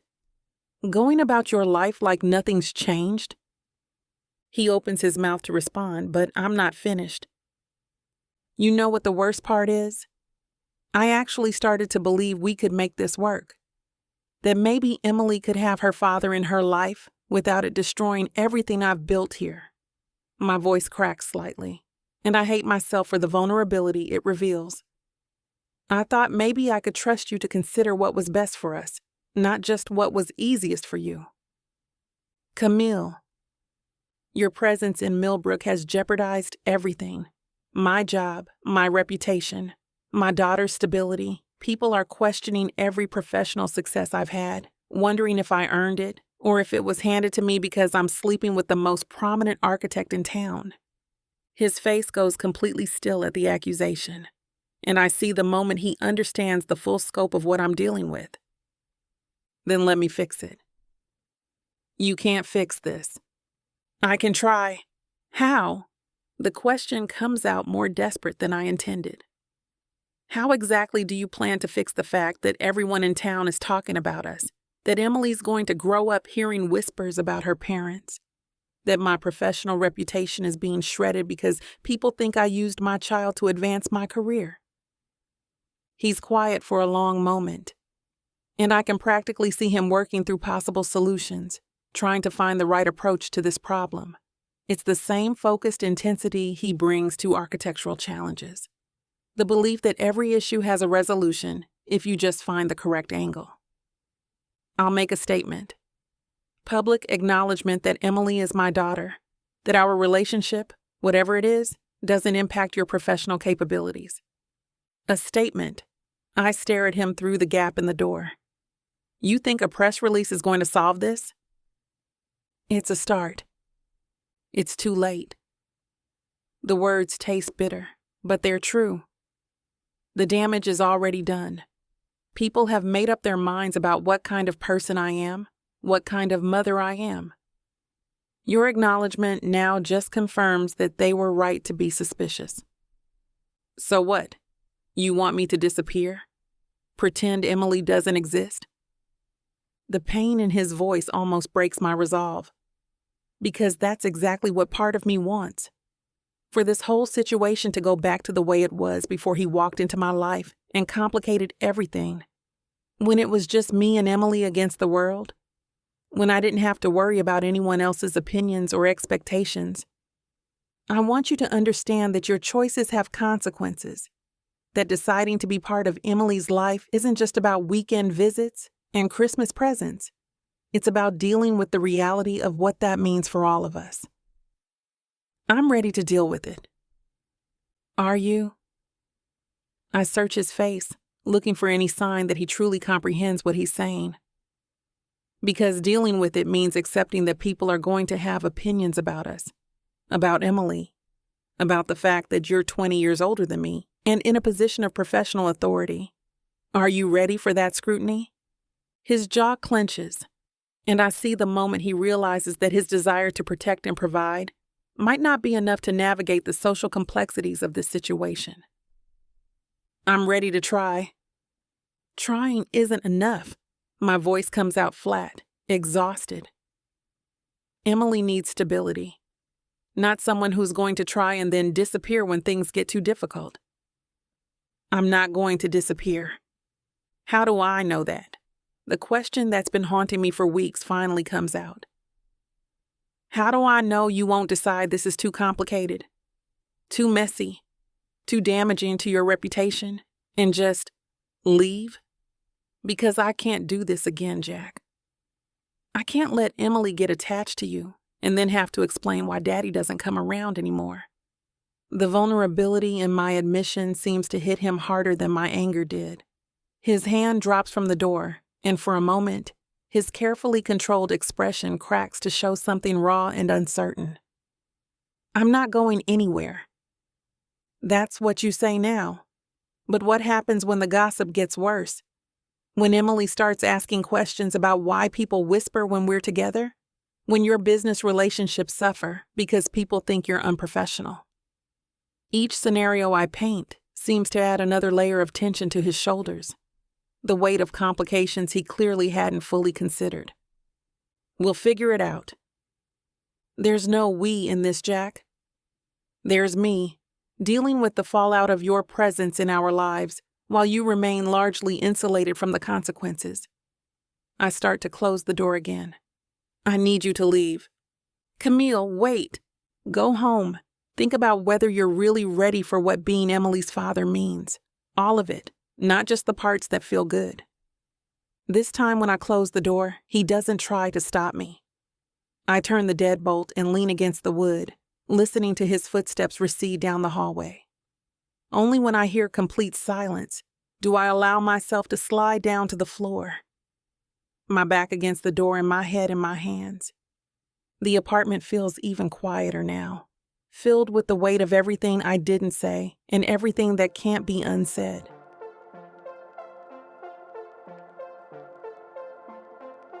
Chapter 24. Jack. The Morrison and Associates building looms against the gray December morning like a monument to everything I might have inadvertently destroyed. Snow dusts the modernist facade, and I can't help but appreciate the clean lines and thoughtful proportions, even as my stomach churns with the weight of what I need to accomplish here. I've been staring at the entrance for 10 minutes, my car's engine still running. Camille's words from last night echo in my head with relentless precision. Your presence in Millbrook has jeopardized everything. She's right. Damn it, she's absolutely right, and the knowledge sits in my chest like a physical weight. I cut the engine and step out into the biting wind. The parking lot is nearly full despite the early hour, 8:30 sharp, just as Richard Morrison's assistant confirmed when I called this morning. I'd expected resistance to my request for an immediate meeting, some corporate runaround about scheduling and availability. Instead, Morrison himself had gotten on the line within minutes. I've been wondering when you'd call, he'd said, his tone unreadable. Come in first thing. We need to talk. The reception area of Morrison and Associates reflects the firm's reputation for understated excellence. Clean lines, natural materials, and a careful balance of professionalism and warmth that speaks to their approach to both residential and commercial projects. I've always respected Richard Morrison's work, even as we've competed for some of the same high-profile contracts over the years. Now I'm here to discuss something far more personal than zoning disputes or design philosophies. Mr. Baldwin. The receptionist, a young woman with wire-rimmed glasses and an efficient manner, looks up from her computer. Mr. Morrison is expecting you. Conference room 2, down the hall to your right. I nod my thanks and follow her directions, my footsteps echoing on the polished concrete floors. The hallway is lined with framed photographs of completed projects, and I recognize several that bear Camille's distinctive touch. The community center with its innovative natural lighting, the mixed-use development that seamlessly blends into the existing neighborhood fabric. Her work is everywhere in this building, a testament to her talent and the trust Morrison places in her vision. The conference room door stands open, and Richard Morrison rises from his seat at the oval table as I enter. He's in his early 60s, with silver hair and the kind of weathered face that speaks to decades spent on construction sites. His handshake is firm, his expression carefully neutral. Jack, thanks for coming in on short notice. Thanks for seeing me. I take the seat across from him, noting the coffee service already set up between us. Morrison pours 2 cups without asking, the gesture automatic and unexpectedly calming. Before we start, Morrison says, settling back in his chair, I want you to know that whatever's going on between you and Camille, it hasn't affected her work here. If anything, she's been pushing herself even harder lately. The observation hits deeper than he probably intended. Of course she has. Camille would never allow personal complications to compromise her professional standards, even when those complications are tearing her apart. That's part of why I'm here. I accept the coffee he offers, using the moment to gather my thoughts. I need you to understand the situation between Camille and me, and I need to know if her position here is secure. Morrison leans back, his expression shifting to something more guarded. I'm listening. 2 years ago, Camille and I met at a Christmas gala. We spent one night together. The words feel clinical, inadequate to describe the intensity of that connection, but Morrison doesn't need the emotional details. Neither of us expected anything to come of it. She never told me she was pregnant. And you never tried to contact her afterward. It's not a question, and the mild reproach in his tone is well-deserved. No, I thought it was what we both wanted. No complications, no expectations. But now you know about Emily. Now I know about Emily. I meet his gaze directly, and I want to be part of her life, part of both their lives if Camille will let me. Morrison sips his coffee, his expression thoughtful. And you're concerned about how this affects Camille's career. I'm concerned about the gossip, the speculation about whether she earned her position here or whether it was influenced by her connection to me. The words taste bitter. I'm concerned that people will question every professional success she's had, every project she's been given, every promotion she might receive. Are you asking me to fire her? The question comes out flat, without inflection, but I can hear the steel underneath. Morrison is protective of his people, and the fact that he's even entertaining this conversation says something about his respect for Camille. Hell no. My response comes out more forcefully than intended. I'm asking you to protect her, to make sure that whatever relationship exists between us doesn't become a liability for her career here. And what relationship is that exactly? The question cuts straight to the heart of my uncertainty. What is my relationship with Camille? Father to her child, certainly. Former lover, obviously. But beyond that, in the space between what we were and what we might become, everything feels undefined and precarious. I don't know yet, I admit, but I know she's the most talented architect I've ever worked with, and I know she deserves to be judged on her merits, not on her connection to me. Morrison nods slowly. For what it's worth, I agree. Camille is brilliant. Her designs are innovative, her project management skills are exceptional, and her ability to work with clients is unmatched. She's already being considered for a promotion to senior associate. The pride in his voice is unmistakable, and it reinforces everything I already know about Camille's capabilities. She doesn't need my influence or my connections. If anything, my presence in her life is holding her back. Then you'll protect her from the office gossip? I don't let office gossip derail good people, Morrison says firmly. Camille's work speaks for itself. Anyone who wants to question her qualifications based on her personal life can take it up with me directly. The relief that washes through me is immediate and overwhelming.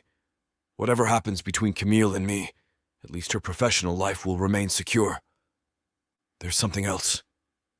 Morrison's tone shifts, becoming more personal. Camille is like a daughter to me. She came here straight out of graduate school, hungry and determined and willing to put in whatever work was necessary to prove herself. I've watched her build her career from the ground up, balance single motherhood with professional demands that would break most people, and maintain her integrity through it all. His words carry the weight of years of observation and genuine affection. This isn't just about protecting an employee. It's about protecting someone he cares deeply about. If you hurt her, Morrison continues, if you make promises you can't keep or commitments you're not prepared to honor, you'll answer to me. Understood? The threat is delivered calmly, but there's no mistaking the sincerity behind it. Richard Morrison might be pushing 70, but he's still a force to be reckoned with, and his loyalty to Camille runs deep. Understood. I meet his gaze steadily. I'm not going anywhere, Richard. Whatever it takes to prove that to Camille, to Emily, to this community, I'm prepared to do it. Good. He pushes back from the table, signaling the end of our meeting. Now, what's your plan for addressing the gossip? Public statement. Full acknowledgement of my relationship with Emily. Clarification about my respect for Camille's professional capabilities. I stand as well, feeling lighter than I have in days. I want there to be no question about where I stand. I leave Morrison and Associates with my head clearer than it's been since this whole situation began. The drive back to my office takes me past Camille's apartment building, and I resist the urge to stop, to try again to convince her that we can work through this together. She needs space to process everything that's happened, and I need to focus on the concrete steps I can take to protect her and Emily. My assistant Rebecca looks up as I stride through the office doors, her expression shifting from routine greeting to concern as she takes in whatever she sees on my face. "Cancel my 10 o'clock, I tell her without preamble, and get me Marissa Langdon from the Tribune on the line. I need to make a statement." Rebecca's fingers fly over her keyboard, pulling up my schedule. What kind of statement? Personal, about my daughter and her mother. I pause in the doorway to my office. "And Rebecca, I want it released to all local media outlets, print, radio, online. I want everyone in Millbrook to know exactly where I stand. Should I draft something for your review?" "No, I'll handle this one myself." Inside my office, I close the door and move to the windows that overlook downtown Millbrook. Somewhere out there, Camille is probably getting Emily ready for the day, going through the morning routine that I've only glimpsed in fragments. The thought of all the ordinary moments I've missed, all the daily rhythms of their life that I'm not part of, creates an ache that's almost physical. But that's going to change. Whatever it takes, however long it takes, I'm going to prove to Camille that I'm worthy of the trust she's afraid to give me. My phone buzzes with an incoming call from the Tribune, and I take a deep breath before answering. Time to put my intentions on the record. "Marissa, this is Jack Baldwin. I have a statement I'd like to make regarding my personal life." The words come easier than I expected, each sentence a deliberate choice to claim my place in Emily's world and affirm what Camille means to me. By the time I finish dictating the statement, Rebecca has already coordinated release times with 3 different media outlets. "It'll be public within the hour," she confirms, her expression carefully professional despite the obvious curiosity in her eyes. "Good." I lean back in my chair, feeling the weight of commitment settle over me like a mantle. Now let's see if Camille will give me another chance to prove I'm serious about this. Chapter 25. Camille. Christmas morning arrives with the kind of pristine snowfall that transforms Millbrook into a postcard. Emily bounces in her high chair, sticky fingers wrapped around a piece of cinnamon toast, while she babbles at the twinkling lights on our small tree. The apartment feels cozy and complete, just the 2 of us in our little bubble of holiday warmth. My phone buzzes against the kitchen counter, and I glance at the notification without much interest. Local news alerts have been pinging all morning, holiday traffic updates, church service schedules, the usual Christmas Day fare. But this headline makes my coffee cup freeze halfway to my lips. Local architect Jack Baldwin acknowledges daughter, praises mother's professional excellence. The words swim before my eyes for a moment, before focusing with sharp clarity. I set down my coffee with trembling fingers and tapped the article open, my heart hammering against my ribs. In a statement released to multiple media outlets, prominent architect Jack Baldwin publicly acknowledged his paternal relationship with 1-year-old Emily Morton and expressed his deep respect for the child's mother, Camille Morton, a rising star at Morrison and Associates. "Emily is my daughter, and I am committed to being the father she deserves," Baldwin stated. Any suggestion that Camille Morton's professional achievements are anything other than the result of her exceptional talent, dedication, and hard work is categorically false. She is one of the finest architects I have ever had the privilege to know, and Millbrook is fortunate to have her contributing to our community's growth and development. My breath catches in my throat as I continue reading. The statement goes on to detail Jack's intentions to establish legal paternity, his commitment to supporting Emily financially and emotionally, and his hope for building a relationship with both of us. But it's the final paragraph that brings tears to my eyes. I take full responsibility for my absence during the first year of Emily's life. Camille Morton has done an extraordinary job raising our daughter alone, demonstrating strength and grace that I can only hope to match as I work to earn my place in their lives. "Mama!" Emily's voice cuts through my emotional haze, and I look up to find her holding out a piece of toast toward me, her blue eyes bright with toddler generosity. "Thank you, baby girl." My voice comes out rougher than intended, and I clear my throat as I accept the offered breakfast. Emily grins, pleased with herself, and returns to her methodical destruction of the remaining toast. I read the statement twice more, absorbing each carefully chosen word. This isn't just an acknowledgement. It's a public declaration of intent, a shield thrown up around my professional reputation, and an apology wrapped in formal language, but no less sincere for its measured tone. More messages follow on my phone. Colleagues from work, friends, even my neighbor Mrs. Henry from down the hall, expressing support and curiosity in equal measure. The gossip mill, that had been grinding away at my reputation, is suddenly forced to reckon with Jack's unequivocal statement of my professional worth. The doorbell rings, startling both Emily and me out of our respective breakfast activities. Emily claps her hands, delighted by the unexpected sound, while I glance at the clock, 9:30 on Christmas morning. Who could possibly be visiting now? Through the peephole, I see Jack standing in the hallway, his arms full of what appear to be gifts wrapped in elegant paper. He's dressed casually in dark jeans and a charcoal sweater, his hair slightly mussed from the wind outside. Snowflakes dust his shoulders, and there's something almost vulnerable about the way he stands there, waiting.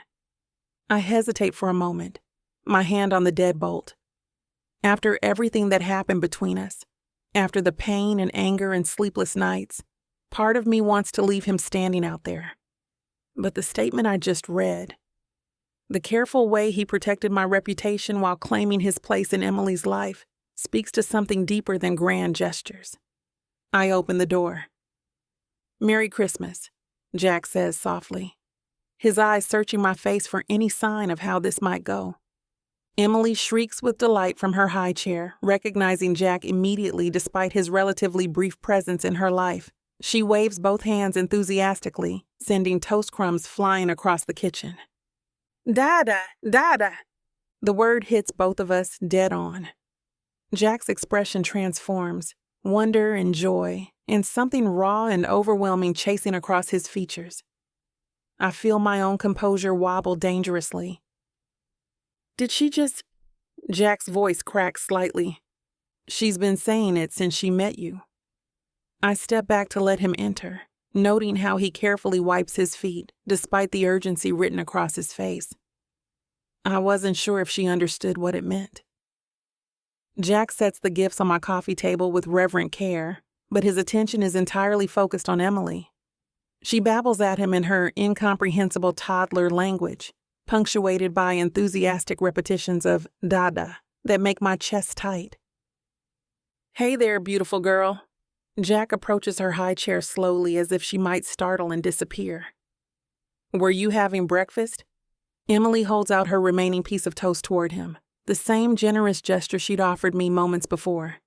Jack accepts it, with the solemnity of someone receiving a precious gift, and Emily beams with satisfaction.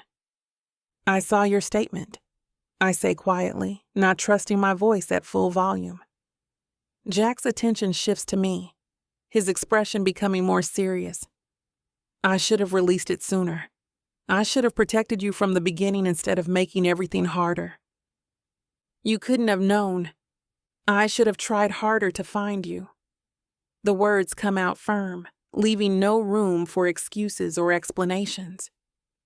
"After that night, I should have gotten your contact information. I should have checked on you. I should have been there when you needed me."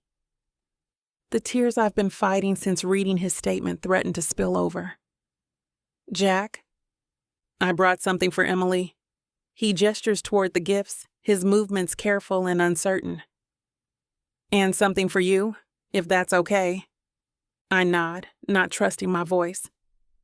Jack selects a medium-sized package wrapped in cheerful red paper and brings it to Emily's high chair. She reaches for it immediately, her little fingers working at the ribbon with determined concentration. Let me help you with that, sweetheart. Jack's voice is gentle as he assists her with the wrapping paper, his large hands steady and patient, as Emily helps by grabbing and pulling at random intervals. Inside the box is a beautiful wooden shape sorter, clearly handcrafted with smooth edges and bright, non-toxic paint. Emily immediately seizes one of the colorful blocks and begins the serious work of figuring out which hole it belongs in. It's perfect, I murmur, watching her intense concentration. She's going to love it. Jack reaches for another package, this one smaller and wrapped in elegant silver paper. This one's for you. I accept the gift with hands that aren't entirely steady, my fingers finding the neat seams of the wrapping. Inside is a small jewelry box, and when I open it, I find a delicate necklace with a pendant that takes my breath away. It's a tiny architectural blueprint, rendered in silver. The lines precise and beautiful. As I look closer, I realize it's the floor plan of the community center I designed.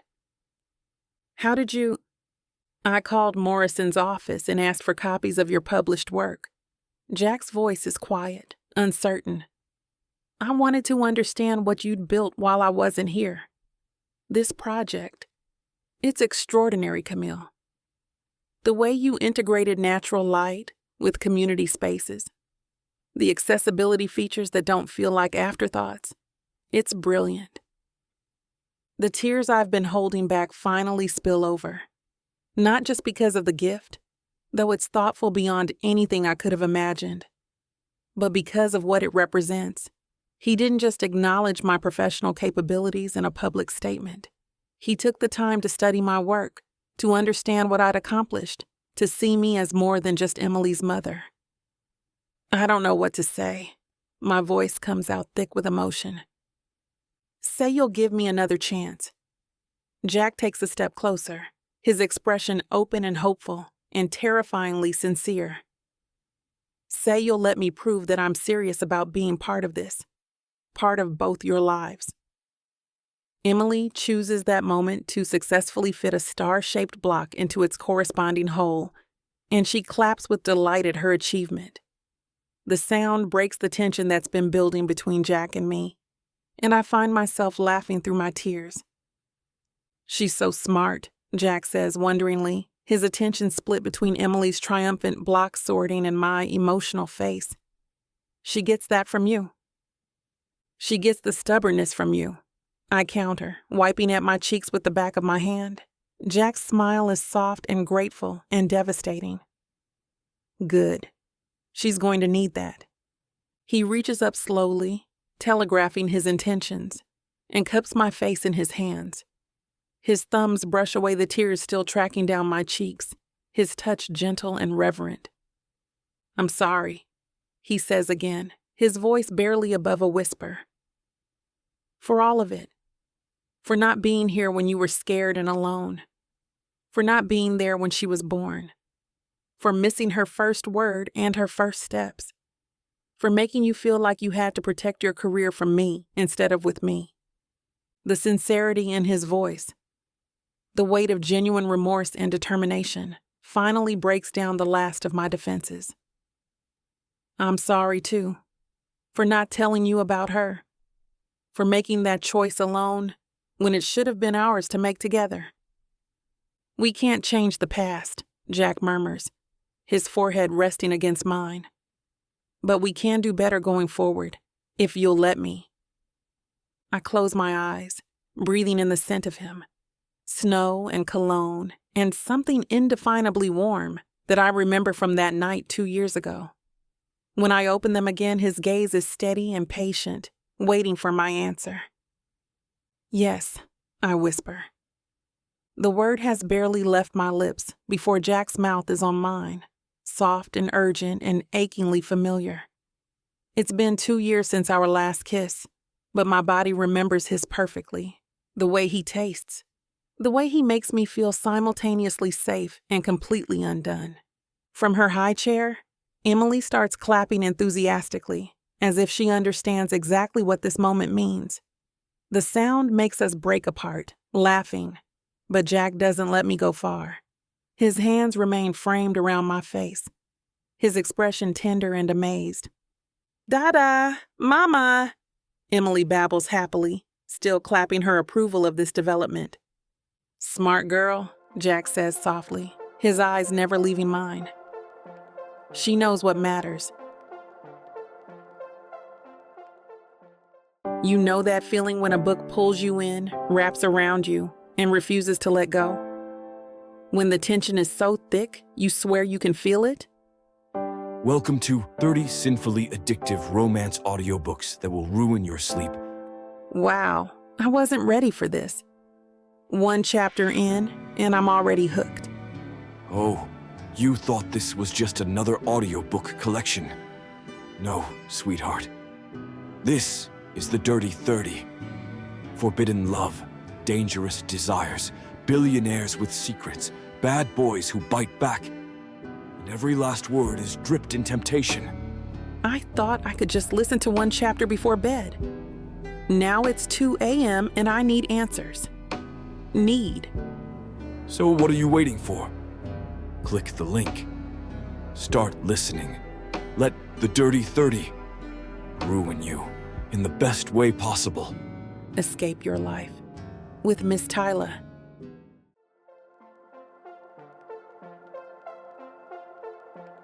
Chapter 26. Jack. Emily's eyelids grow heavy as I rock her in the nursery chair, her small body finally succumbing to the post-Christmas morning excitement. She fights sleep for a few more minutes, her blue eyes blinking slowly as she clutches the wooden block from her new toy.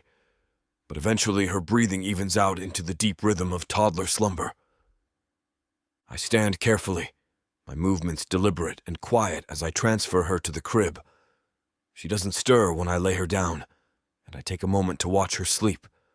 This perfect little person who shares my eyes and Camille's stubborn chin. The weight of everything I've missed hits me again, but this time it's tempered by the promise of all the moments still to come. When I return to the living room, Camille is curled on the couch, her legs tucked beneath her as she traces the pendant I gave her with one finger. The Christmas tree lights cast warm shadows across her face, highlighting the graceful line of her neck and the soft curve of her mouth. She went down easy, I say quietly, settling beside her on the couch. The excitement wore her out. Camille's voice is soft, intimate in the way that comes with shared secrets and sleeping children nearby. She's not used to having this much stimulation on Christmas morning. The reminder of all the Christmas mornings I missed lodges in my chest like a physical ache.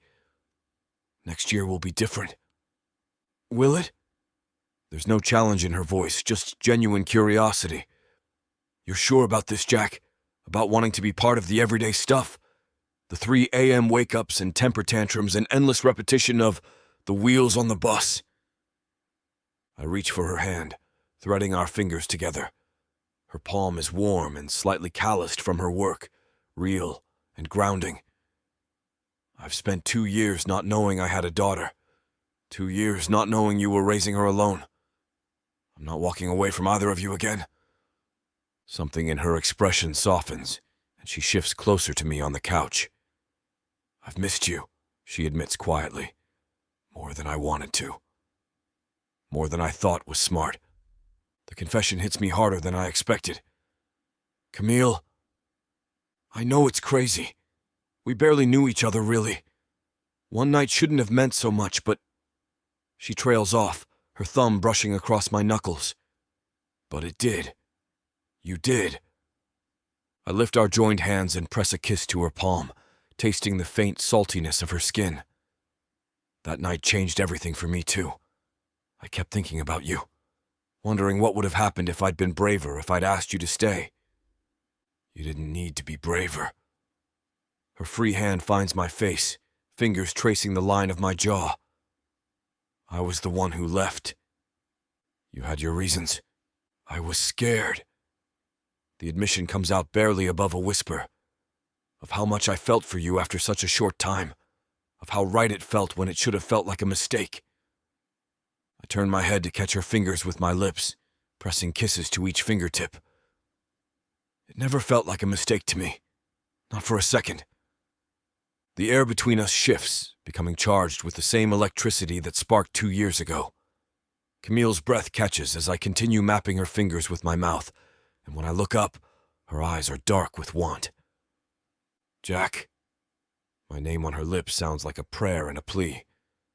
I release her hand to cup her face, my thumbs brushing across the high arch of her cheekbones. Tell me what you want, Camille. You, she breathes without hesitation. I want you. I hate to put a stop to a good time, but it looks like we've hit this platform's limit for spiciness. This platform's got some rules we have to play by if we want to keep giving you these stories for free. And trust me, this scene isn't something you want to miss. While we can't get into all the details here, you can still dive into the full, uncut version at tylawalker.com. Miss Tyla has an entire collection of unabridged audiobooks and ebooks waiting for you. And the best part? You can treat yourself with 40% off when you use the code SAVE40. That's right. You'll save on any digital product, even bundles that are already discounted. Miss Tyla would never let anyone feel the kind of disappointment you must be feeling right now. So why wait? Treat yourself with Miss Tyla. That was... Camille starts, then trails off with a soft laugh. Worth waiting 2 years for, I finish, my arms tightening around her. Though I'd rather not wait that long again. She lifts her head to look at me, her expression soft and sated and beautiful. What happens now? Now we figure it out together, I tell her, brushing a strand of hair from her face. All of it. Emily, us, the future we want to build. Her smile is radiant and hopeful and everything I've been missing without realizing it. I'd like that. From the monitor comes the soft sound of Emily stirring, and Camille sighs reluctantly. She's an early riser from her naps. I press a kiss to her forehead, already missing the weight of her against me as she starts to sit up. Then we'd better get dressed before our daughter decides to make an appearance. The way Camille's face lights up at the word "our" tells me everything I need to know about where we stand. We're going to be okay. All of us. Chapter 27. Camille. The soft sound of Emily stirring through the monitor makes me reluctantly pull away from Jack's warmth. My body still hums with the afterglow of what we just shared, every nerve ending alive and sensitized to his touch. Reality calls. I murmur, reaching for my discarded sweater with hands that aren't quite steady yet. Jack catches my wrist gently, his thumb tracing circles on my pulse point. Hey. His voice is rough, intimate in the way that makes my stomach flutter. You okay? The concern in his eyes makes my chest tighten with something that feels dangerously close to love. More than okay. I lean down to press a quick kiss to his lips, tasting myself on him. But we really should get dressed before Emily decides to come looking for us. He releases me with obvious reluctance, and I can't help but watch as he pulls his sweater back over his head, muscles shifting beneath skin I now know the texture of again. The sight sends a fresh wave of heat through me that I firmly push aside. Emily's babbling grows louder through the monitor, punctuated by the sound of her crib rails rattling as she pulls herself up. She's definitely awake. Mama! Her voice carries down the hallway, and I can't help but smile at the imperious tone. She's learned that calling for me usually results in immediate attention. Coming, baby girl? I call back, smoothing my hair and checking my reflection in the hallway mirror. My lips are swollen, and my cheeks are warm, but hopefully Emily won't notice the telltale signs of what her parents were up to. Jack follows me toward the nursery, and when I glance back at him, there's something possessive and satisfied in his expression that makes my pulse quicken again. Emily is standing in her crib, bouncing on her toes with excitement when we enter the room. Her curly hair is a riot from her nap, and she's clutching the wooden toy Jack gave her like it's the most precious thing in the world. Dada! She reaches for Jack immediately, and the pure joy on his face when she says it makes my throat tight with emotion. He lifts her easily, pressing kisses to her temple, while she chatters at him in her mix of real words and toddler gibberish. Watching them together, seeing how naturally he fits into this role, confirms what I've been hoping, that he really does want this life with us. You know, Jack says, bouncing Emily gently while she shows him her toy. We should probably head over to Hannah's soon. She's expecting us for Christmas brunch. The suggestion makes my stomach clench with nerves. After canceling on her and everything else that has gone on since then, it feels weird just showing up at her home unannounced. Are you sure she wants us there? I ask, trying to keep the uncertainty out of my voice. I mean, this is probably a lot for her to process. Jack's expression grows serious. Hannah's been pushing me to figure out my personal life for years. Trust me, she's going to be thrilled that I'm finally getting my stuff together. Emily babbles something that sounds like agreement, waving her toy block emphatically, and I can't help but laugh. Well, if Emily's on board, I say, reaching over to smooth down her wild hair. That's my girl, Jack grins, pressing another kiss to Emily's head. Always knows what's best. 30 minutes later, we're standing on Hannah's front porch, Emily balanced on Jack's hip, while I try to calm the butterflies wreaking havoc in my stomach. The house is beautiful, a restored Victorian with intricate gingerbread trim and a wraparound porch that screams successful architect. Relax, Jack murmurs near my ear, his free hand finding the small of my back. Hannah's going to love this. Before I can respond, the front door swings open. Dad! Hannah's face lights up with genuine pleasure, and she immediately reaches for Emily, who goes to her without hesitation. And my beautiful little sister. The casual way she says, little sister, makes something loosen in my chest. No awkwardness, no resentment, just immediate acceptance. Emily responds by offering Hannah her treasured wooden block. Oh, thank you, sweetie, Hannah coos, accepting the gift with appropriate reverence. That's beautiful. Did Santa bring that? Dada, Emily says proudly, pointing at Jack, and Hannah's smile grows even wider. Dada got you that? How wonderful. Hannah looks at me then, her expression warm and welcoming. Camille, I'm so happy you guys made it. Thank you for including us, I say. I hope we're not imposing on your family Christmas. Are you kidding? This is the best Christmas gift I could have asked for. Hannah shifts Emily to her other hip with practiced ease. Come in, come in. Ray and Lorelai are in the kitchen, and I was just about to start the French toast. The house is warm and inviting, decorated with a mixture of modern and vintage touches that speak to Hannah's architectural training. Christmas decorations are tastefully scattered throughout, creating a cozy holiday atmosphere without overwhelming the space. Lorelai comes out of the kitchen. At first she's shy, but warms up quickly when she sees Emily. Ray's handling bacon duty while I was supposed to be managing the French toast, but she gestures at the girls, who are already engaged in serious play. This is too good to miss. Emily sits beside Lorelai on the carpet, fascinated by a set of colorful blocks, while Lorelai explains their various properties with the intensity only a 2-year-old can muster. They're adorable together, I murmur, watching Emily attempt to stack blocks under Lorelai's patient instruction. Lorelai's been asking for a little friend forever, Hannah says. She's going to be over the moon about this. Jack settles beside me on the couch, his hand finding mine and threading our fingers together. The casual intimacy of the gesture doesn't go unnoticed by Hannah, whose smile turns knowing.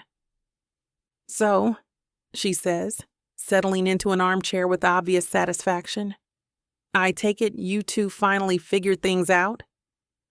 We're working on it, Jack says, bringing our joined hands to his lips to press a kiss to my knuckles. Good. It's about time Dad had someone special in his life again. Hannah's gaze is direct, but kind as she looks at me. He's been alone too long. The comment makes me curious about Jack's romantic history, but before I can ask, a man appears in the doorway carrying a platter of perfectly crispy bacon. The bacon has been saved from certain doom, he announces dramatically, making Lorelai giggle. Hello, Jack. Hi, Camille. Ray is tall and lean with kind eyes and an easy smile. He sets the bacon down and comes over to shake my hand with genuine warmth. Ray, he introduces himself. Hannah's told me so much about this whole situation. I have to say it's like something out of a movie. A very complicated movie, I agree with a laugh. The best kind. Ray winks before turning to Jack. And congratulations, man. Emily's gorgeous. Takes after her mother, Jack says, squeezing my hand. And I feel warmth spread through my chest at the pride in his voice. Emily chooses the moment to toddle over to Jack, having apparently reached the limit of her attention span for blocks. She climbs onto his lap with the confidence of a child who knows she belongs there, settling against his chest with her thumb in her mouth. Someone's getting sleepy again, I observe, reaching over to stroke her curly hair. Post-Christmas crash. Hannah nods knowingly. Lorelai did the same thing last year. All the excitement catches up with them. Should we head home? I ask Jack quietly, but Hannah waves off the suggestion. Nonsense. She can nap here if she needs to. Lorelai's room has a daybed, and I've got everything you could need. Hannah's matter-of-fact hospitality makes it clear this isn't up for debate. Besides, we haven't even eaten yet, and I made enough food to feed an army. As if summoned by the mention of food, the smell of cinnamon and vanilla wafts from the kitchen, making my stomach rumble audibly. That settles it. Ray grins. Can't let Hannah's famous stuffed French toast go to waste. Famous? I raise an eyebrow. She won a local cooking contest with that recipe, Ray says proudly. Beat out 3 professional chefs. It's just French toast, Hannah protests, but she's clearly pleased by the praise. Just French toast that makes grown men weep with joy, Jack adds, shifting Emily to a more comfortable position as her eyelids grow heavy. Trust me, you're in for a treat. Lorelai abandons her blocks to climb onto Hannah's lap, clearly also feeling the post-excitement exhaustion. Can Emily sit by me? Of course, sweetheart, Hannah says, pressing a kiss to her daughter's head. We'll put her right next to you. The easy acceptance, the way they're already making space for Emily and me and their family traditions, makes my throat tight with gratitude. This isn't what I expected when I woke up this morning, but watching our daughters together, seeing Jack so comfortable and happy in this domestic scene, I can't imagine being anywhere else. This is really nice, I tell Hannah quietly, while Jack and Ray discuss something about the house's renovation. Thank you for making us feel so welcome. Thank you for giving my dad a reason to smile like that, Hannah replies, nodding toward Jack, who's completely absorbed in watching Emily fight sleep against his chest. I haven't seen him this happy in, well, maybe ever. The observation makes me study Jack's profile. The relaxed set of his shoulders, the soft expression as he watches our daughter, the way his thumb traces absent patterns on my hand. He does look happy, content in a way that seems to radiate from somewhere deep inside. He's a good man, I say, and mean it. The best, Hannah agrees firmly. But he's also been stuck in his own head for too long, thinking work was enough. I'm glad you both came into his life. Even though it's complicated, Hannah's laugh is warm and knowing. Honey, the best things in life are always complicated. The trick is figuring out if they're worth the effort. She glances at Jack, then back at me. Something tells me this is...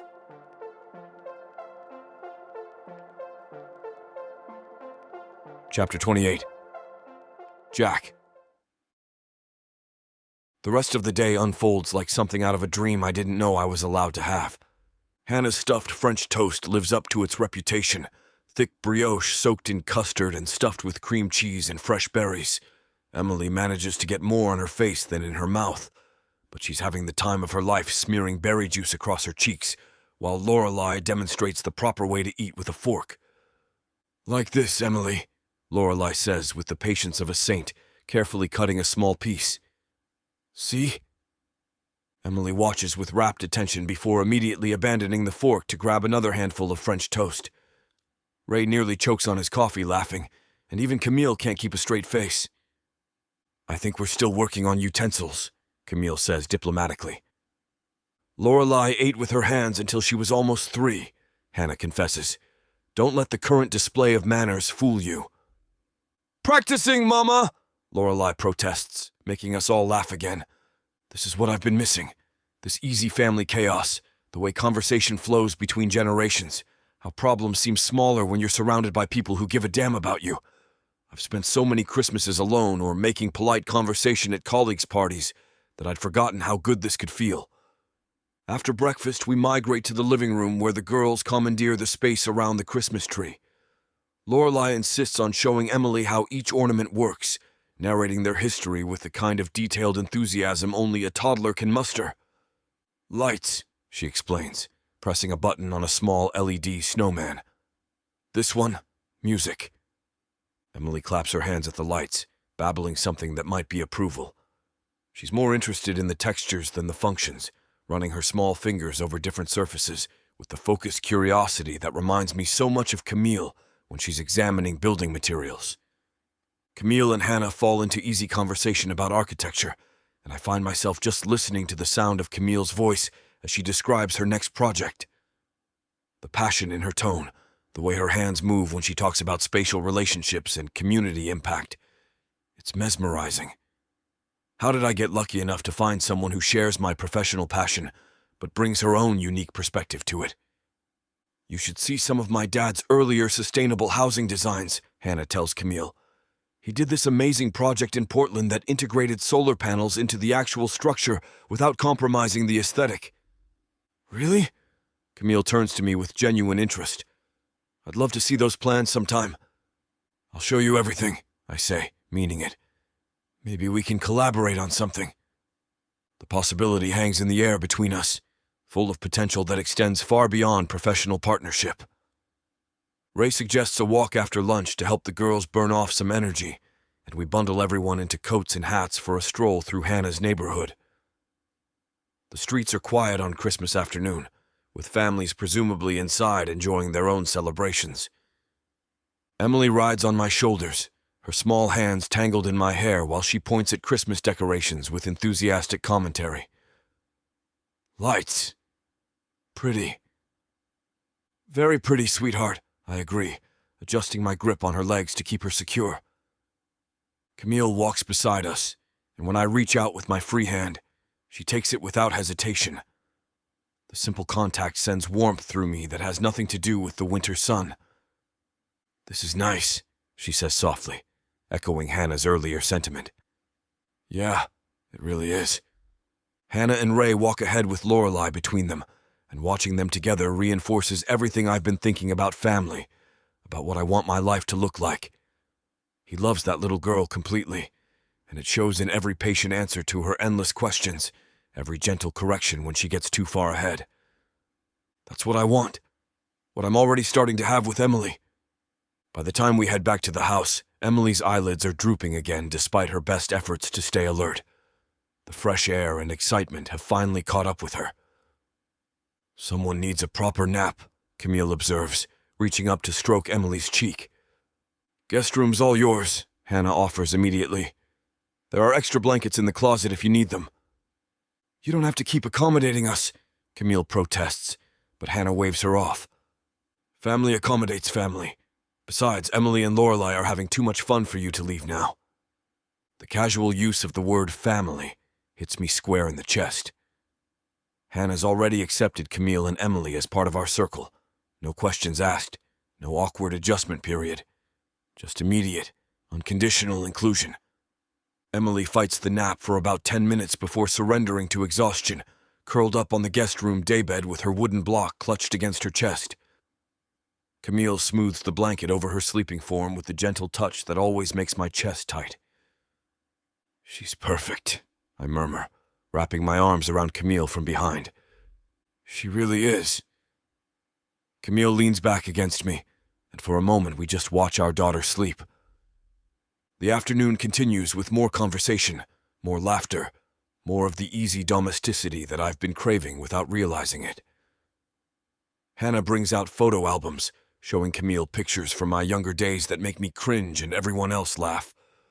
Oh my God! Camille giggles at a particularly unfortunate photo of me in college with hair down to my shoulders. You look like a member of a grunge band. It was the 90s, I defend myself. Everyone looked like that. Not everyone, Ray points out helpfully. Just the ones with questionable judgment. Get off, Ray. Language, Hannah warns automatically, even though Lorelei is in the other room and can't hear us. When Emily wakes up from her nap, refreshed and ready for more adventures, Lorelei immediately takes her under her wing again. They spend the rest of the afternoon building block towers and knocking them down, which apparently never gets old when you're under 3. Dinner is a casual affair. Leftover turkey from Hannah's Christmas Eve meal, roasted vegetables, and homemade rolls that Ray apparently perfected during his brief stint as a baker before getting into IT. You baked bread? Camille asks, clearly impressed as she tears off a piece of the perfectly golden roll. Ray's full of surprises, Hannah says fondly. He also makes his own beer and can fix anything that breaks around the house. Show off, I mutter, but I'm grinning. Just trying to keep up with the architects in the family, Ray replies easily. You creative types set a high bar. As the evening winds down and we start talking about heading home, I realize I don't want this day to end. Not the family time, not the easy conversation, not the feeling that everything is exactly as it should be. Emily's starting to get cranky from being out of her routine for so long, and Camille's making apologetic noises about needing to get her home for bath and bedtime. But every part of me resists the idea of leaving this warm bubble we've created. We should probably get going, Camille says reluctantly, gathering Emily's things while trying to convince our increasingly fussy daughter to put on her coat. Drive safe, Hannah says, hugging both Camille and Emily goodbye. And don't be strangers, okay? I meant what I said about family. Thank you. Camille's voice is thick with emotion. For everything. This was exactly what I didn't know I needed. Same here, I tell Hannah, pulling her into a hug. Thanks for letting us crash your Christmas. Best Christmas I've had in years, Hannah replies firmly. Having you here, seeing you happy. This is what I've been wanting for you, Dad. The drive back to Camille's place is quiet. Emily already half asleep in her car seat despite the early hour. The Christmas lights we pass blur into streaks of color, and I find myself taking the long way home just to extend this perfect day a little longer. That was incredible, Camille says softly, her hand finding mine on the gear shift. Hannah and Ray are wonderful. They really are, and they love you already. The feeling's mutual. She's quiet for a moment. I haven't had family Christmas like that since college. I'd forgotten how good it could feel. Something shifts in my chest at her words. A certainty that's been building all day finally crystallizing into something I can't ignore anymore. Camille. I pull over into a quiet parking lot, needing to see her face for this conversation. We need to talk about something. Her expression grows cautious. Okay. I turn to face her fully, taking both her hands in mine. This can't just be casual anymore. Today, seeing you with my family, watching Emily with Lorelei, I need this to be real. I need it to be permanent. Jack, let me finish. I take a deep breath, trying to find the right words for everything I'm feeling. I want to marry you, Camille. I want to buy us a house with enough room for Emily to have friends over, and for you to have a proper home office. I want to support your career, help you build your own architectural firm if that's what you want. I want to give you everything you deserve and more. Her eyes widen, and for a terrifying moment I think I've moved too fast, scared her off with the intensity of what I'm offering. Are you serious? she whispers. Dead serious. I love you, and I love our daughter, and I want to spend the rest of my life proving that you can trust me with both. Tears shine in her eyes, but she's smiling that radiant smile that lights up everything around her. I would love that with you. All of it. Chapter 29. Camille. I wake to the unfamiliar weight of an arm draped across my waist, the steady rhythm of breathing that isn't mine against my neck. For a moment, my sleep-fogged brain struggles to catch up with reality. Jack. In my bed. On the morning after Christmas. The events of yesterday filter back through my consciousness like sunlight through the gauze. His proposal in the car, the way my heart nearly exploded when he said he wanted to marry me. How we came inside and put Emily to bed together like the family we're becoming. How we talked until nearly 2 a.m, mapping out dreams and plans with the desperate intensity of people who found something worth fighting for. His breath is warm against my shoulder blade, and I can feel the solid presence of his chest against my back. This is what I've been missing all these years. Not just the physical comfort of another body in my bed, but this specific body. This man who somehow fits against me like he was designed for this exact purpose. Emily's still asleep. I can tell by the silence from her room. That particular quality of quiet that only happens when she's truly unconscious. Usually she's my alarm clock, but yesterday wore her out completely. Jack's arm tightens around me slightly, and I realize he's awake too. Morning, he murmurs, his voice rough with sleep. The sound sends a shiver down my spine that has nothing to do with temperature. Morning. I turn in his arms, needing to see his face in the early light, filtering through my bedroom curtains. His hair is messed from sleep, sticking up in directions that should look ridiculous, but somehow just make him more attractive. Those blue eyes are heavy-lidded and warm, focused on me with an intensity that makes my stomach flip. Sleep well? His thumb traces lazy circles on my bare shoulder, and I realize I'm wearing nothing but one of his t-shirts from yesterday. When did I change into that? The memory surfaces, him offering it to me last night when I complained about being cold, the way the soft cotton smelled like him when I pulled it on. Better than I have in years. It's the truth. Something about his presence in my space makes everything feel more settled, more right, like I can finally stop holding my breath and just exist. His hand slides down my arm, following the curve of my waist. The touch is gentle but deliberate, and heat pools low in my belly at the promise in his eyes. Camille. The way he says my name is like a prayer and a demand all at once. I answer by leaning forward and kissing him, soft at first, but deepening when he responds immediately. His lips are warm and slightly chapped from sleep, and he tastes like possibility and home.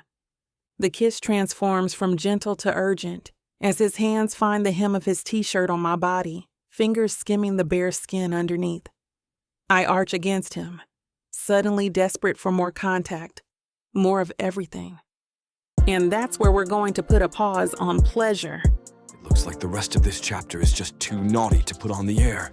As much as we'd love to share every little detail, we've got to stick to this platform's guidelines to keep these free audiobooks coming.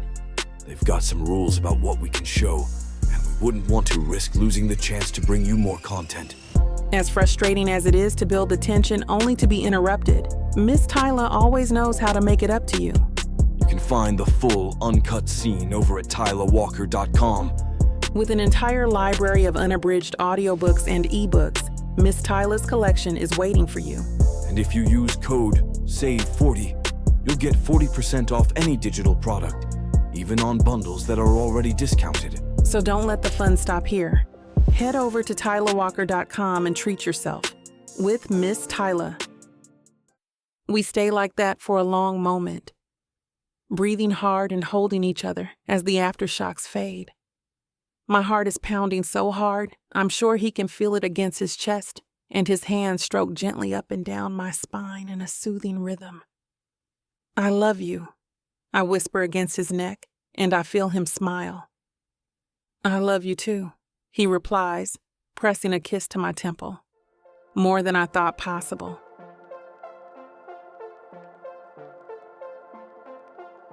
Chapter 30. Jack. The morning afterglow clings to us as we get ready for our first official outing as a family. Emily chatters excitedly while Camille helps her into her tiny winter coat, and I can't stop watching them together. My girls. The phrase sits perfectly in my mind now, no longer foreign or terrifying. "Ready?" Camille asks, adjusting Emily's knit hat. She's wearing that deep burgundy coat that makes her skin glow, and I have to resist the urge to pull her back to bed. More than ready. I mean it. For the first time in my adult life, I'm eager to be seen in public with someone, to claim them as mine. Downtown Millbrook buzzes with post-Christmas energy. Families stroll the sidewalks, kids clutching new toys, couples walking hand in hand. The massive town Christmas tree dominates the square, easily 30 feet of perfectly shaped pine decorated with thousands of twinkling lights and ornaments contributed by local residents. Emily's eyes go wide when she spots it. "Big tree!" "Very big," I agree, lifting her to my shoulders so she can see better. Her small hands grip my hair for balance, and something in my chest expands at how naturally she trusts me. "Jack." Camille's voice carries a note of uncertainty. "You sure about this? Everyone's going to see us together." I shift Emily's weight and reach for Camille's hand with my free one. Her fingers are cold despite her gloves, and I realize she's nervous. Not about us, but about the public nature of what we're doing. "Good," I say firmly. "Let them see. I want everyone to know you're mine." The possessive edge to my words makes her smile, but she doesn't pull away. Instead, she steps closer, her arm brushing mine as we approach the tree. "Tree," Emily announces, pointing at the decorations with the authority of a 1-year-old who knows what she wants. "That's right, baby girl. We're going to put our ornament on the tree." Camille pulls a small gift box from her purse. Inside is a simple silver star with the Baldwin family engraved across it. The Baldwin family. She had it made recently, and she told me this morning with shy pride. The gesture hits me harder than any grand romantic declaration could. I stop walking and turn to face her fully, Emily still perched on my shoulders. The afternoon sun catches in Camille's dark hair, and she's looking at me with that expression that makes my heart race, part vulnerable, part determined. "Camille." I free one hand to cup her face. "We're really doing this. All of it. The engagement, the marriage, the family. Everything." She searches my eyes for any trace of doubt. She won't find it.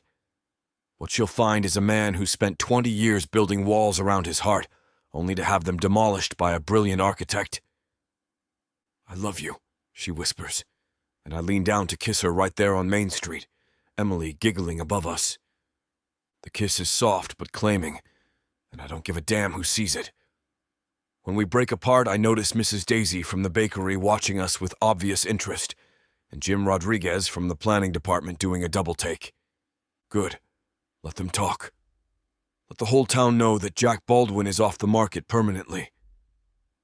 We approach the tree and I lower Emily to the ground. She immediately starts reaching for the lower branches, fascinated by the lights. "Careful, sweetheart." Camille kneels beside her, guiding her small hands away from the ornaments. We need to find the perfect spot for our ornament. I scan the tree, looking for an empty branch at the right height. There, about 4 feet up, clearly visible but not so high that Emily can't help hang it. "How about there?" I point, and Camille nods. "Perfect." She opens the small box and shows Emily the star. "This is ours, baby. Our family ornament." Emily reaches for it with both hands, but Camille keeps hold of it. "We'll put it on together, okay?" I lift Emily again, holding her steady while Camille guides the ornament onto the branch. The silver star catches the afternoon light, simple and perfect among the more elaborate decorations. "There." Camille steps back, and I can hear the satisfaction in her voice. Now everyone will know we belong here.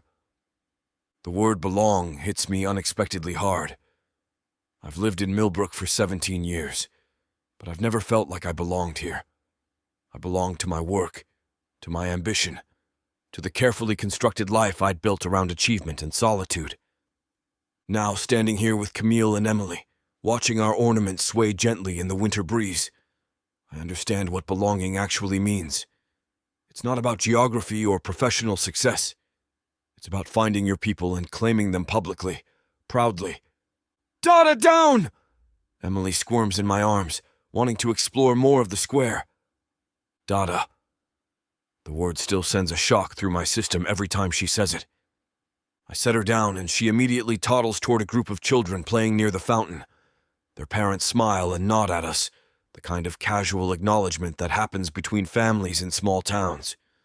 She's fearless, I observe, watching Emily introduce herself to a boy who looks about 3. Gets it from her mother. Camille's voice is warm with pride and affection. Damn right. I wrap my arm around her waist, pulling her against my side. Both my girls are fearless. The casual possessiveness in my voice makes her lean into me more fully. This is what I want. This easy intimacy. This public claiming. The sense that we're a unit against the world. A few more families have gathered around the tree, admiring the ornaments and taking pictures. These are my neighbors, I realize. Not just people I see around town or work with professionally, but actual neighbors. People whose children might play with Emily, whose lives might intersect with ours in meaningful ways. The thought doesn't terrify me the way it would have 6 months ago. Instead, it feels like possibility. Jack Baldwin, is that you? I turn to see Margaret Whitmore approaching, her usual sharp expression softened by curiosity. Margaret runs the local historical society and has never liked me much. Something about my modern eyesore buildings disrupting the town's aesthetic. Margaret. I nod politely. Enjoying the festivities? Her gaze moves from me to Camille to Emily, who's now attempting to climb onto the fountain's edge. I heard rumors, but seeing is believing. You've got yourself a family. There's something almost accusatory in her tone, like she can't quite believe I'm capable of such a thing. Fair enough. I do. I tighten my arm around Camille. Margaret, I'd like you to meet my fiancée, Camille Morton, and her daughter Emily. Camille extends her hand with that bright professional smile that makes everyone like her instantly. Pleased to meet you, Mrs. Whitmore. I've heard wonderful things about your work with the Historical Society. Margaret's expression shifts, clearly charmed despite herself. Well, you have excellent taste, young lady, though I'm not sure what you see in this one. She gestures at me with mock disapproval, but there's something almost fond in her voice, like she's pleased to discover I'm human after all. Oh, I think he has his moments, Camille replies with just enough mischief to make Margaret laugh. Mama, look, Emily calls from the fountain, where she somehow managed to balance on the low stone edge. Emily Grace, get down from there right now. Camille hurries over to retrieve her, and I follow, amused by how quickly Emily can find trouble. She's a handful, Margaret observes as Camille lifts Emily down. The best ones always are, I reply, and Margaret gives me a look of surprised approval. Perhaps you're more human than I thought, Baldwin. She walks away before I can respond, but I catch the small smile on her face. Apparently having a family makes me more palatable to the community pillars. Who knew? What was that about? Camille asks, settling Emily on her hip. Town politics. Margaret's never approved of me before. And now? I consider this. Now she thinks you might civilize me.